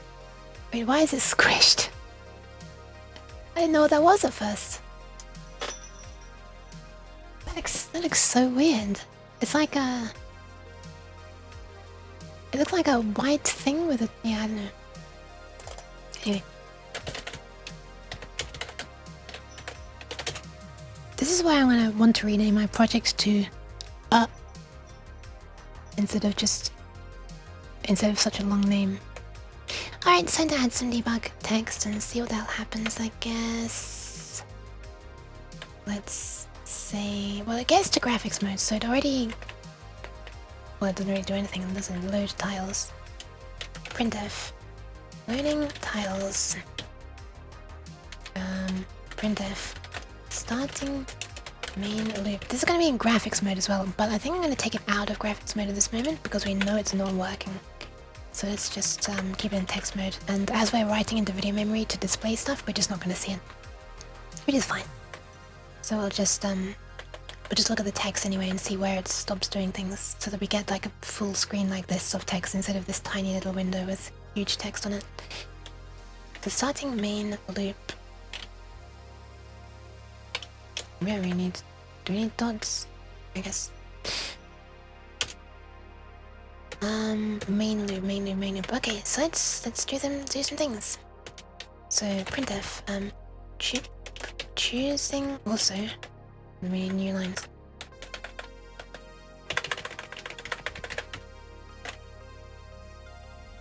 Choosing cell to change. Everyone knows if you put ... then that shows you that your program is actually being clever and doing things. Starting main nuke. I don't know if that's a clever thing to do. Choose a tile at random, blah blah blah blah. Okay.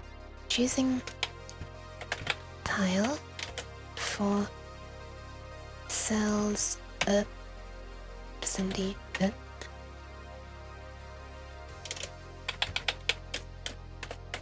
For this one. Okay.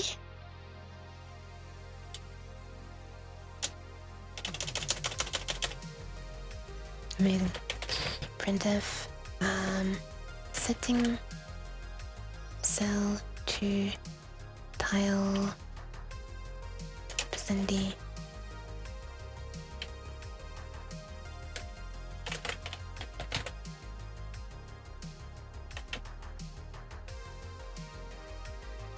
And then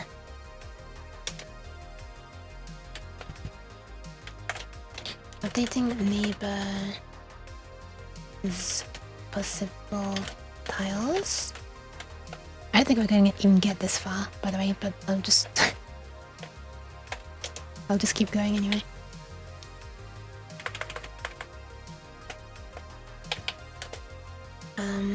X %d, Y %d. Might as well just test if this is working as well. Cell X, cell Y. And then we do the absolutely cursed stuff, which is obviously where the problem's gonna be, because fuck me. So updating neighbors, possible tiles. So this is see if any neighbors have the numbers. Seeing if any neighbors have become impossible.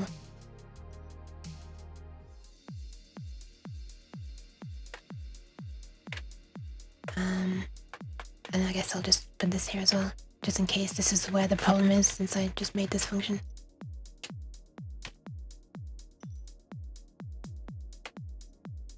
Waiting for key press.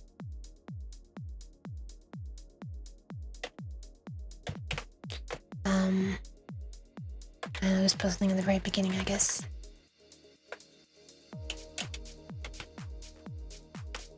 Do this.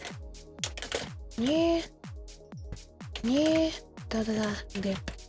Beginning. Alright, let's see how far it's actually getting. Can I use typedef bool as a variable? What? 637.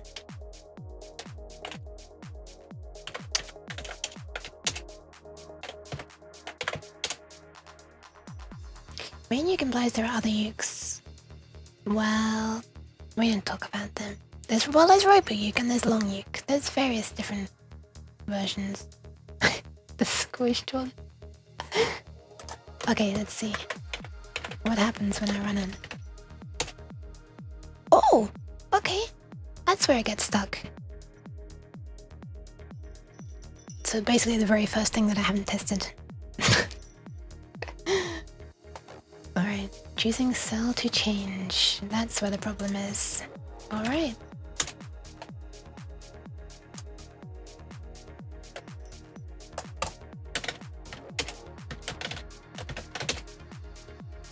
Choosing cell to change. Choosing cell to change, which is this.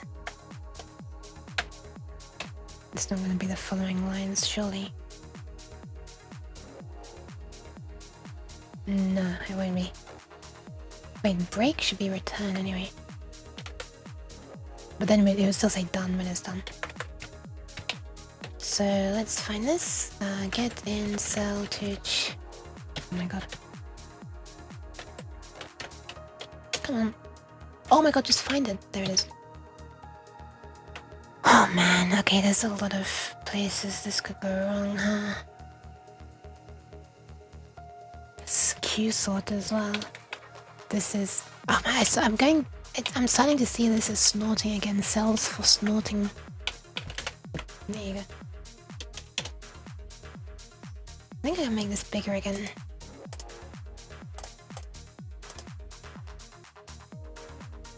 I just did something silly. I used my own window manager that I built. I already don't really know what a window manager is, but I decided to make a change I thought was simple, and I replaced the original binary, and it crashes at startup. Well, I don't know what i3 is either, apart from an Intel CPU, question mark? This sounds very Linux. I feel like my head is not hugely Linux compatible.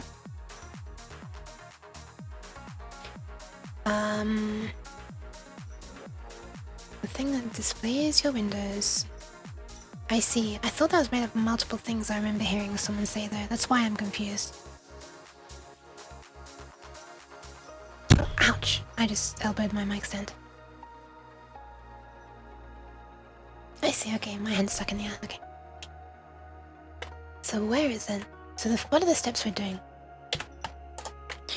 We are creating an array of cells to sort.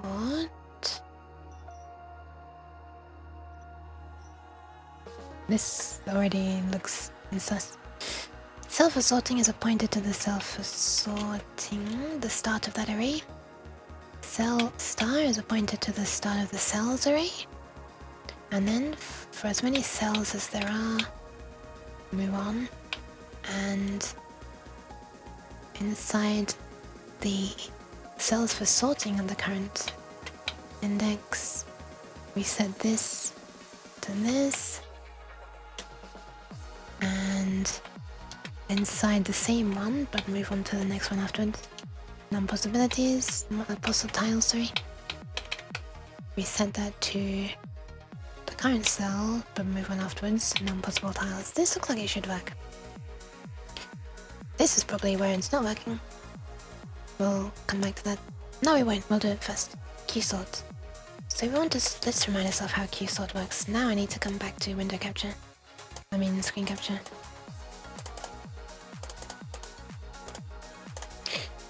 Qsort.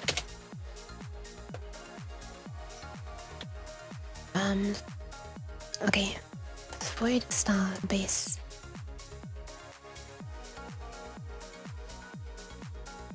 Qsort sorts an array of num elements pointed to by base.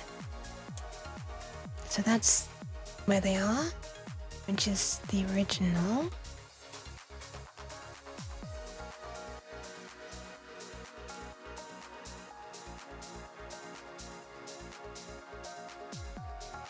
And there are this many.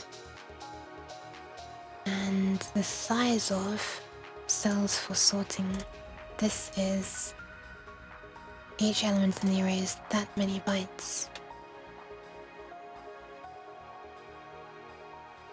Oh, hold on. Yeah, this isn't right. This isn't right. So size of cells for sorting is not right. This should be size of cell for sorting. That would explain why it's crashing. I mean, this is a valid reason for it to crash. Because there we are, I've just given it permission to crash. Because it would have been trying to sort things the size of the... It would have been like treating the entire array, the size of the entire array, as just one element to sort, and then the memory after the entire array for another entire array's size as the second thing in the list of things to sort. Okay, let's continue reading there might be more mistakes. I like crashing whenever I can. No, don't do that! Number of possible tiles min equals whatever's at the lowest position, dot numbers tiles. If that is the special one that says that we're done.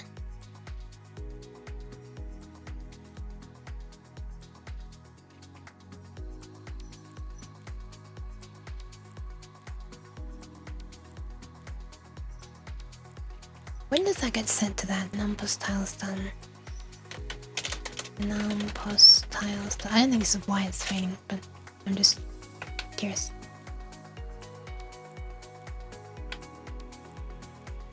Okay. I'm just trying to remember how my own code works.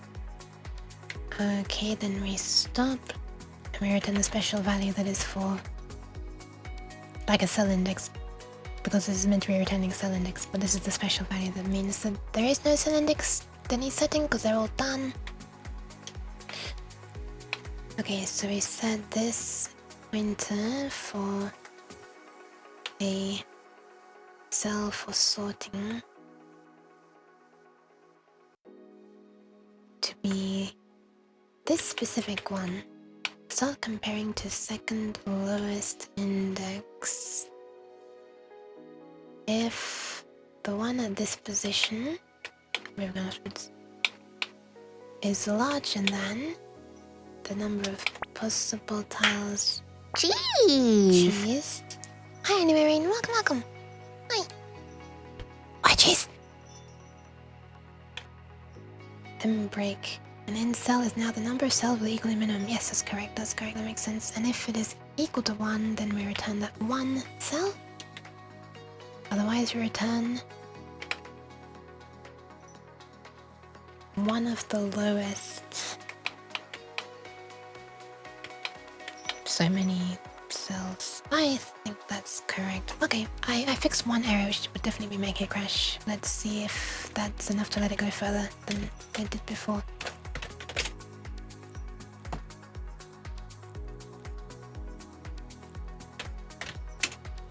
Oh my god, it got further. Holy shit, it got all the way through.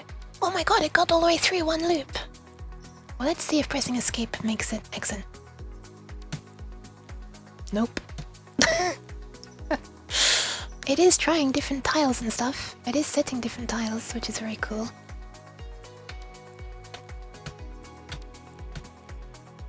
And look, it is actually choosing a different random tile every time. 238, 139, 149. Okay, this is pretty cool.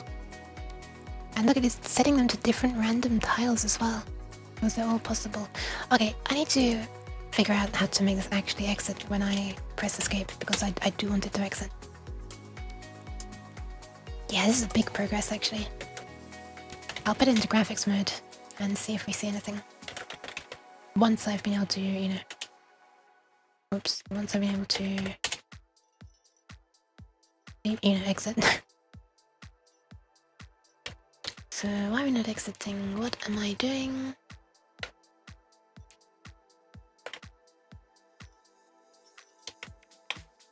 If this is equal to 27, then we're returning... Okay, maybe it's not reliable. The stuff gets checked in a certain order. So let's just do a second check afterwards. If is extended, return.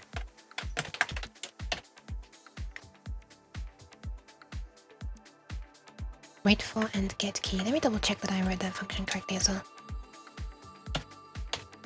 Or I guess I modified it correctly.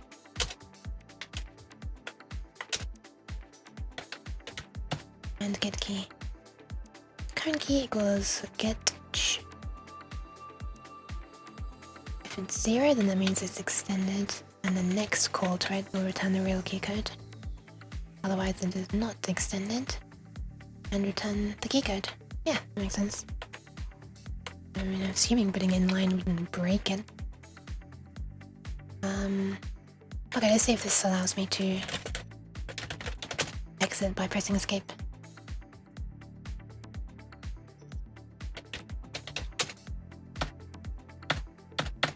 I can't exit. I'm stuck.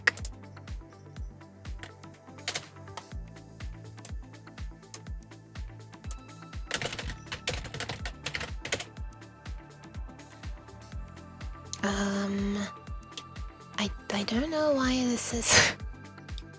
This is a bit embarrassing. I'm trying to implement wave function collapse and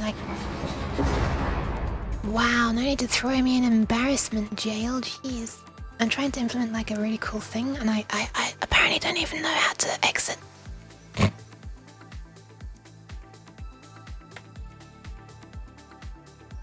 The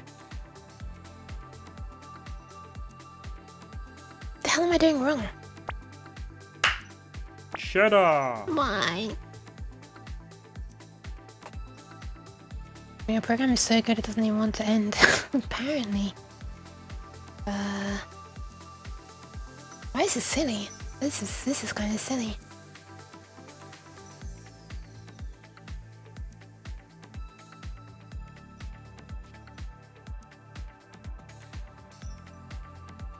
Do I need to printf? Do I need to like debug?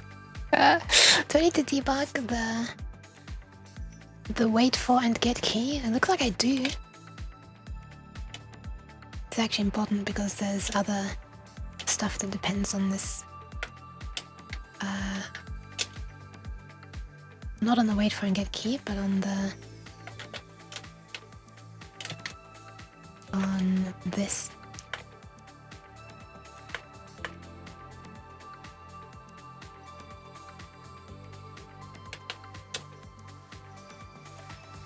Okay, what is that? It's a U16. Keycode. Keycode equals this. How do we cut? Is it Control X? Okay, it is. Control X is one of the sensible keyboard shortcuts on this program. Printf. Keycode %d is extended %d, sure. Should just be 0 or 1. Key code is extended. If key, I don't know why I'm bothering to retype this part because I know it's not gonna work, but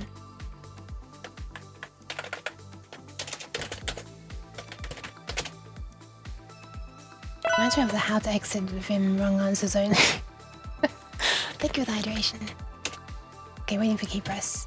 Keycode 102 is extended. Oh yeah, right, I didn't press escape, hold on. Oh, there we are. Keycode is 127. But for some reason, is extended is 0. Okay, we're just not setting the is extended correctly. Keycode is correct, is extended is no.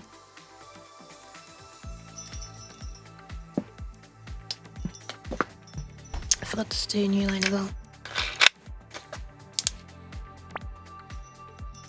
Thank you for the pets. And the hydration. I stretched for free. For free.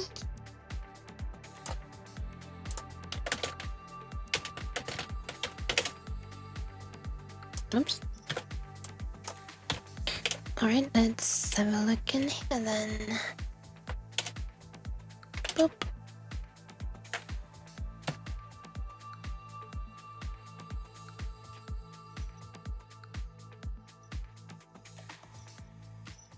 I mean, this is weird, right? Is star is extended, so a pointer to this, and we're setting it to true in this case. Is it just not? Is it just not an extended key? And I just misread the code from this?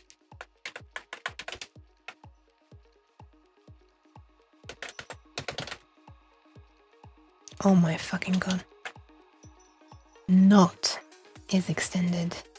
Not is extended. Well, nothing was wrong except for my eyes, apparently.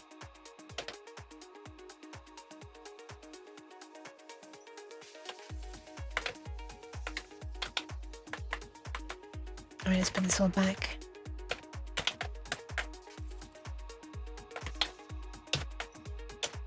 If this is 27 and not is extended... Ah, no! That's not gonna help my eyes. Or maybe it is, actually. Okay, let's just double check that we can exit now. Wall through. Escape. Yay! Okay. Whose not are we extending? Oh my fucking god. It's amazing. The streaming setup of the 3D model and chat interaction is pretty impressive. Thank you very much. Thank you very much. Stretching free in this economy? Yeah. It's fine. I have enough fangs for now.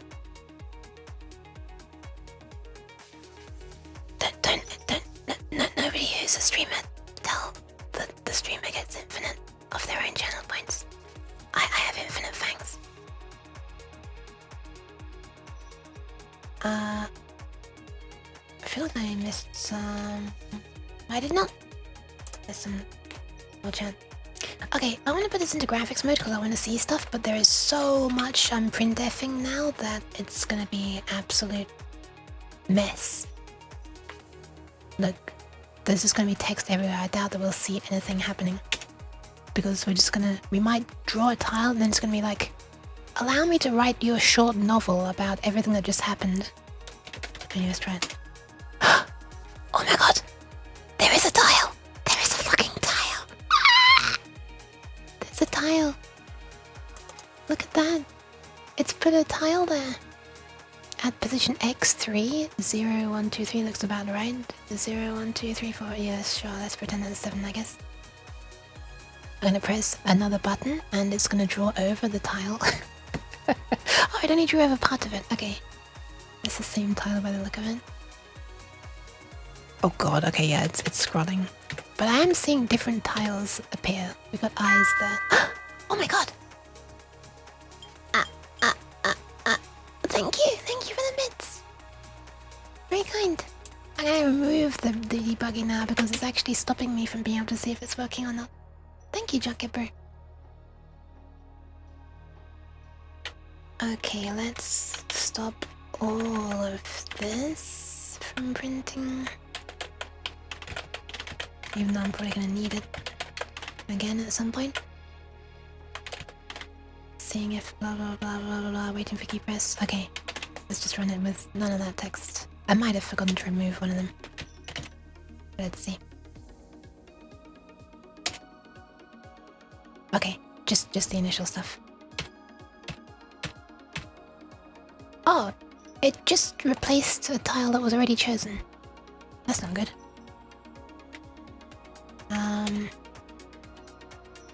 Hi, Linted. Thank you for the pats. The cat is up late tonight. Kind of, yeah, it's around 1 AM, huh? How are you, Linting?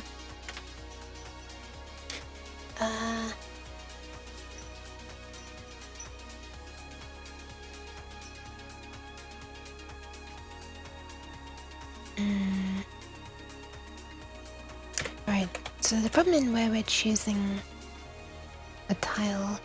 Well, actually, I think the problem is the problem in... Okay, how do we... Once we've chosen a tile, what do? We set cell tile. So set cell tile should be responsible for marking the number of possibilities as this special 255 value, right? Set cell. Where is it? There it is. Okay, it is doing that.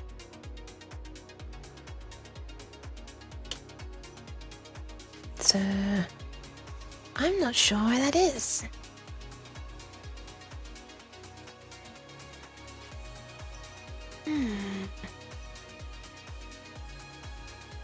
Why is that? Why is it picking the same one? I might need to make a debug thingy that prints off the chosen yeah, I think I need to make something that is just going to print off the entire array of cell possible tiles. And we'll see if it changes. Oh! Oh no, wait, that's correct. Sorry.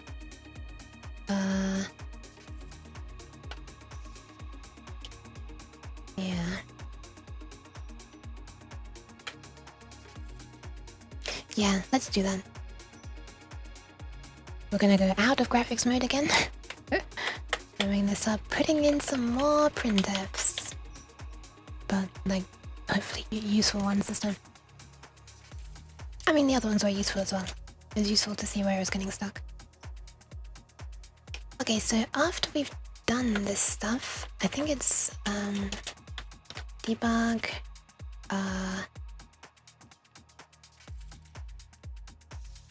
draw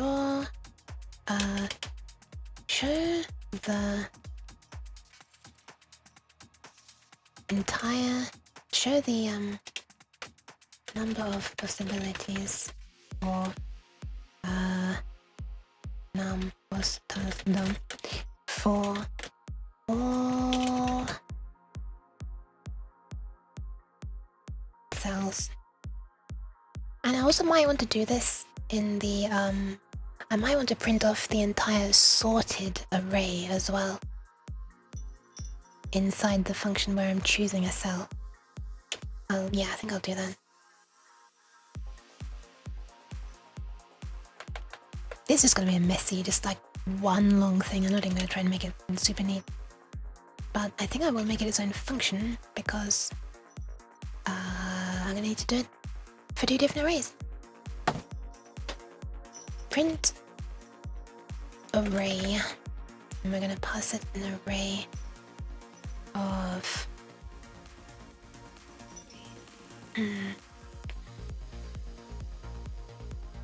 wait, no, it's not possible, is it? No, never mind. One is actually a real array of. Well, no, never mind. They're arrays of 2 different things. Right. Okay. Print f. Wait. Let's. U. 16 int k. Or let's just say int print. And then we'll just go into a loop for int print equals 0. Int print is less than num cells. Int print plus plus. And yeah, let's just print them all off. Printf cells. I wrote cells. Looks like I was trying to write Celsius. Cells. Int print dot num plus tiles. Oh, let's just send the and then comma space and then that's it. And at the end we'll go to a new line. And before we'll printf all cells num plus tiles.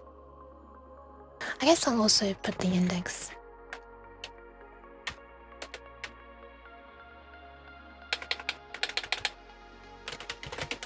Then I can yeah, maybe I'll put this back. We can see if it's actually updating the correct one even.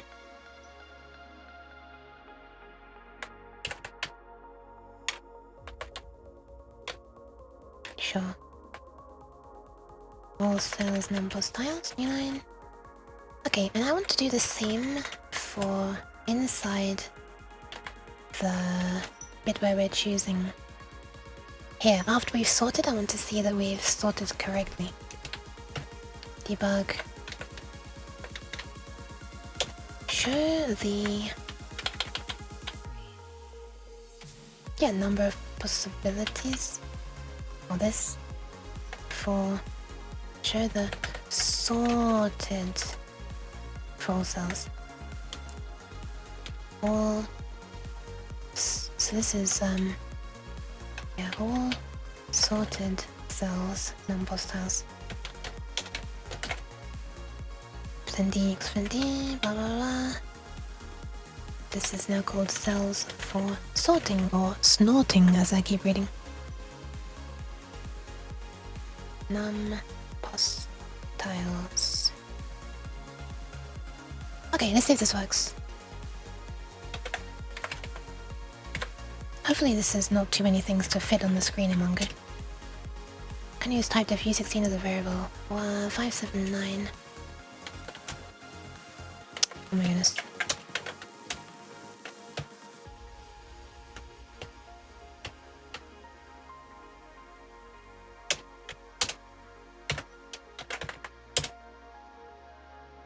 Hi Figueira. Enough nonsense, let's get something straight. Rust will go. Which one is more bearable? I know very little about either of them, and it's gonna depend a lot on how you think probably. Like how your brain works. Hi Student Deck. You're doing well. Did your PCB from the other day work out? I've not ordered it yet. And even if I had, it'll take a long time to arrive. I should probably bite the bullet and actually do it. Oh, right, I was going to actually replace the... Yes, thank you for reminding me. I was going to replace the whatever they're called, like the buffers with Schmidt triggers, wasn't I? But yeah, I hope you're doing right. Hi, welcome to Student Tech, and welcome in David is what I meant to say.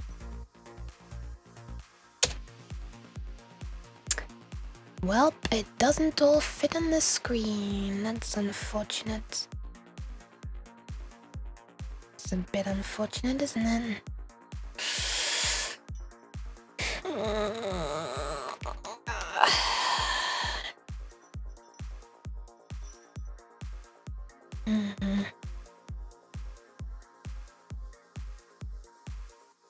Let's see if I can make it slightly more compact. We won't put square brackets. We won't put spaces.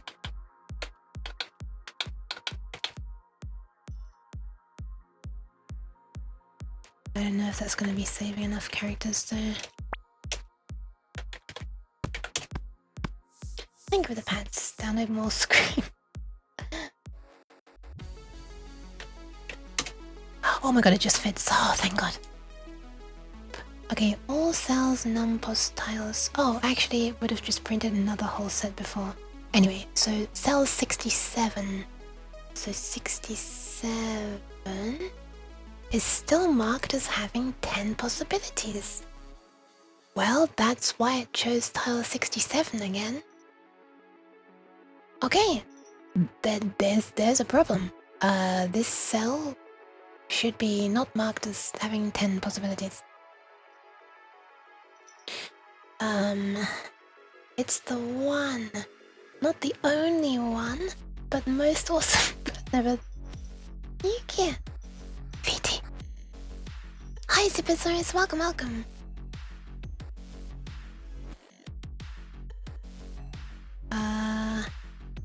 Different languages are better for different people, I'd say.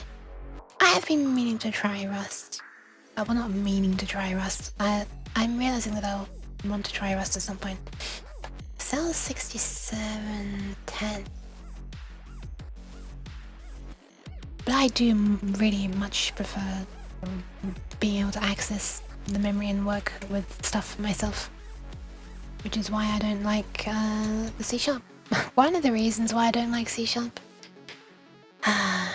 Wanted to start a heated argument and win. Come to the wrong channel for that.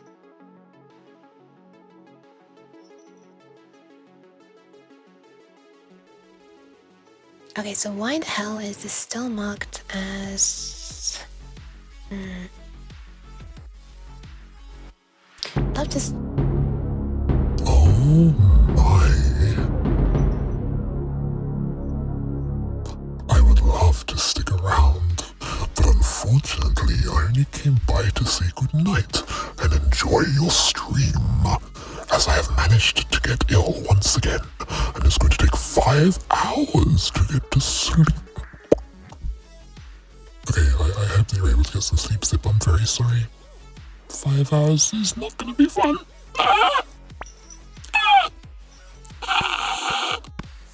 Thank you for the bats.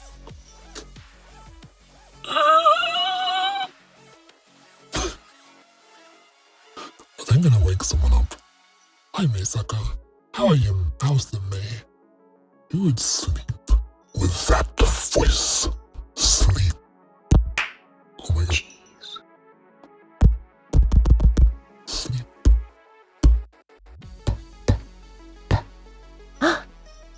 Uh-oh. Morning, I can't. Yep. Gotta sleep now. Good luck with sleep, Zip. Thank you for hanging out, or, just stopping by and saying kind things to me. If you want to win an argument, you should argue with me. I'll back out and back down immediately. No, don't. Why cheese, by the way? Wise. Welcome, Wise. Why is cheese, maybe I should say.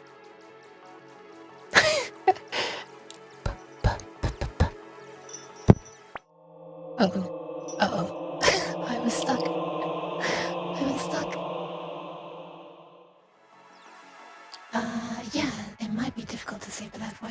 it. Because it's so beautiful.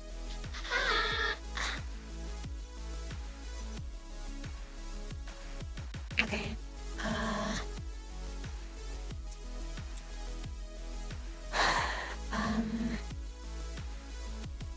So we choose a tile for the cell here. Updating neighbors, possible tiles. Now this should not touch the cell that we just chose, right? Right? But let's do it again. All cells, numbers, numpos tiles, and this is after updating neighbors. And I'll put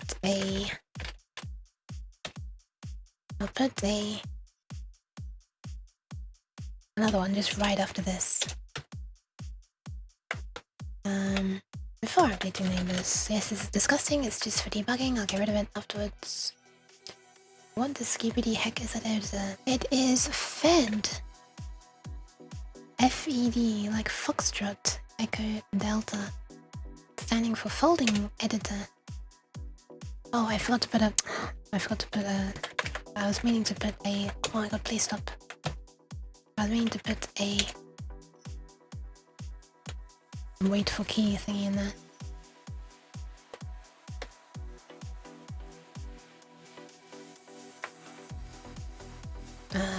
Somewhere. Here.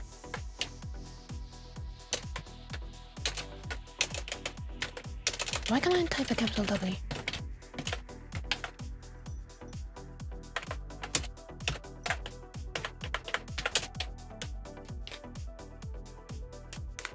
Yeah, this one's not standard though. This one is... I thought this was a FreeDOS project, but when I looked into it recently, I think I was wrong. But I thought it was included with FreeDOS. Okay, so this is before updating neighbors. And we are about to update cell 133. So 133, 133. Okay, we're never fixing this. Cell 133, even before updating neighbors. It's still 10 when it should be 255. So, why is that? I should have set it to this.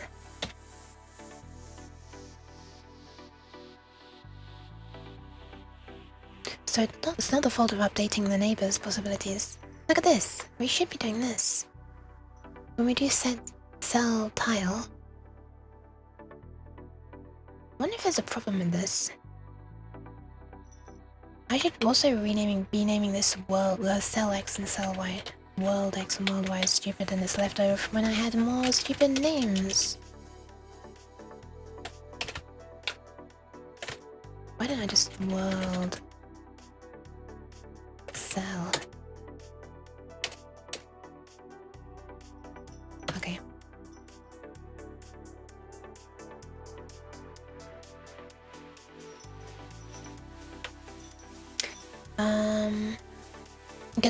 Good luck. You get 3 good lucks. I don't know why they just all came out together.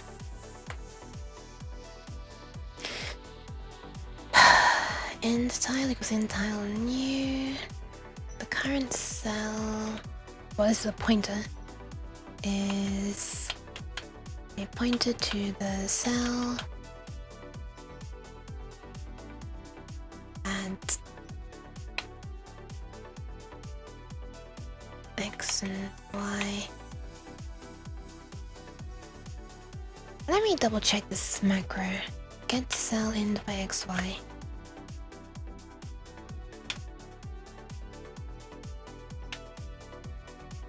Oh, well, there's your problem.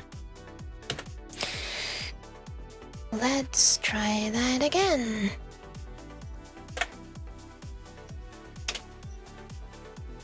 That could have been also writing into memory that was outside the array. Okay, so this time it's chosen cell 90. Cell 90 has been set to 255! Okay, that's good. And after updating neighbors, it should still be 255. Okay, good. Good. let's remove this absolute clusterfuck of debug thingy now. It's doing what it should do. For now, I'll just do it like this, just in case I need to look again at all this info. I'm curious about whether this was working as well, so I am still gonna look at all sorted cells. This part I'm very curious about. Let's see. Because this, I'll feel much more at ease if I see that the sorting is working. Coding like this makes you understand why people used to break lines every time they could.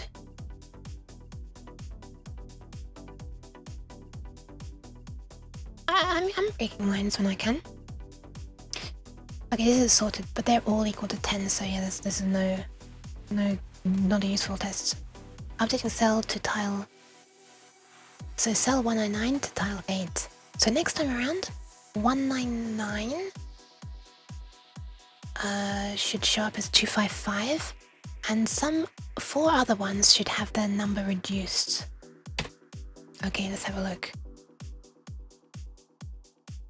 Wait, was it 239? 27. 238. What? The calculation for which tile index seems to be completely wrong. And it's... what on earth? Wait, why are these all set to 255? What? Okay, something very weird is happening here. What on earth? What is this? We've only set like 3 tiles, and yet 1, 2, 3, 4, 5, 6 are marked as done. Oh, I see what you mean. Yes, 80 by 25 is pretty small. Yeah. And other ones are not being reduced from 10, or if they are, the sort function is not working. But I think the sort function is working because we're seeing all these 255s at the end. It's also possible that the numbers we're seeing here are not the numbers that are actually in the main cells array. Could be a problem with copying them over to the array for sorting, or snorting as I keep on reading it. Okay, so we've got 1, 2, 3, 4, 5, 6 that are 255. Now one thing is going to happen, and now there are a lot. 1, 2, 3, 4, 5, 6, 7, 8, 9, 10, 11. This is very strange.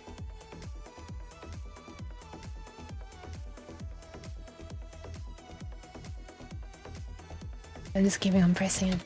I'm curious to see what will happen when everything gets marked as 255. It's crashed. Okay, there's clearly something weird going on here. This stinks of memory corruption.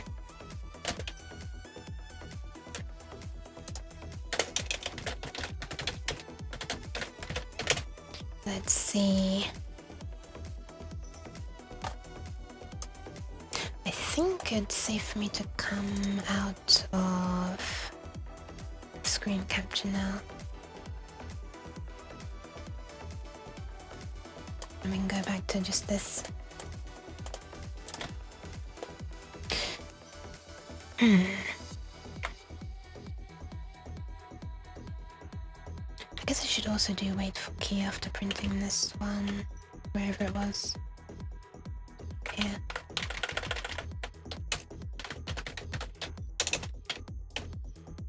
And then I will also print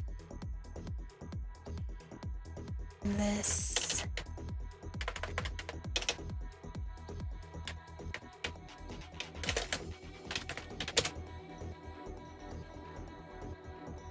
Again, so I'm glad I didn't remove that. Okay, that's fine. After updating neighbors. So we've set 77. 77 is set to 255. Okay. And look, 78, which is to the right of it, has been changed to 4. And 76, which is to the left of it, has been set to 0. Which is... okay, there's something very wrong in that case. Placing one tile should never just completely make it impossible to place another tile to the left of it. What the fuck?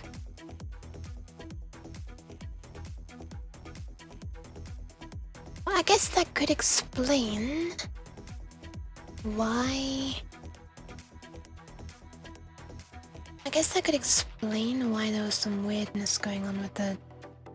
when I'm resetting, it might be the resetting of things that I'm doing wrongly. Maybe when I'm resetting, I'm accidentally setting the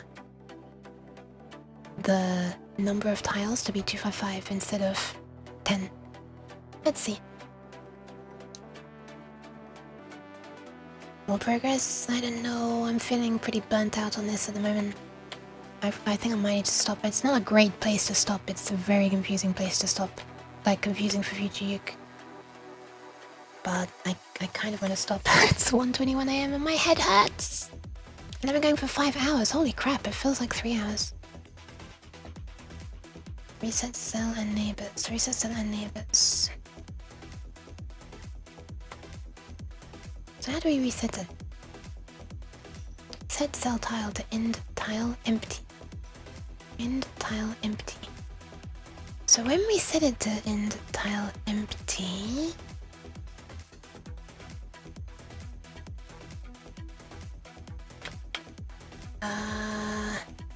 right, let's just end tile empty.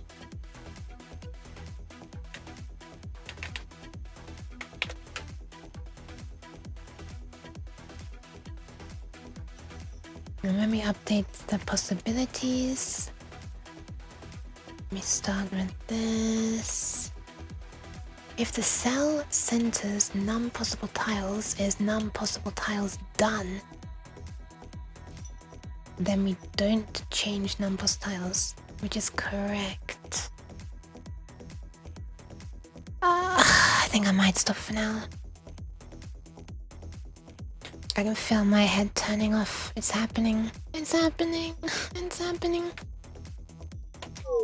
I'm gonna be very, very brutally honest. I don't know if I'll ever be bothered to get this finished and working. Because I was already starting to lose steam, and I have more steam in another shiny new thing. I might come back to it. But yeah. This is gonna be a pain in the ass to debug is the thing. If I could run this in a debugger, this would make some things a lot easier, but I probably should at least try adding some more debug statements. Like debug printing. Don't give up. What's the shiny new thing? I've been playing around with just for fun. I'm actually posted about this on my Discord server a bit. In the creative and what do I call it? Creative and dev, I think. I can't remember my own channel's name. My own server's channel name. Creative and dev, I did name it that. My hand got stuck again. I've been practicing. I've been playing around with seeing if I can load Quake 2 maps in Unity and stuff. But yeah, I'm a bit scared of showing that on stream because yeah, I don't know. I'm a bit scared of showing it on stream, but I might just do it inside on like a voice channel, like streaming on Discord at some point.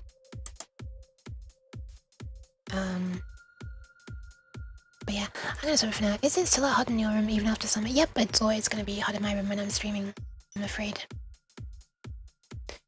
Because I can't have my window open and then my computer's on.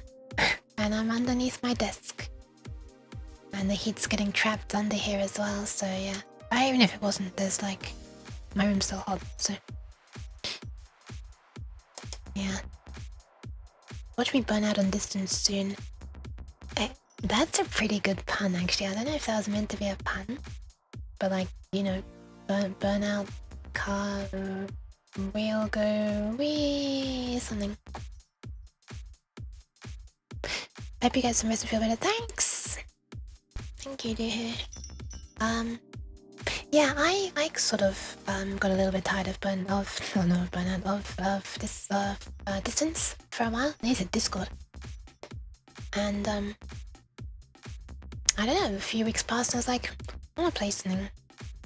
Let's just open up distance, and then it was kind of fun again. So yeah, underneath the desk. I didn't mean underneath the desk. Sorry, my desk is under my bed. I meant it's like, you know, like a bunk bed, but instead of a bed on the bottom, it's a desk. Because the room is very small and it needs all the help it can get to fit anything into it. I see who's on. Oh no, oh my god, she's playing Signalis. Wait. Hey, shall we go to the lesbian robots game? The lesbian robot playing a lesbian robots game. Oh my god. Sorry about that. Twitch was not muting.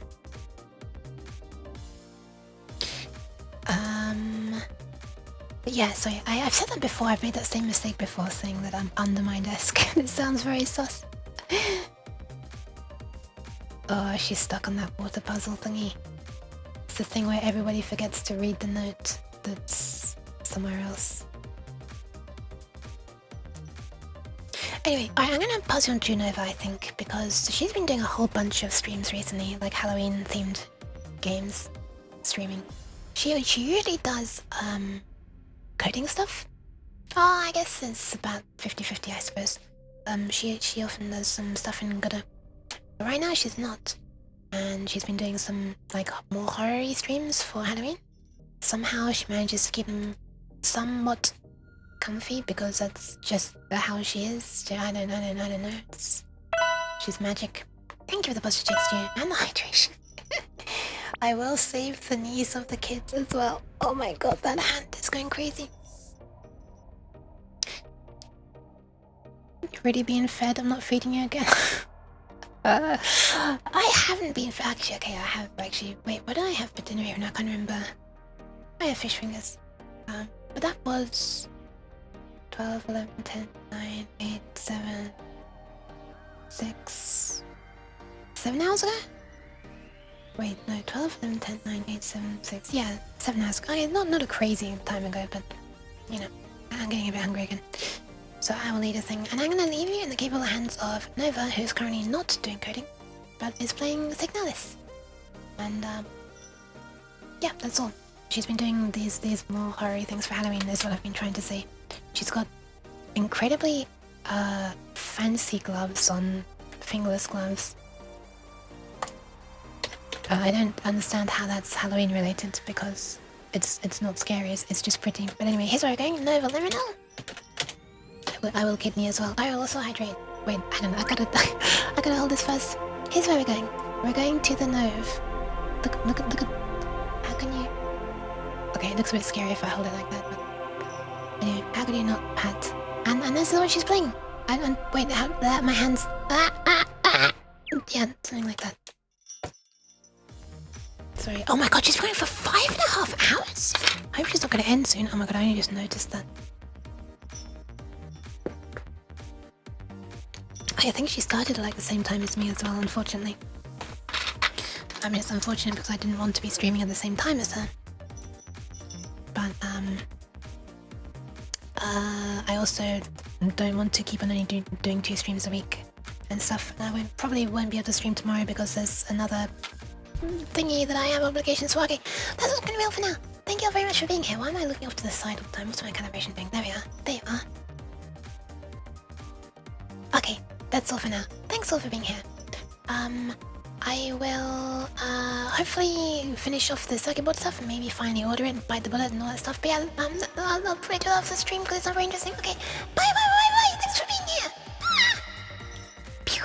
Wait, wrong one. Pew. Take care of yourself. Drink, eat, rest. Kidney. Bye.